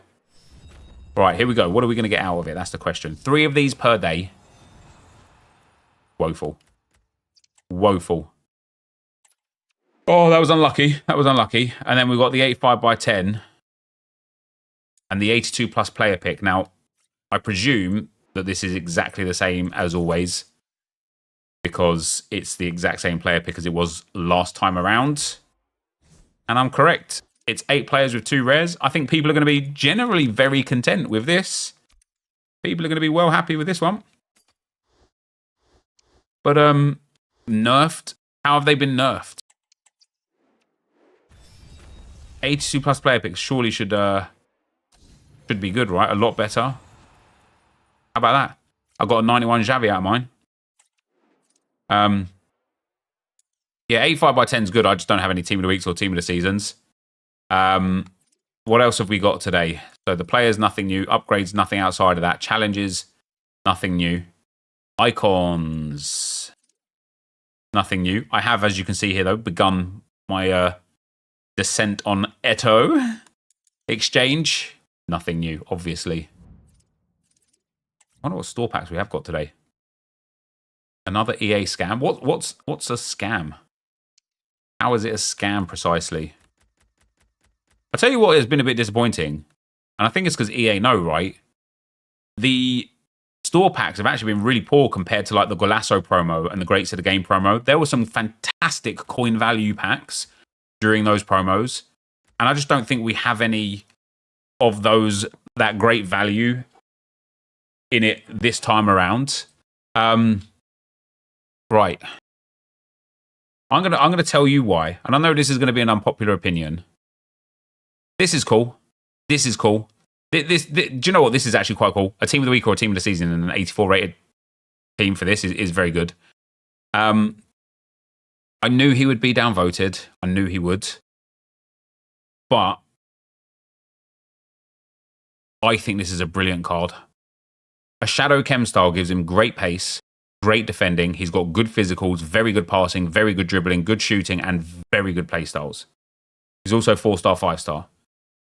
An Engine gives him great passing, good pace, great dribbling, very good defending and physical, and good shooting. A Marksman, look at those for stats. Like, how can you be displeased with that for a 31k card? 81 defending in August, just ain't it? Well, it is if you use him in attacking midfield, right? If you put a Maestro on him, and he's got 99 passing, 99 shooting, 99 dribbling, very good physicals, good pace, 5-star weak foot, and great play styles. Also, and again, this is where I personally find the community to be really strange, I think is the word I'm looking for. Because he doesn't have 88 defending, right?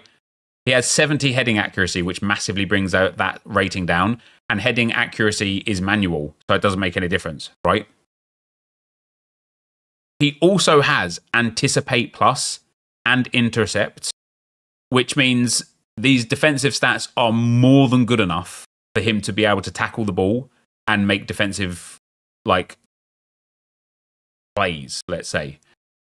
He's got technical with very good dribbling. He's got press proven with very good aggression and strength. He's got incisive pass and ping pass plus with insane defending. He's got long ball and whip pass, with insane passing, He's got first touch, he's got flair, he's got Travella. Like, this is just, for the price of the card and for the stats and playstyles he's got, it's just an all-round good card. It's just a good card. The problem is, as Viper says in the chat there, it's just a card that's so similar to so many other cards that we've got. Like, and here's the thing for me personally. I think this is a good card for the price, right? I think if this was coming in at like an 86 and an 87 SBC, I'd be like, EA, what are you thinking about? It's just not, right? What is it? It's an 86 rated squad with no team of the week or no team of the season. It's just good value, right? Also, I think the Argentina links for him. Yeah, see, he's one of the top Argentine players. He fits in here. Who's a better Argentine midfielder than him? Mascherano, no. Oh, hold on.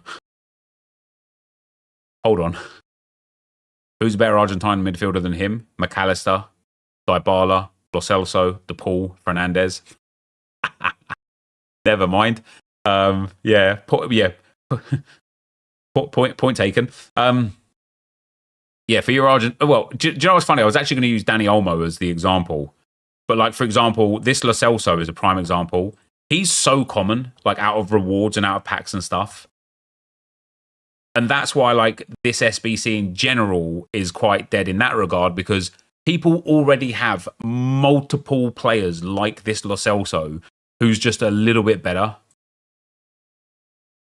I am actually torn. Like, as I'm talking myself through this, I'm thinking to myself, I actually think this is a good card. I genuinely do. I think this is a good card. But for the price, I think this is a good card. I think there's a lot you could do with it to make it a really nice, usable card. But also, yeah, I like a Maestro on him a lot. Look at those stats, man. 99 shot power and long shots. High dribbling in every regard. Near perfect passing. Good physicals. Great. He's got really good play styles. I just don't think it's that bad. I don't think it's that bad. I think it's a fun one. But I don't think anyone's going to be rocking him and being like, yeah, he's in my main team now. Good card for a 2-hour road to glory. Yeah, it is a good card for a 2-hour road to glory. It's free anyway. Yeah, I mean, it's cheap. It's cheap enough. It actually leaves me really torn. Because on the one hand, I'm looking at this card like, this is actually a pretty sick card for its price. And on the other hand, I'm like, this card wouldn't even get on the reserves of my Argentina team, let alone anywhere near my main team. And it takes me back to my video yesterday where I kind of talked about where we're at with the game right now. And it feels like we're at the end. And we are at the end game cycle kind of situation, but we're not at the end. We've still got 7 weeks left.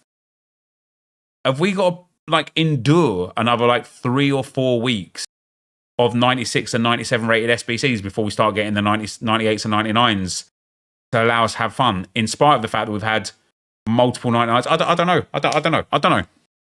I'm torn. Either way, if you do this SBC, playing him in a defensive setup, a Shadow's great for him. Playing him in an offensive setup, I think a Maestro is absolutely banging for him. That is going to be the end of the video. If you did enjoy it, be sure to leave a like, rating, comment, subscribe to the channel if you haven't already. And for now, guys, I'm out.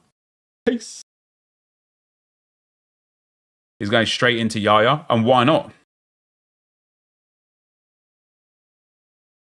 Endure. Sorry that I'm not as posh as you, Josh. The poshest northern person the world has ever heard. That's not an insult either, you just are. I come from South London, mate. I'm just trying my best out here.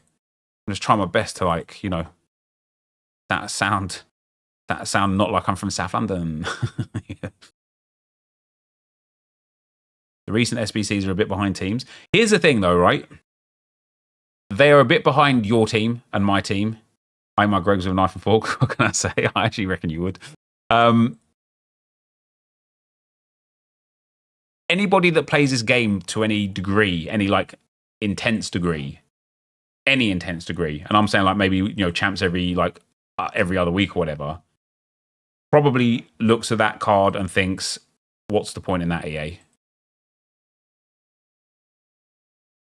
But not everybody plays this game that much to the point where where that team isn't an upgrade, where this SBC isn't an upgrade. Oh, that's all sent off.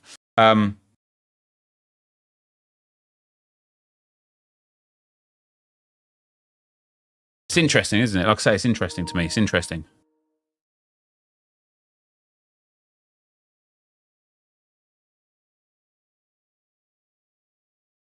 Negative title. Just a bit of a dead day. I'd probably go over like a...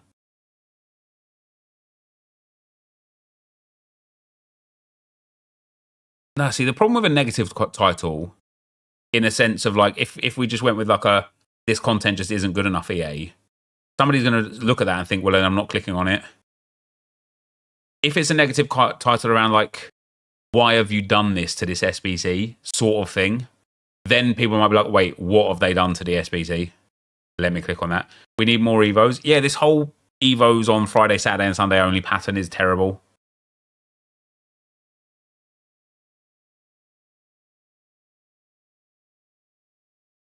It's like I genuinely sit here confused. Like I say, let's look at last year's video. Okay, let's look at last year's video. On this same day, what did we get?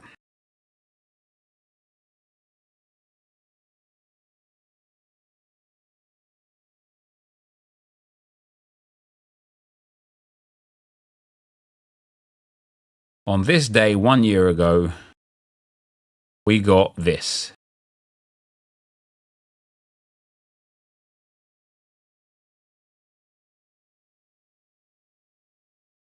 I'll go straight to the store. Wow, Diego Carlos? No way, that's crazy. He got a card? That's mad. We've got Joe Cole SBC, 97 rated. We already have a Joe Cole SBC this year, although I think it's 96 rated, isn't it? Mad, isn't it, that we actually have like a 96 rated Joe Cole this year. We had a 97 Joe Cole last year. We had an 86 plus player pick, the 81 plus player pick. The 85 by 10 was repeatable twice a day. The 80 plus player pick was there as well. I think that one was terrible though, wasn't it? And then a 90 plus icon player pick.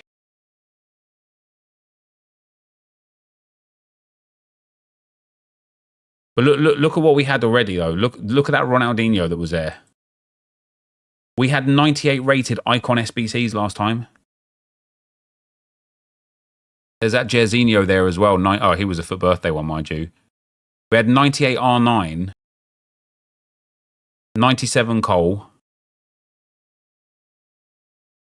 What else was we getting like this time last year?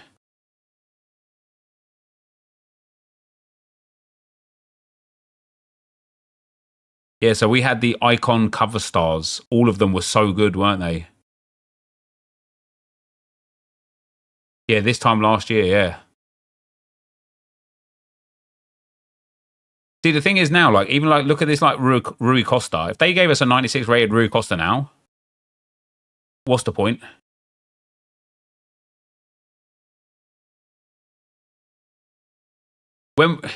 Here's the other thing as well, right?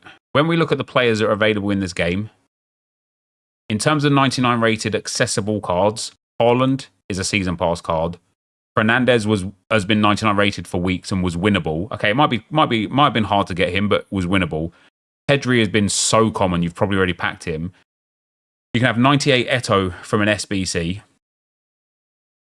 You've got 98 Bon Mati from Season Pass, 98 Garincha from Season Pass, 98 Nunez was an SBC, 98 Pickford was the objective card, 98 Pushkash from Season Pass, 97 Correa is an objective right now, 97 Werner's an SBC, 97 Dybala's an SBC. You've got 97 Pele, who's 80k, Butragueño, who's an SBC, Kaka, who was an SBC, Modric, who was an SBC, Martinez, who was an SBC, Rodri, who was an SBC, Oberdorf, Rashford, Alawaran, all season pass-esque players, Rice, who was an SBC, like Rooney, who was an SBC. If we even just look at the 97s, Gula SBC, Simons SBC, Araujo SBC, Crespo SBC, although he was a bit expensive, Diaz SBC, Cruz and Gerrard from the season pass, Depay from the season pass. Some of these team of the season ones are super, super cheap. In terms of like, look, and then Benega's there. In terms of like the amount of like, in terms of the amount of players that have been readily available, reasonably easy through season pass or very easy through SBCs that are 97, 98, and 99 rated, why are we getting 96 rated cards? Diaz wasn't an SBC. Yeah, he was. Or was he season pass, was he?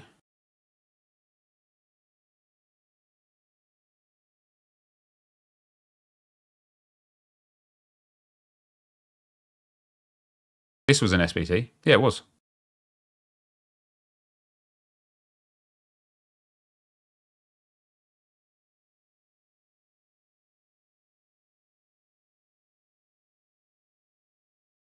They're waiting until Friday. Not sure batch 3 needs to be insane. So, but like, here's the thing, right? With the pack grind being infinite, as we know it is, with the accessibility of how many 97 to 99 rated cards we've already had through SBCs and objectives, and the fact that the pack grind is infinite to the point where people would have packed 1 or 2 of these other 97 to 99s.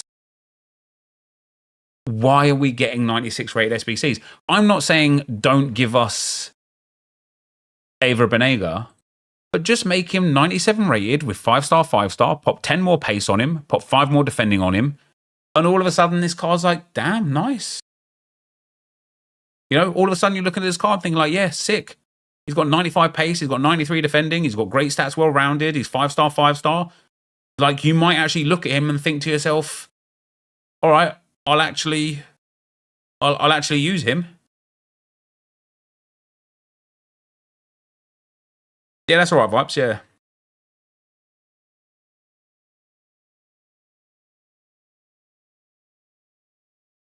And again, is it guys, is it us? Is it like you guys are in this stream right now? Is it us that are kind of out of touch with the standard player of the game? Does the standard player of the game look at this SBC and go, nice?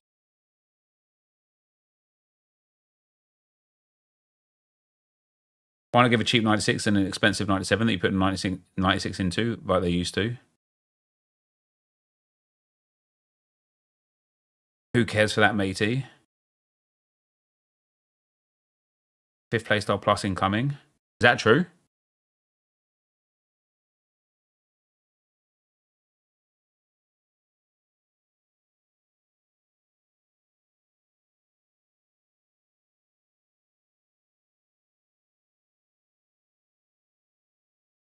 I remember seeing him at Sevilla and he's bobbins. He's old now, isn't he? I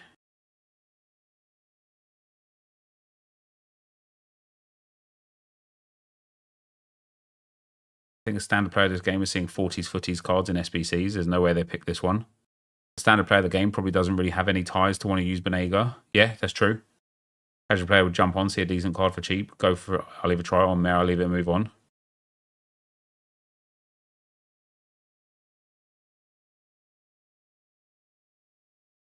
I'm not Argentinian, I live in South America, and Banega is a legend here. And so, and listen, maybe that's it, right? One of the things that one of the EA employees said to me a few years ago when we was at a games convention in Germany that has stuck with me ever since is he literally just like, I was complaining about some SBC that they released, and he literally just looked at me and he said, not every SBC is for you.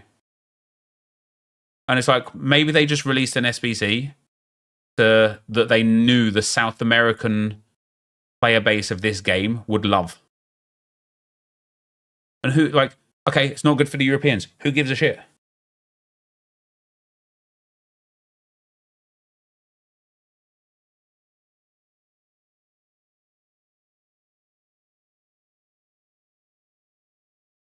Those players you've talked about for Argentinian mids, one is a champs reward no one has. The other one's inaccessible to an average player. Yeah, that's true. I think Lascelles, yeah, to an average player, yeah. I think Lo Celso might be in a lot of people's teams because he's so common. But yeah, in that regard, that's true.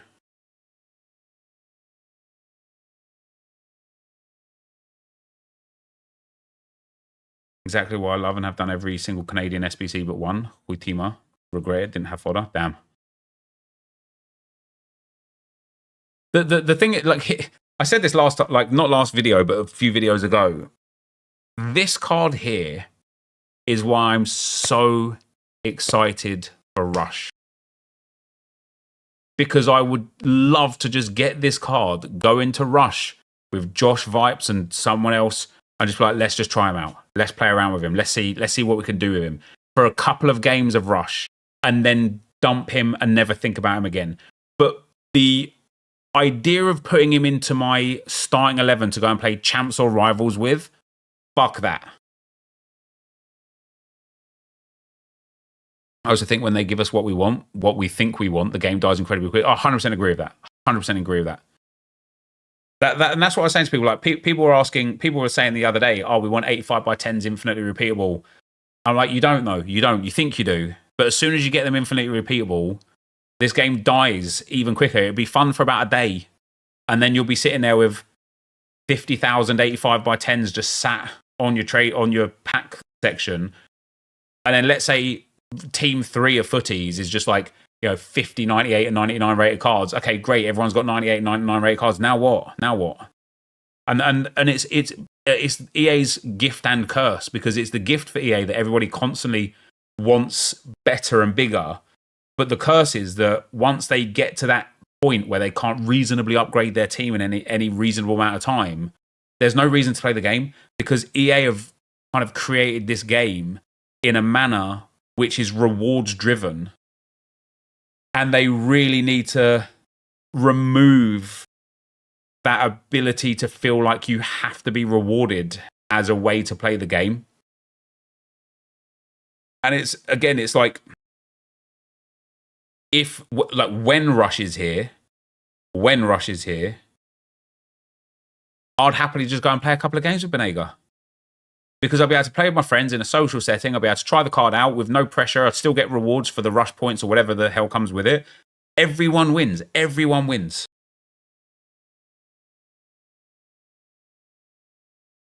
Yes, you're out of touch. I rarely come up against teams as good as mine. See, I constantly come up against 97, 98 rated teams. Constantly.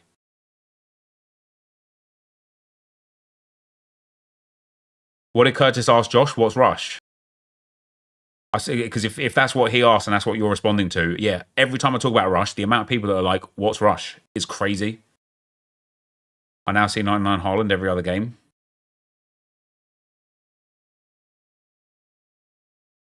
By that same logic, that's why they give us 95 and 96 rated cards for SBC. But there's no point giving us 95s and 96s now when the majority of the playing active user base have 98 and 99 rated teams.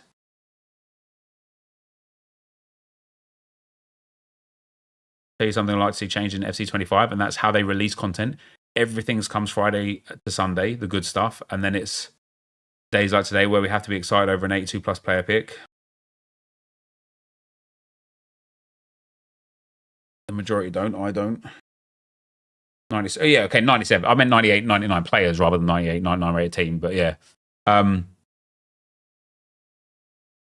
well, listen, I hate Fridays for exactly that reason. I feel like what did we get this Friday just gone, right? We got an Evolution,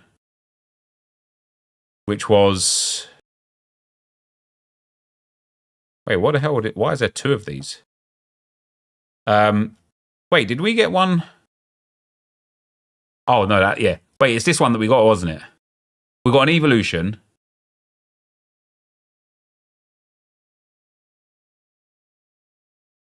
We got... I don't even remember. But I know we got the objective as well, right? Like the Silver Cup came,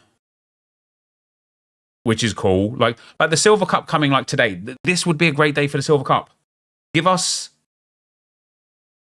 all at once, right? Give us 3 or 4 defender, midfielder, and attacker Silver Evos and a Silver Cup on a Monday. Then it's like, nice, now I've got something to do. Yeah, I think the Cup came Friday, yeah.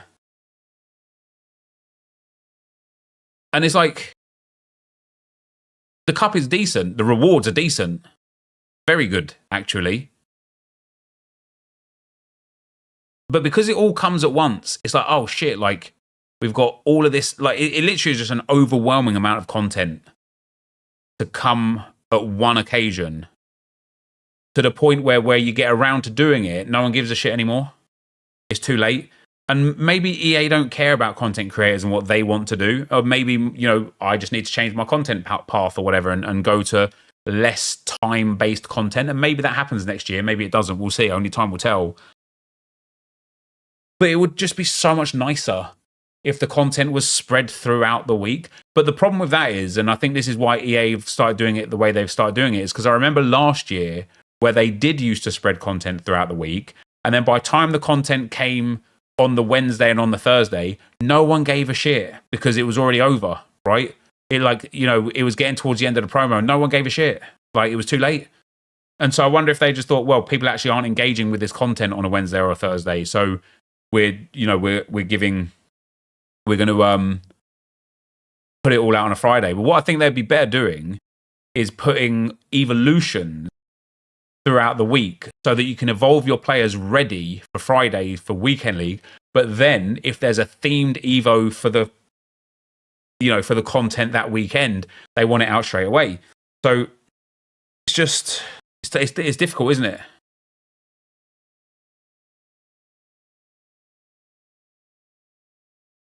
Always find myself rushing around to do the content that drops on Friday. Then by Sunday afternoon, it's all done and bored for another week. Yes, it's weird, and that's what I mean. Like, that's where I hope Rush really fills that void, right? And I think it can. Like, even just looking at like these players, Gattuso. Look, I'm not saying that he's going to be like a worldie or anything, but like, imagine the Rush content, right, that I could make. And maybe that's what the PAX channel will become. Maybe a PAX channel will become a Rush channel where I just upload full Rush games with like player reviews. You know, Gattuso gets dropped. All right, guys. Gattuso's here. We're going to complete him. I'm going to play the midfielder in my Rush team. Let's go and see how good Gattuso is as a midfielder in the game. We get a really like deep understanding of how he plays because he's the only one we're controlling, and we can figure out whether or not he's really, really good or a pile of shit. Perfect. Same with Kudus. All right, guys, we got Kudus. Let's go and play some Rush games with him. We got 3 Rush games. You've packed 140, 150 batch 2 cards. That is also a problem. And that's why, Josh, when people say, we need the 85 by 10 repeatable now, you fucking don't. You will have everything. And when you have everything, as deep as this is, you have nothing. When everybody's got 99 rated cards, nobody's got 99 rated cards, right?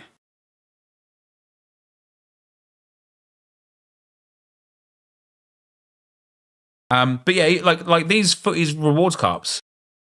What a great piece of content. All right, guys, here's a video of me playing to get all of these rewards and opening these rewards, blah, blah, blah, blah, blah. If you want to see how good these players play in game, head on over to NepentheZ Rush. Bang. Because it's end game Nepo. But that's the thing, Mohammed. It's not end game. And I know we're in the end game cycle because that's what footy's kind of like signifies, right? We still have 7 weeks of this game. 7 weeks. End game is when we're like scratching at like, oh my God, am I going to play another demo game on SC25 or am I going to go and play some champs on SC24? That's end game, right? We've still got so long to go in this game.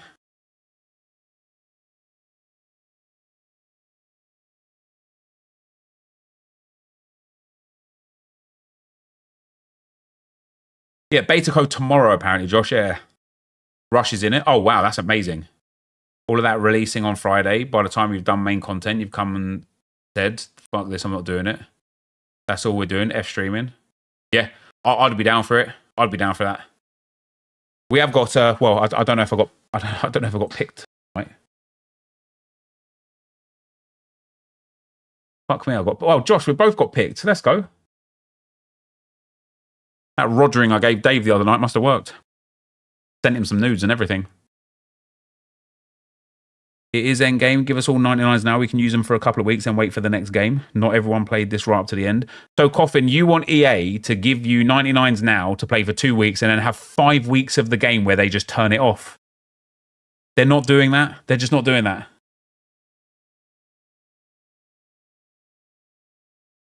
They were crying out for you last Thursday, apparently. Since we can grind unlimited, we are bored. Look, I said this before, right? And sometimes, guys, right? Sometimes careful what you wish for. Because the fact that re-release 2 is so good, so full of high-rated players, has literally ruined my enjoyment of grinding the game.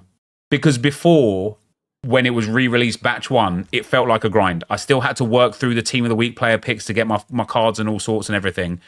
But now, you could start with 189 rated player. Like, you definitely... Yeah, I'm good for clubs, Dave, yeah. You start with 189 rated player, you open that 51 players pack, you're probably going to pack 3 special cards in that pack. Then you go and put them back into the exchange. You do your player picks if you don't. Like, you get your daily 83 by 2s and stuff. It's just... Look at that, I've hit an icon. Oh, hit my knuckles as well. That's got to be a 94, isn't it?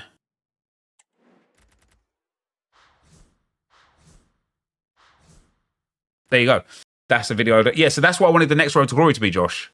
Like, so I do want to do the Div 10 to Elite, but maybe not. But the next Road to Glory, where I just go onto an account that I've got, discard everything except 189 rated card, yeah, and be like, what can I get to in, let's say, 3 hours? Give myself 3 hours. What can I get to from starting the brand new account with 189 rated card? But look, like, this is the problem. Because now I've got 50 players to put into the player pick. And I've got a gap. Well, I could probably put Verts into thingy.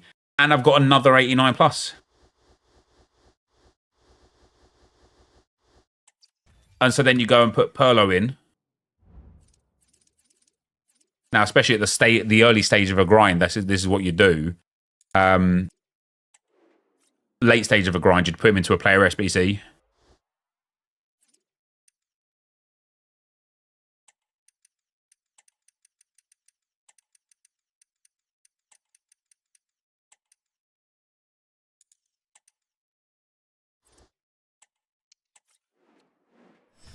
It's a good idea for the start of the new game.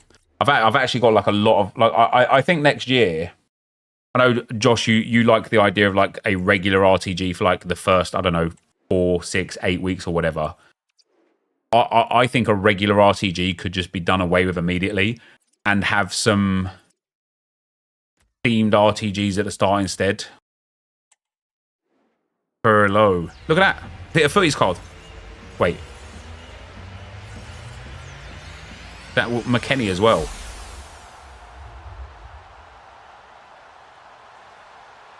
Who's it? Come on. Is that Milito? Right, so I started with 189 rated card. And now we've got McKenny in there. Oh, my days. Like, come on, man. It's too easy. It's too easy. Last year's Div 10 to Div 1 was uploaded late July and done over 600k views. Yeah, fair enough.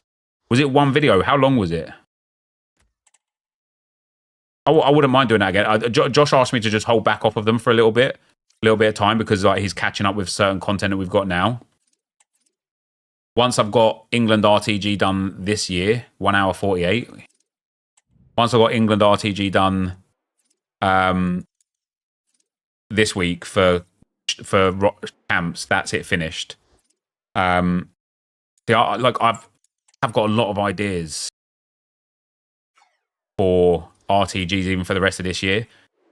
An 89 rated player and doing an RTG on that. Doing a Div 10 to Elite Division. Div 10 to Div 1, I think recorded beginning of next week, like Friday time. Beginning of next week? Friday time? As in, like, the game cycle week. Yeah, okay, gotcha. Yeah, it took me a while to cotton on there. Yeah, batch 3 RTG. Yeah, for Div 10 to Div 1. I like that. Also, Vipes, that draft from yesterday actually went down well, didn't it? Crazy, thanks for the 2 months, brother. Curtis Green, thanks for the 5 months, man. Mr. Blue Jay, I don't know if you're still here. I apologize, brother. 26 months, thank you very much, man. And Swish Neff, thanks for the 6 months, bro. Nothing like getting a 1-0 rage quit 5 minutes in and getting given the loss. Screw this game. Yeah, I feel you, bro. Look at that, another team of the season. Look at that. Like, it's so easy. So easy. And this is what, so going back, ignoring the RTG chat for a second, going back to why infinite 85 by 10s or 84 by 10s right now would be a bad idea, this is why.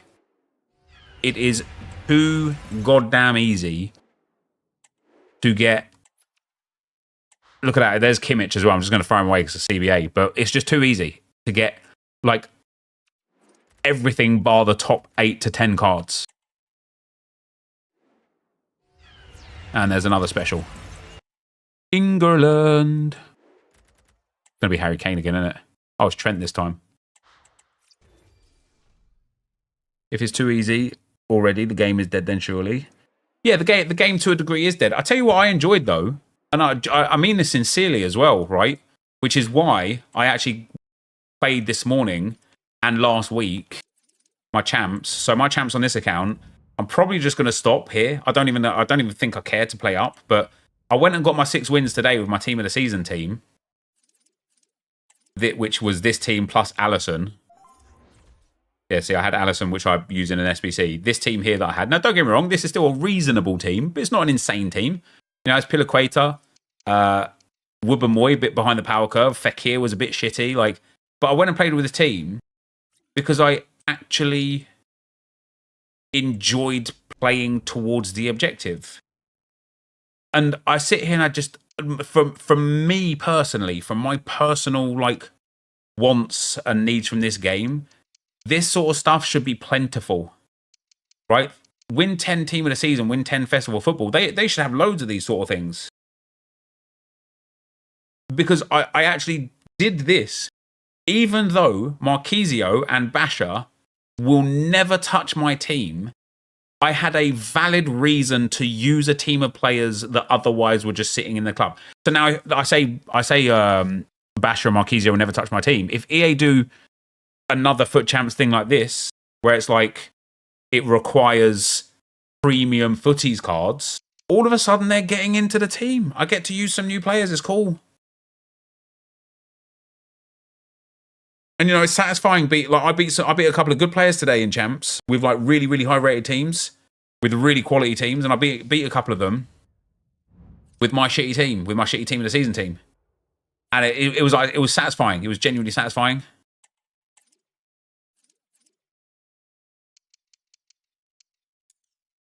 Oh, what do we get for this? Oh, damn! Here we go.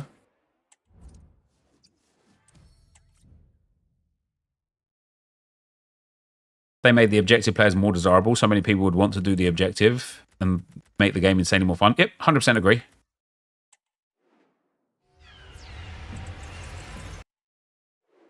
All right, guys. Wow, another 88.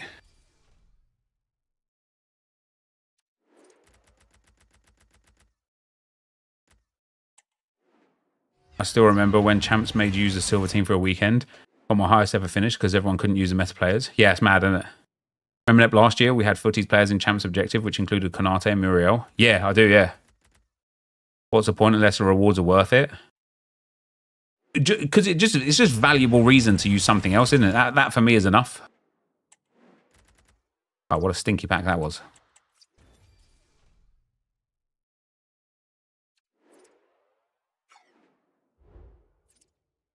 Enzo Fernandez is still the best player in your team. He's legit. Guys, that is going to be it for me for today. Yeah, I'm going to go and say goodnight to the kids and stuff before clubs. And then I've got some clubs games to play tonight. And Oh, I'm going to prove myself. I'm going to show them why they should have been keeping me in the team already, you know. I'm going to show them. But, yeah, cheers for watching. As always, thank you very much.